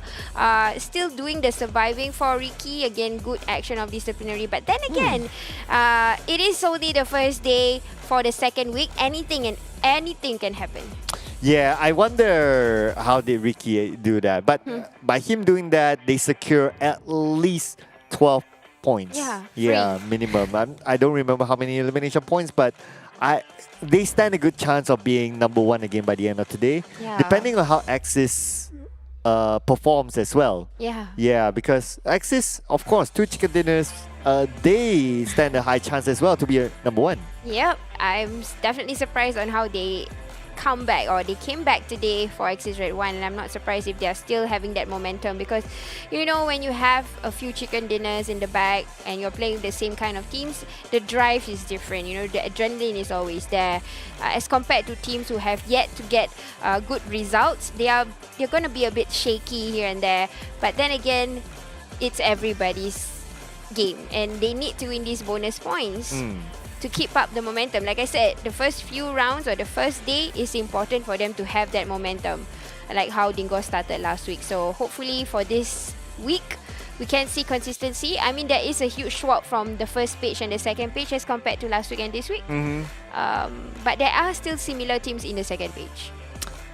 Okay, like which teams? Which teams stand out to you as those second pagers? We got MAB, right? Yep. Although they were a little bit better than, they are a bit last better. week. Yeah. And then we still got Team Secret, unfortunately. Yeah, it's still kind of like... yeah. Okay, did Y2K work for you? Yeah, I think it definitely created a different kind of painting as a whole. Probably we might want to see more of Y2K, but then again, it's Mat Toy and his VSS. I would do anything just to see that one more time. Wow. Including frying nuggets. Yeah. I mean, that's the god of DMR. Well, yeah, you can't deny his DMR. He started it. Yeah, it's all because of him. And then iShots became one of the DMR users after that as well. But I think that with Y2K in the inclusion, at least Team Secret, they survived to the final circle. Yeah. Right? So as long as you manage to get into the final circle, I think it's good. Yeah, definitely. I mean, that's the kind of consistency, or at least a result that at least fans' favorite wants to see. Honestly, Team Secret, they have been there for quite a while. If they were not to be as strong this season, I'm not surprised. Well, let's see if they can pick themselves up in this final round, as they will be playing as well. So some of the teams will not be playing here. Will be Team Hawk, will be one of them. Military Base will be basically empty. Team Hawk, TABAH NC will not be playing. So the last time we saw this grouping in this map, it was a clash of teams in Novo. It was Sem9 as well as ALMGHTY trying to take over Novo, and Sem9 unfortunately lost majority of their members very, very early. But this kind of flight path, I don't expect to see teams trying to fight for either Military Base or Novo. I think everyone would just drop into their regular drop spots. Yep, and to top it off, it's the last game of the day. It has been relatively slow for the first day of the games, but then again, it's quite similar to how it started in the first day eventually, and it will progressively get faster. But then again, this is the kind of tacticalities we are seeing deployed from different teams. Oh, wow. Aoki already giving that warning shots and definitely getting information that GENEXUS is around the corner. Yeah, I think this is a known fact that these two teams will be contesting for Yasnaya. So it's going to be like the left and right division of this town. So not too surprising to see like some early shots or warning shots being taken by Team Bosskur or even GENEXUS for that matter. But looks like they're still good. I think they're going to continue on contesting for it till maybe the finals if we do see them. Yep, and knowing that this week GENEXUS is getting that momentum, so I believe they will try to fight it off over in Yasenaya Poliana.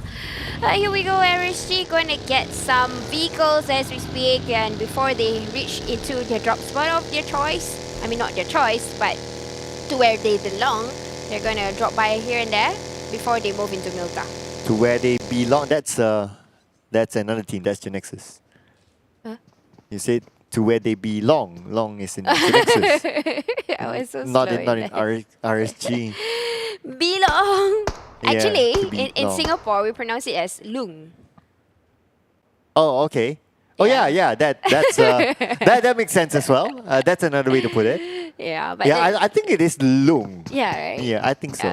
I'm not Chinese, but 我知道讲华语一点点. It means I can speak Mandarin a little bit. Wow. So it's not because you're Chinese? No. Okay. I'm yeah. Thai. Oh, really? Yeah. Oh, Really? Yeah. Oh, fun fact. Yeah, I've casted in Thai before, so. Wait, I what? fight for So you can guys. speak Thai? I can.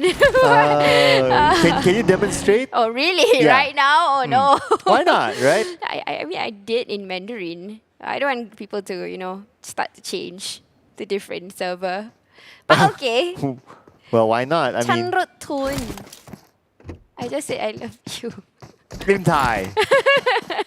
That made up for the ones that she forgot to do a challenge. But yeah, but I was just like, wow, okay. I can't verify it though. Come on. Okay, Okay. let's take it offline. Okay. I'll show you my passport. Wow. Okay, so if any Thai viewers in the comment section, please put it in to verify if she got it right. But I'm pretty sure she did because it sounded convincing. Yeah. I mean, some of the Thai teams actually acknowledge me if I were to do like another of like casting. They still remember me, like teams like Infinity. They remember me as Jenny because that's how they pronounce Sis Jenny over there, and they they will remember me as the Ayayay caster. Ayayay? Why? Because that's how I kind of react when something goes wrong. So when something goes wrong, you go ayayay. Yeah. Wait a second, is this okay, everyone's rushing towards the southern side. This is a military base circle. Yeah. Yeah, so yeah, I kind of missed that because I was processing that. The flight path is way far away, so we can see teams rushing down to the south. And now Bosskur, they have the advantage, so it's going to be ayayay to Homebois. Yep, ayayay indeed for Homebois, but I don't know why they are rushing. They're rushing it, like going into. Is it because the circle is really closing into Sovnovska? Did you get to see it? Okay, if it is like a really convincingly military base circle, it makes sense to rush in. You know why? Because there are no teams that take Novo as well as military base as a drop spot. Because TABAH NC and Team Hak is not playing. So it's definitely empty. So that's why they're trying to be the first team in there. So this is what exactly Team Bosskur just did. They rushed straight into Novo, knowing that Team Hak is not here.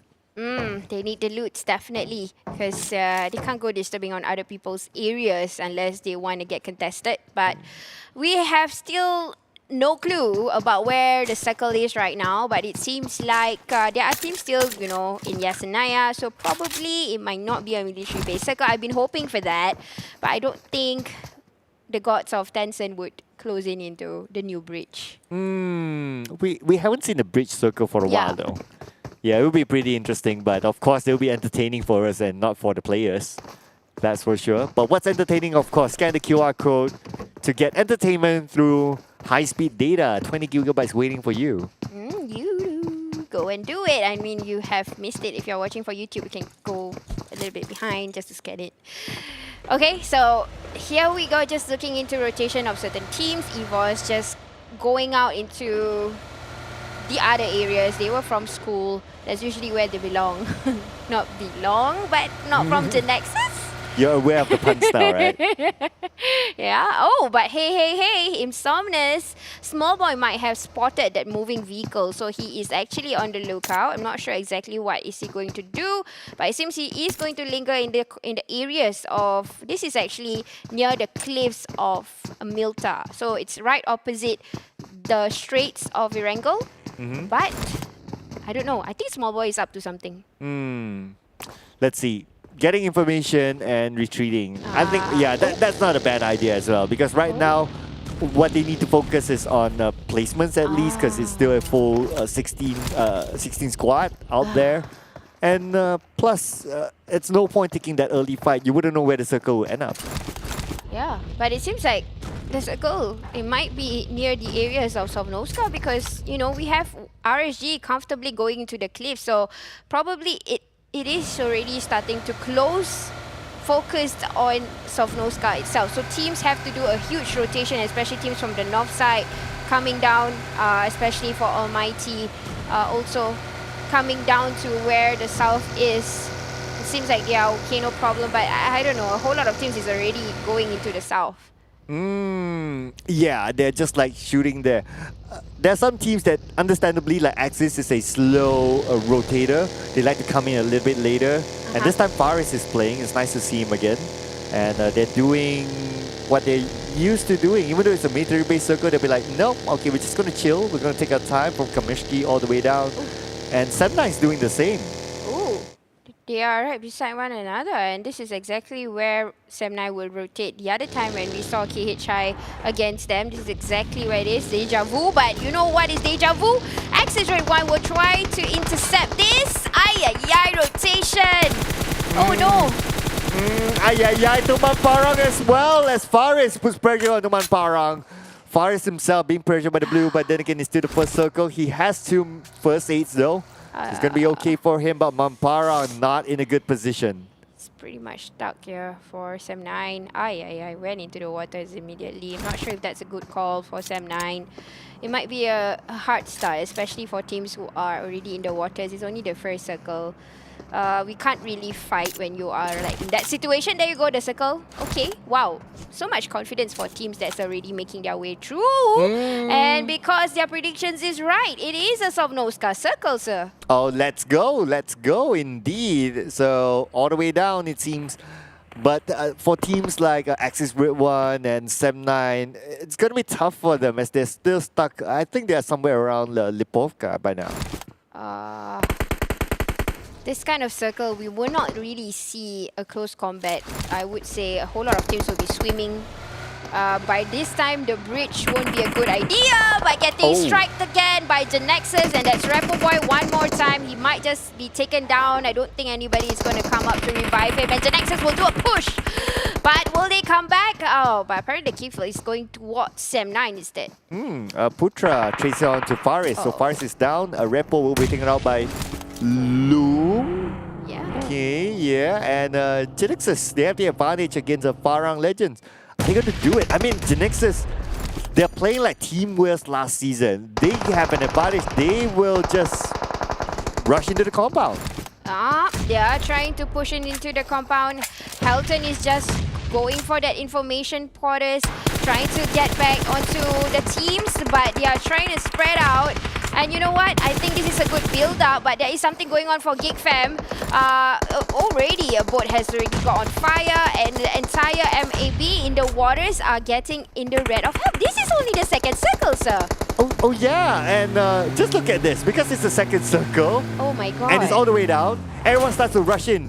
But GENEXUS, they're not worried about the circle. They just want the elimination points. Yeah, and they have opened up nicely. Farang Legend, there's no way for them to fight back. Helton right now is sitting, and he is a sitting duck right now. They are going to push him, and it's not going to be looking good at all. Eliminated already, MAB, and the next one might get eliminated is actually Farang Legend. Oh, GENEXUS not giving any care about the circle. They're just like, okay, we just want elimination points. This is very, very interesting. It really is like Team Wales last season. R2K as well, they managed to wipe out Clutch Guerilla. So Clutch Guerilla will be the second team to go out, and looks like Loyu will get one for himself too.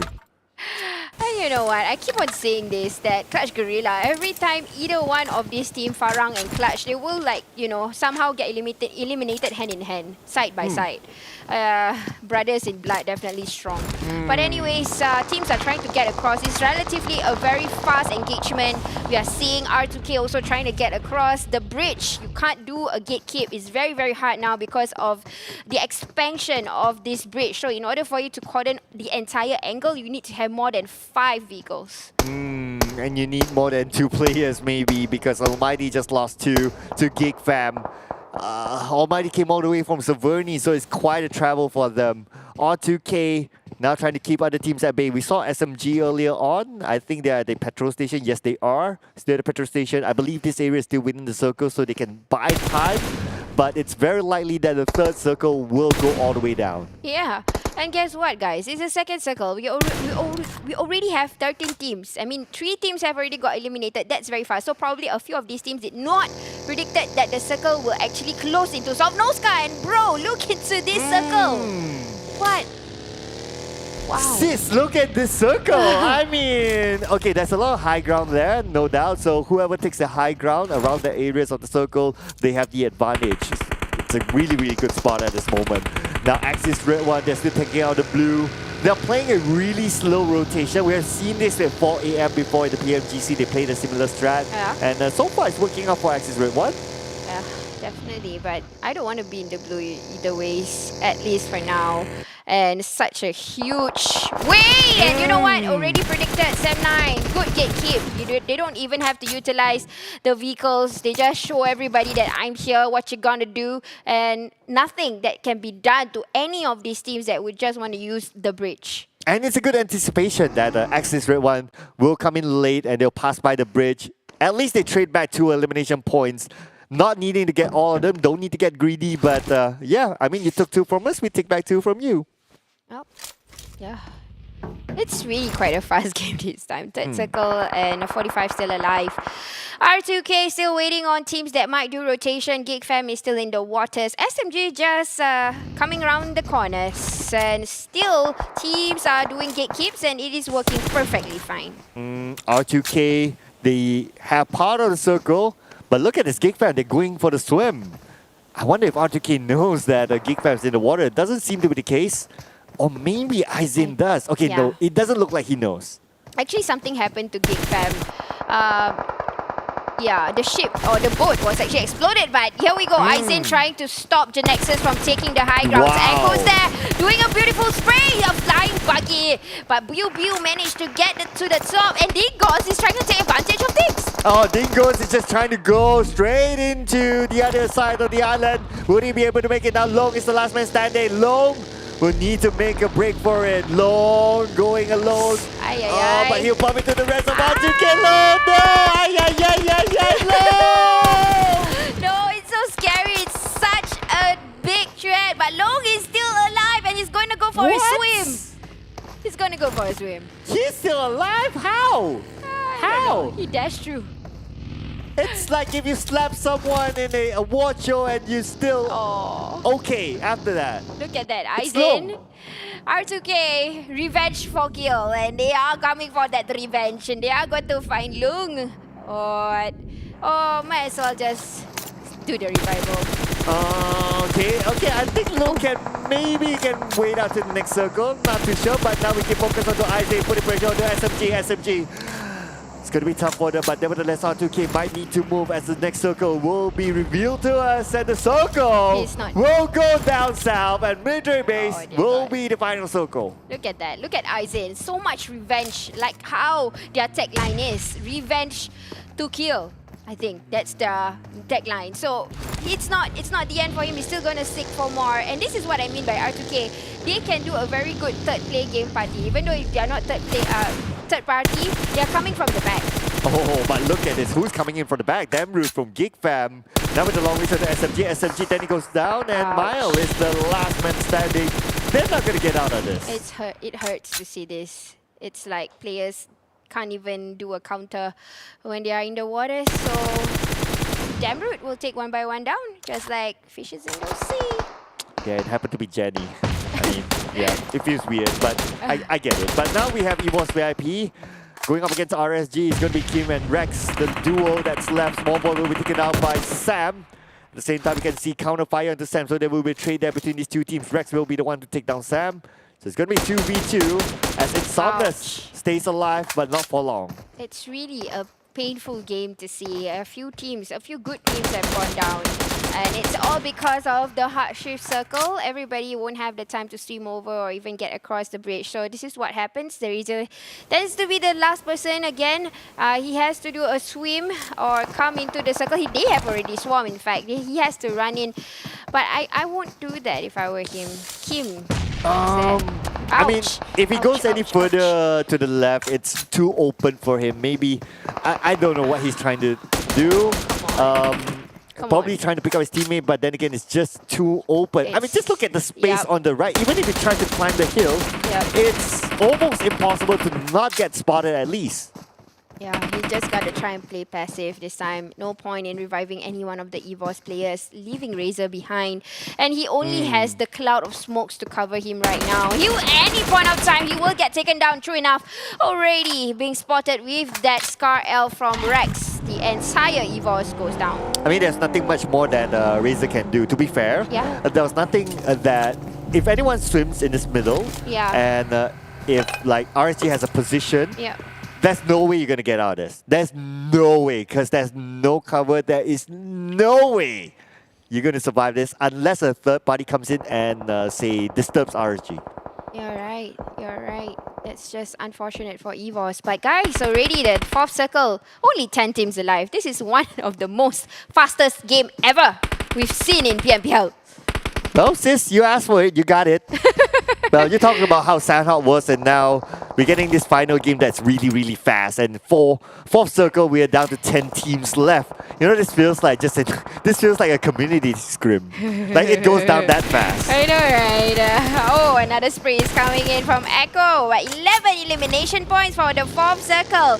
That is amazing, amazing statement from R2K. Now still going to spot for more. This guy is just fishing away, trying to get Loom. Last person alive for GENEXUS, and he still gets away. A good thing for... No, he was the last man standing and he's still surviving till now, somehow. Kim goes down the play zone. That leaves Rex to be the last man for RSG, unless he can pick up his teammate, of course. Echo moves up to the hillside on the northern side of the map.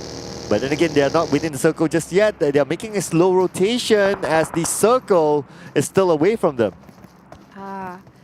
And you know what bothers me right now? Where is Homebois? Because it's contrast prediction. Oh yeah, where is Homebois? Are they at home? They are still alive, my god. I know, right? With a full squad. Okay, we haven't seen Homebois yet at all. But the Team Secret, they somehow managed to make it down south. I think it's a fast rotation because they're from Gaka, it's not that far. Timing-wise, it's kind of okay for them. And the fun fact is that Y2K is still playing. Oh wow. And you know what? When they were coming into Sovnoska, they were making a grand entrance. I can hear the horns wailing through while they're coming in like, hey, we are here. We are here, guys. I know, right?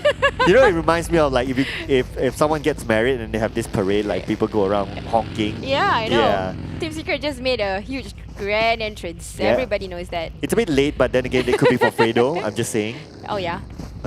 Just saying. So sorry, ladies, but he's taken. But anyway, but RSG finally goes down. So Rex was the last man, and that is 10th place, but 4 elimination points taken over by RSG. Pretty okay considering that this kind of circle is really tough. Look into R2K, sir. They are coming in for a fight, but one by one goes down. Echo's the last person standing. Oh, and they are all left with that one person left from R2K. Geek fam did a good gatekeep. iZane is the last. It has to be iZane, you know. This guy is a good fragger. It has to be him. But what's not good is the Dingoz. They bow at 9th place, no elimination points for them. But Geek fam, you can't think about it. They came all the way from Jogopool and they still maintain all 4 of their members in the final few circles. Now iZane. Oh god. He's still alive. Oh god. He is doing... Wow. You see, Loom is just there. He just said hello and I'm off. And he's still alive. iZane. He has some kind of a magical, mythical blessings. Yeah, I think it was Sis Jenny's scream that gave him the blessing. You know, can you do that again later? No. Okay, it was spontaneous, right? Yeah. You did see Loom. He stood up and like, okay, nope.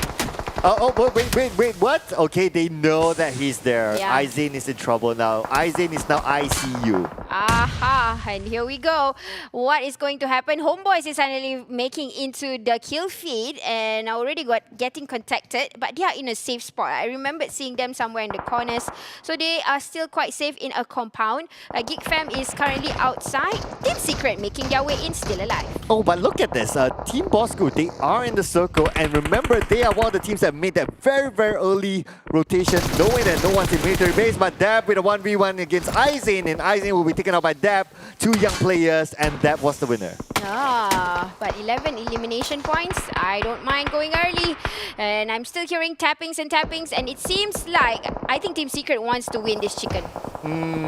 Yeah, they managed to slip in, but they need to move further forward. But with compounds, it should be okay for them. Anyways, GENEXUS, they're hungry for it as well. They're currently sitting at the top of the charts. GENEXUS, last week, they were bottom, but now they're up there. They are just playing it all fury in front, showing everybody how furious that they want to be on top. And Mika is just pressuring fire, already knowing the information of a team that is existing over in that side. But we are still hearing a whole lot of sprays, and this is a fight between Geek Fam and Team Secret and also Axis. Oh, Y2K finally goes down to Lung. Oh, Lung. Yeah, and it's Lung. Lung, the solo player. He's still alive. And he's fragging. We can see into the mini-map. If you guys see the brown color. Oh, and he is already extracted out too early. Castus jinx. Hashtag Castus curse in the house, ladies and gentlemen. But now Geek Fam is still trying to stay alive. As Geek Fam try to slip into the circle, but Team Secret will be going up against Bosskur, as Bosskur will need to defend this 4 versus 3. Ay. But iShot's getting that angle targeted into where Team Bosskur is, but unfortunately the walls are too high for them to come in. They're just gonna try to pressure one another. Kid is keeping a safe area here. Already know the footsteps of them being inside the compound.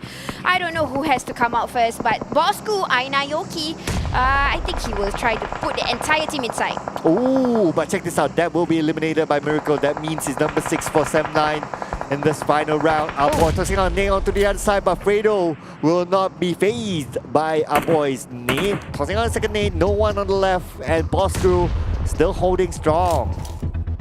Bosskur, when they have a house, they can do it all, you know. We've seen that before, and our boy trying to attack into snipes. Geek Fam is still alive, being in the open, in the grasses, and Bosskur still utilizing this place very well. Oh yeah, Bosskur, they are defending this like a champ. And now Homebois, finally we see Homebois. Ah, there you go. Yeah, finally, now with the long range coming in from down with the DP, gives pressure on to Geek Fam, but Trix will take down Miracle. Geek Fam now not able to move forward. No, one by one goes down. Homebois is also controlling from the other angle. If you can see in the mini-map, they are not in the circle, but they can control, at least for Geek Fam from interfering and for them to come in. But Bosskur, again, taking advantage of the compound that we are talking about. And this is, even though they only have one elimination point right now, I think this elimination point will come in instantly when the circle is in their favor. Yes, and it is currently on the favors of Team Bosskur. And now Homebois, they need to move. Unfortunately, Iron Pro will need to abandon his high ground area. Oh, damn rude!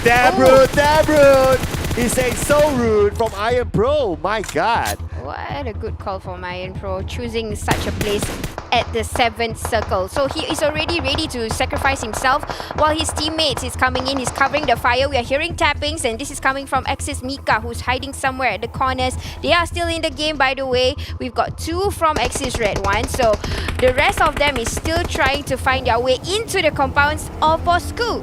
And Team Bosskur currently looking good, looking strong. Now Homebois starting to move in, but then again the circle is not favoring them just yet. Team Bosskur, they are making this place their fortress. It's working out for them so far. Iron Pro, there you go. Take out a final team member from Geek Fam, and there's going to be snipes, but 14 eliminations from Geek Fam. They have been McDonald had a farm. EIEIO. Farming it all out for Geek Fam. This is where you get to see how they are coming in with that firepower, utilizing it at the very last few circles. Just like what we said earlier about Geek Fam, it's all about the weights, firepower later. But now the weights that we want to get over is actually Team Bosskur.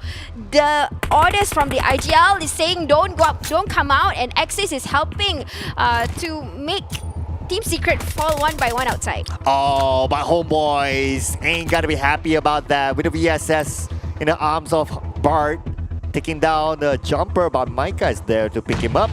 So I guess it's gonna be a stalemate until the next circle. This is irritating because the compound, it belongs to Bosskur, and they're not going to come out no matter whatever it is. And I'm sure they're running out of throwables already. Yes, Psycho is getting ready for that one grenade. He has to land it right, and he's about to toss it in right now. And he's doing without cooking it, so he's hoping that one of the players would run into it. I think he's also just buying time though. Yeah. So he tossed out an early nade, and people won't go there for at least the next 8 seconds. So he has bought himself some time while the teams pressure themselves. Now the circle is just that small, we can't really see who has the circle, but my guess, iShots, this could be an opening for Team Secret. And you know what? I think iShots is ready with the DPS in hand, and they are coming in slowly to knock on Heaven's doors. And you know what? Psycho is the last man standing. Psycho to the left, to the right! Psycho getting clutched. No! And Psycho goes down. It is Fredo! Fredo eliminating Team Bosskur. And then Nate with that opening. Team Secret took advantage of it. Yeah, and now it's left for Fredo to retain this chicken if it's possible. Iron Pro is coming back to steal it from them from outside, tossing the grenade, not getting it done. Axis is still in the corners. This is hard. Oh, Axis could take the chicken dinner. The chicken goes out. And now it's within the Axis Red 1. And Homebois. Axis with an advantage. But then again, Iron Pro, such an experienced player, he could still clutch this. But he's going to go up against the two big boys. It's going to be Jumper as well as Micah. Iron Pro with the nade. Prepping it up by Iron Pro. Onto him as one nade dropping his health to 40%. Ay, look at that. Bart is still in position. Jumper and Mika will not come out, and they are throwing trouble, still getting the loots ready, still cooking more. Jumper is anticipating, already know exactly where the players might come in from. Iron Pro, Bart can't do anything. I mean, these are two amazing players going ahead of each other. Okay, we're now down to the 9 circle. 9 means it will close all the way in. So they need to make this quick. And now Bart is still alive. We know how talented this guy is. Bart now with the Molly putting pressure on the side of Axis. Iron Pro right at the forefront. Jumper as well as Micah waiting for the right moment. But when is the opening? This is going to be super tough. The only thing that will force them to move is the circle. Yep. And I can't tell who's going to be the bigger winner this time. It's all about the circle. But this time we're not saying level 1 or level 2. All of them are the same levels. It's just the barriers that separates these two teams. Yeah, it's only the zone that's going to separate them. Okay, so Micah's starting to move in. He's starting to be in front, but I think the troubles are done. Now it's going to be gun v gun. Bart moving in together with Iron Pro. Iron Pro still has a nade though. Yeah, he has that one nade. He's hoping to get that, at least Micah down.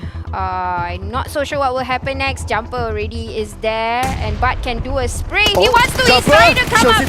Ay, damage is being done here, but not enough. Oh, Bart will be taken down, and this is the moment for Axis Red 1 to claim that first chicken dinner. Jump shot coming in. Axis Red 1, number 3. 3 chicken dinners today. Today is the day of Axis Red 1. 3 chicken dinners, guys. Well done. What a way to come back. Wow. Wow. What an ending that was, sis. What an ending. It was amazing. I thought that at some point Team Bosskur would be able to seal it until Team Secret had to come in.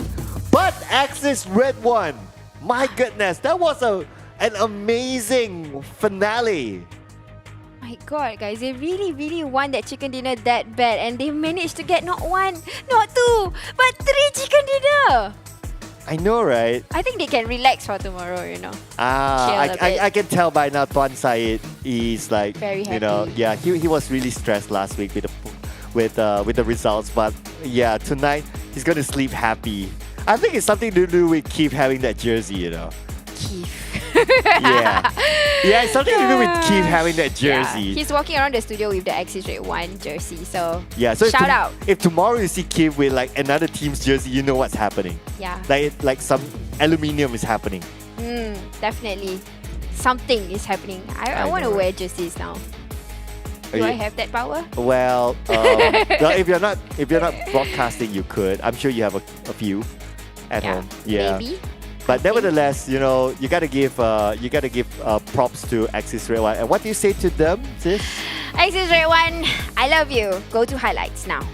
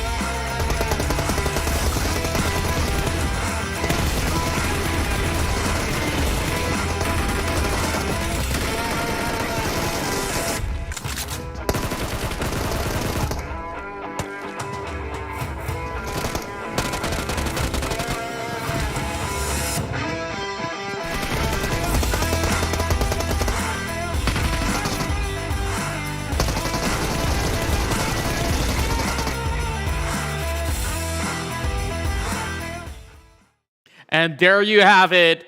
The reality of 3 chicken dinners have been made possible by Axis Esports. They started off in Sanhok, and after they continued to dominate till the very end. Congratulations to them, as they are the first team to take home 3 chicken dinners in a day. And that definitely is a very hard feat to be topped by any other team out there. And it's all happening here on week 2 of the PMPL MYSGPH. Well, of course, there's so many of these highlight plays that we have throughout the course of the battle, throughout our Thursday evening run. And tell us, what's your favorite moment out there? Make sure you spread all the love and hit that like, share button whenever you guys can. And of course, do subscribe to us on all of our social media platforms. My name's Contra, and we're going to be going back to some of all these big plays, not only by Axis Esports, but also by all the other teams that were battling their way through inside of that Sonaska military base. And well, oh well, it couldn't end in better fashion than that. Well, I was in awe. I know that the casters over to my left were basically screaming out, "Ay, ay, ay." That's basically all the expression that we could possibly get from Sis Jenny. But guess what? We still got more things. Before we close off the entirety of the day, we still have an interview with some of the big victors of day 1 in week 2. Therefore, we're just going to be giving you all the lowdowns out here, but today definitely is Axis Red One's day. And after a dismal performance back in week 1, they have definitely fixed some of all these issues that they have. And I really do wonder what exactly changed for the team, because they have finally came back to the prime form that all the fans have known and loved them for since the past few seasons. And therefore, we'll definitely like to speak to some of them if we could. So far, one of the major highlights for this evening as well is GENEXUS Esports winning their first chicken dinner. And not only that, they have a perfect momentum for the entirety of the day. They're on the upper half of the standings, and this is how much in 2 days things could possibly change after all these reviews and adaptation that teams are making throughout the entirety of the run. So with that being said, another huge victor for today is Team GENEXUS, as they have been able to pull back plenty of points throughout the runs of this evening. And we get to see Y2K play for Team Secret for today. Instead of just being the analyst, he's always stepping up to, of course, join the rest of his teammates to really show what he's got. So kudos to that. He did make quite a show. But with all that aside, I know that you guys are waiting for all of that result. We'll give our production team a little bit of time to tabulate, because after that grueling round, everybody's got their hands all shaking. So with so many of all these teams that have battled it out, we've seen teams rise and fall. And today it was great work, not only for those that I've mentioned early on, but also for Dingoz Esports that did pretty well. Let's bring up the match rankings for now, as we'll take a look at the overall standings later on. This is 21 points in for Axis Red One. 3 chicken dinners, and they are currently the team to beat, standing at number 1 for sure. After closing off on such a high note, Geek Fam comes in on number 2 with 14 elimination points inside of Sonaska military base itself, and they have a total of 20 points. 18 comes in for Homebois, which I did predict for the final round. Doing not too shabby after all. Team Secret, they didn't last pretty long, but they only got 15 points with 5 elimination points. R2K with 11 frags, they will accumulate a total of 12 points. Meanwhile, Bosskur with 10 points on the final run of Arangel. And from 7 onwards, we got GENEXUS on 8th and 7-9 with 7 points, 5 points in for RSG at 9th. And on 10th place, we got EVOS VIP with an accumulated 3 points. 1 point each for both Dingoz as well as ALMGHTY, and we understand this circle is absolutely atrocious for those teams that are not used to playing inside of the island.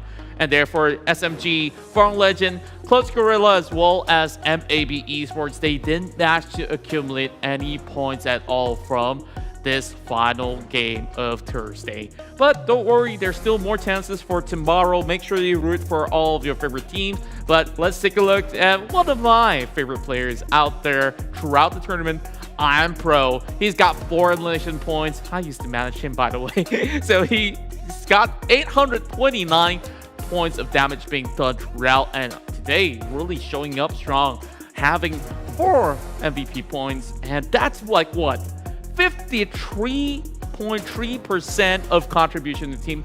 That's basically the rest of the team securing about 3 to 2 pointers each, and he's really showing that he is here to crush the competition. Unfortunately, of course, they started off really rocky throughout the course of Game 1 all the way to Game 3. Tried their best on Game 4, and of course, they did sit out on one of the games, so this is the best that they have to offer. But Iron Pro, after the transition from RSG into Dingoz as well as 4 Rivals, he's always been the top frag, top terminator of whatever tournament he plays. I just hope to see more out of this Wonder Boy. So let's also check out the rest of the data that we do have here. And this is the overall stats that we have for match 5. We start off here with 59 elimination points for all of the teams accumulated. And we got 7,768 points of healing being done by everybody else. Only 51 gets knocked out. That means the rest of them have been taken out by the blue zone.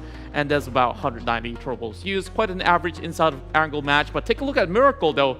315! This is one of the longest shots we've had throughout the tournament thus far. I don't even know how he spots this one now, but kudos to them. And this is 3 airdrops being looted. 8 total headshots being displayed and 8 total revives as well. Great job to all the survivors and all the players today, whether you've got the chicken dinner or not. So let's see what could they possibly make it out by the end of the week. Geek fam, definitely a team that we will have to keep an eye on throughout the rest of the journey. Now let's take a look at the turbos used. Fredo now coming up strong as he's on the double 1 spot with 13 turbos used. As number 2, we have a tie between both Axis, Micah, as well as Geek Mam Snipes. So far, all of them definitely contributing a whole lot, not only with supportive plays, but also getting those massive frag grenades of damage being done throughout the course of the battle. So, turbos, make sure you guys use them whenever you find them up, than to just leave it on the ground, and who knows, you might even get a chicken dinner out of that. So that's all for turbos being used. I believe that we'll also see high elimination points coming from the rest of the teams as well.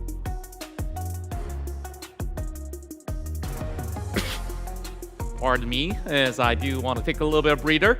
Now, let's go to the weekly rankings here, as we got Axis redONE, undoubtedly the king of day 1. We got 75 points for Axis Esports themselves. GENEXUS will move in solidly with 31 elimination points and 30 ranking points, accumulating to 61 points, as BioBio definitely have led the team pretty well on this one. 7-9 now moves out on the 3rd spot, as they have finally found their rhythm once again. R2K started off very rocky, but ended the day strong with 41 points, now currently sitting at 4th position. While Geek Fam will have 39 points for himself. KHI Esports, they've got that chicken dinner, but they did have a couple of rough run-ins, so that's 36 points finish with 37 points. 33 for Dingoz, Team Secret at 8th spot with 31, 30 for Team Bosskur, and of course, we got on 10th, Homebois with 26 points. Moving over to our second part of the bracket, we've got THQ with 26 pointers in at 11th spot. MAB has been showing a little bit of an inconsistent run, and therefore they have a total of 25 points. 23 for RSG. We see them with good games and also some rough games as well. 1 point behind them is going to be EVOS VIP with 22 on 14. Farang Legends will have a cumulative 19 points for themselves. Yoodo Lions with 17, while NSEA will come up with 17th position as well as 16 points. And today, we haven't seen all too much of Clutch Guerilla, Almighty, as well as Team SMG. I really want to see them do a whole lot better, or else by week 3, they may not make the cut for the grand finals. Now, let's take a look at the top 3 eliminators as well, as we have Micah with the highest elimination points. And this is a really close competition between all the top 3 players out there for today. We got Appy from Yoodo Alliance that secured a total of 41 eliminations thus far from the span of the tournament. And also we've got iZane with 40 elimination points.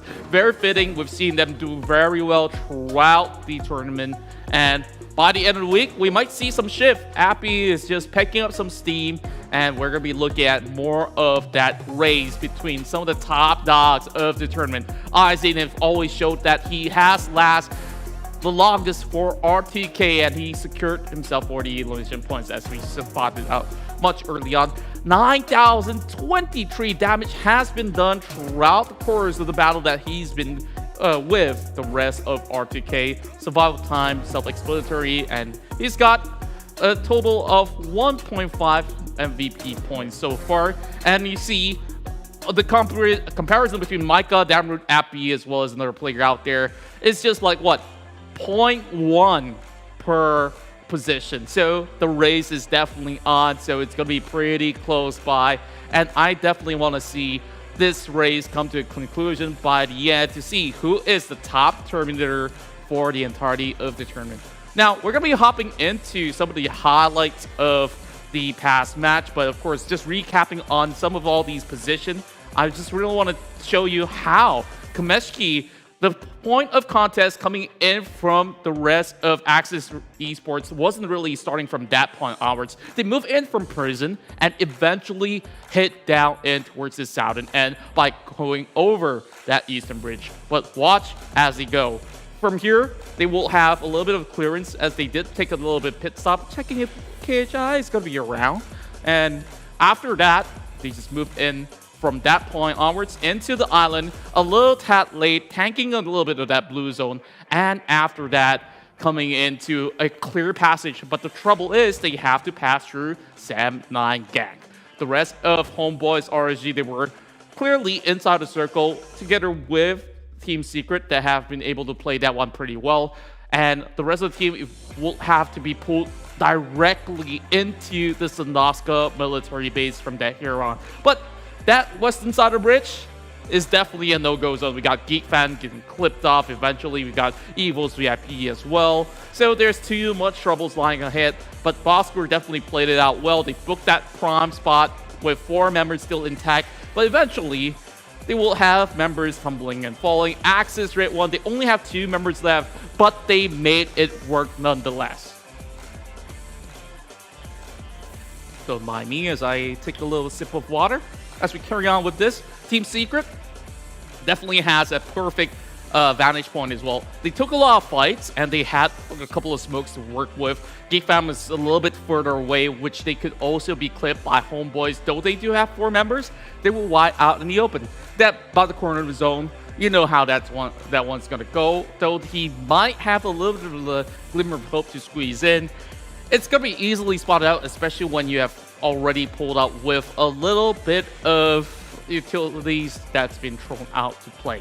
Now, Homebois, they tried to play from the electrical towers, but it's still pretty much easily scouted out. We did see Damroot fall early on, but it was a perfect bunker being set by not only Bosskur, but also Axis Esports. While Team Secret, they took the short end of the stick later on. Though they did defend it well enough, it could have definitely had a little bit more chance if they were to be slightly passive. But of course, if you're being too passive overall, you could also be pinned down. They try to infiltrate the building where Team Bosskur was at, but you know that there's only a few entry points, and it could easily be marked by Team Bosskur.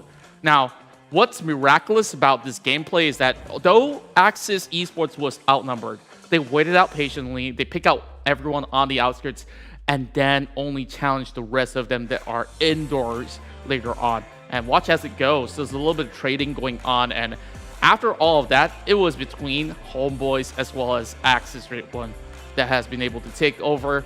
And you thought that, hey, it being indoors, you don't really get all those info. But Homebois, they were trying to pin them all down. Bart tries to go in for that peek onto Mika as well as Jumper. And after that, they get picked off. And with Iron Pro being the last man standing, they could not hold any further. And Axis Esports, they come up strong and they secured 3 chicken dinners by the end of the day. But today's shining star is not only the players from Axis Esports. Team GENEXUS definitely bounced back up stronger than ever, and we definitely want to see more out of Team GENEXUS. And speaking of which, we will eventually have a special guest that'll be joining us for an interview here. And speaking of which, of course, we'll be inviting Biu here to have a word with us. So without further ado, if we are ready, let's hop over to the interview. Hey Biu, it's been some time. It's good to see you, bro. Hi, Contra. Yeah. Good to see you too. And, you know, week 1, I believe that it was a little bit of adaptation for all the teams all together. I want to hear how you holding up, especially returning to the pro scene. How am I holding up? Not bad, I guess. Yeah. And today, you guys definitely look really strong. Like, tell me about, you know, the changes that that you guys have made all together as a team, because week 1 definitely you guys have shown a little bit of signs of struggle, but week 2, my oh my, you guys are currently sitting at number 2, and you know, this is definitely a really good start for GENEXUS. Yeah, so second week is just today is just the first day, right? So just having one good day is not enough, but still, like, we did really well compared to last week. And I think the main difference is last week we were kind of we lacked confidence somewhat, and so yeah, first day was fine, and then throughout the week it just kind of like it was like quite very sloppy, and we were just afraid to fight and all. And then after the whole week, there's like 2 days of break, right? And then we made a lot of discussions and then a lot of adjustments, new strats, and then today we just try out new strats, and it turned out to be working well. So yeah, hopefully we can keep out the momentum. Wow, in such a short time frame with so many things to consider and change, and I think like this is the best that anybody could ask for. And of course, things could definitely be better throughout the entirety of the week. And there were moments that you guys came very close to a chicken dinner. Could you tell us like today's most difficult game for you, for our Team GENEXUS? Today? Like today's most difficult game? Yeah. Probably the last game. The last game. Wait, okay. So the second game and the third game was quite good. First game, the Sandhawk one, was not bad also. Yeah, the last game where we lost to R2K at the bridge. Yeah, that one was the most difficult one. The crossing bridge is always the difficult part.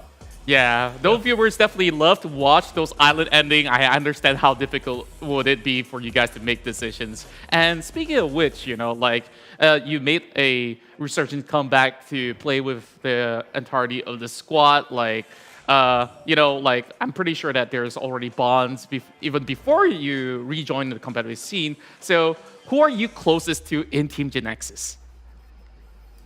Sorry, the last sentence, I didn't catch it. Yeah, what I was saying is that who are you closest to within the members of Team GENEXUS? Oh, within the member of GENEXUS. Yeah. I think I'm equally close to all of them. Fair enough. Frankly speaking. Yeah. Yeah, so it's kind of like a family to you. So, you know, other than the tournament itself, like I want to know like the day-to-day for yourself, like how has it been for, you know, at least the past month as you guys prepare for the tournament? Yeah. So for the past month, even before the past month, we've been preparing quite a lot. Like we train, we practice, we play screens, personal training, and then we have fun. We have a little bit of our personal time and all until like the past month, start of this month, the SEA game, right? Mm-hmm. Yeah, we didn't really play well throughout the 3 days tournament. and that was kind of like a wake-up call, because to be honest, the teams that play in real tournament and the exact teams that play in scrims, they play so different. Yeah. Really, they play so different. And yeah, I felt it during the SEA game early this month. So yeah, ever since it's like we try our best to be as prepared as possible. But well, first week still happened. But well, it's just the first week. The second week, third week, and finals. Yep, it's time for you guys to hit the pedal to the metal, and I love that you guys are already hitting, like, I don't know, this is gear 4 maybe, because tomorrow we might just see you guys running for that #1 spot. So far, I think that you guys are phenomenal. We see not only you, Bosskur, as well as Snappy, all of them popped off, and we definitely want to see more to come for Team GENEXUS. So I still have one more question for you, Biu Biu. Of course, it's been a long time since we chat and all that. I wish I could have more time with you, but with this being said, what would you like to say to all the fans out there that have been supporting Team GENEXUS, you know, from the early days when you started from PMCO and now with you coming back? So first of all, I really want to thank you guys for your support, whoever is watching and listening to me right now, and especially those that stick to me throughout my entire esports career, right? And for all the newcomers, yeah, thank you guys for your support and continue to support us. We'll do our best. All right. Awesome. And of course, we will continue to cheer you on, and we hope for the best for Team GENEXUS. So let's go get more chicken dinners throughout the week. All right? Yeah, definitely. All right. Thank you so much, Biu Biu, for joining us, and I hope you have a pleasant night. Get some good rest, because there's more games tomorrow. Right. You too, Contra. See you. All right. Good night.